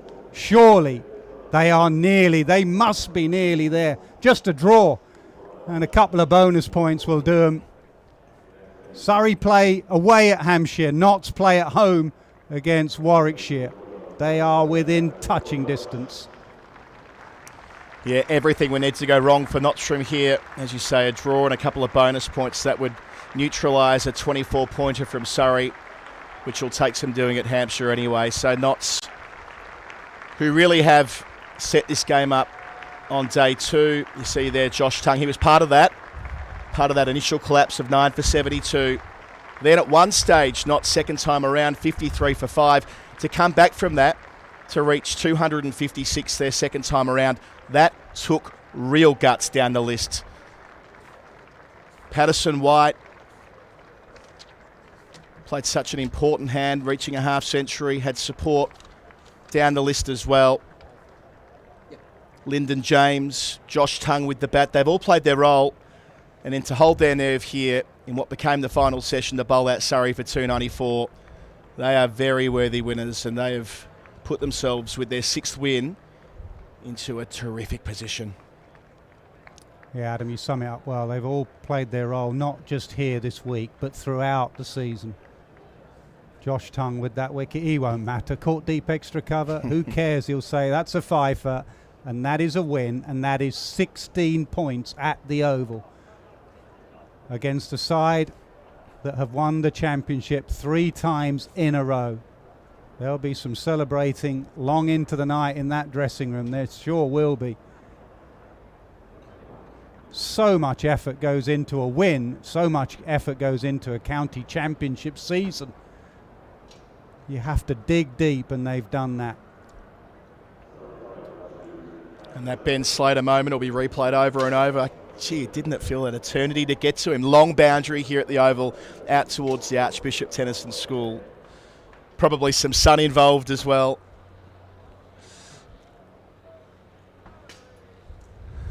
Fifer for Tongue. He does it against the top order, and he does it against the lower order. Absolutely perfect full delivery. Bowled a nice length in. He's some good catching as well. Ben Foakes edging that one through, the angle in and the nip away on a number of occasions. He's had a super summer, he really has. He's a genuine natural wicket taker. And when they needed their wicket taker, he has delivered. Yeah, 3 in the first innings as well to sort of exacerbate that collapse that Surrey were having in their first innings. He made sure there was going to be no rally from Surrey's strong lower middle order. 5 for 100 there. 8 in a match that Notts simply had to win. And it's their big quick. He's got work to do this winter, but at the moment all he cares about is getting the job done for Notts. Well bowled, well played. Never easy trying to chase the highest score in the game, and Surrey couldn't quite pull it off. Look at that. It's a sense of the pitch, really, that there was always something in it, that a lot of batters got in and got out. Burns 45, Sibley 25, Pope 41, 50 for Lawrence. He was the key wicket. He was going well, as was Curran. Run a ball 33. Laws, the last man out, played really well, but just short. 33 for him. 294 all out. Yeah, and the partnerships tell the story as well. 6 batters out between 25 and 50 for Surrey. That partnership off the top with Burns and Sibley looked good into this final morning. But once it was broken, you could see a couple of stands there before lunch. Excellent bowling. Lyndon James playing his role too. Brett Hutton to get Notts going. Pennington as well. But then Tongue, lower order, bending his back, extra pace. They've all played their role here. All 5 bowlers for Notts have played their role when it's mattered most. Well, what does that mean to the Division 1 table? Such an important game. First versus second. Nottinghamshire win their 6th win in 13 games, 204 points. Surrey 13 games. They've just lost the one, 118. So my maths tells me that is a healthy lead of 16 points. Notts players making their way. A few of the fans have travelled down from Trent Bridge, and rightly Hamid and most of his team have made the journey across the Oval to go and see those fans. Hamid got it pretty much right in the end. You can debate the fields, having fielders out, but it worked. And his bowling attack worked. It is a really good attack with Mohammed Abbas missing. Others had to step up, and they sure did that. You know what? Expectations were managed at Trent Bridge before the season. They spoke about finishing in the top half, but Haseeb Hamid, second leading run scorer in the competition, couple of double hundreds. He set the way with the bat, and that group of consistent bowlers, half a dozen of them in the top 25 for wickets taken across the entire county championship this year. It's never been one of them. They've hunted in a pack, supported by the wily left arm spin of Liam Patterson-White. They're a well-rounded attack, and that's why they've picked up 20 wickets at the Oval, which has been extremely hard for visiting teams to do across the last 4 seasons. Right, so that's the end of County Championship cricket this week. There is one more County Championship game to come, and there is another trophy on the line as well this weekend. Nottinghamshire winning here, we make the journey to Trent Bridge for the Metro Bank final. That is Sky Sports Cricket, 10:30 a.m, and that is Hampshire against Worcestershire on Saturday.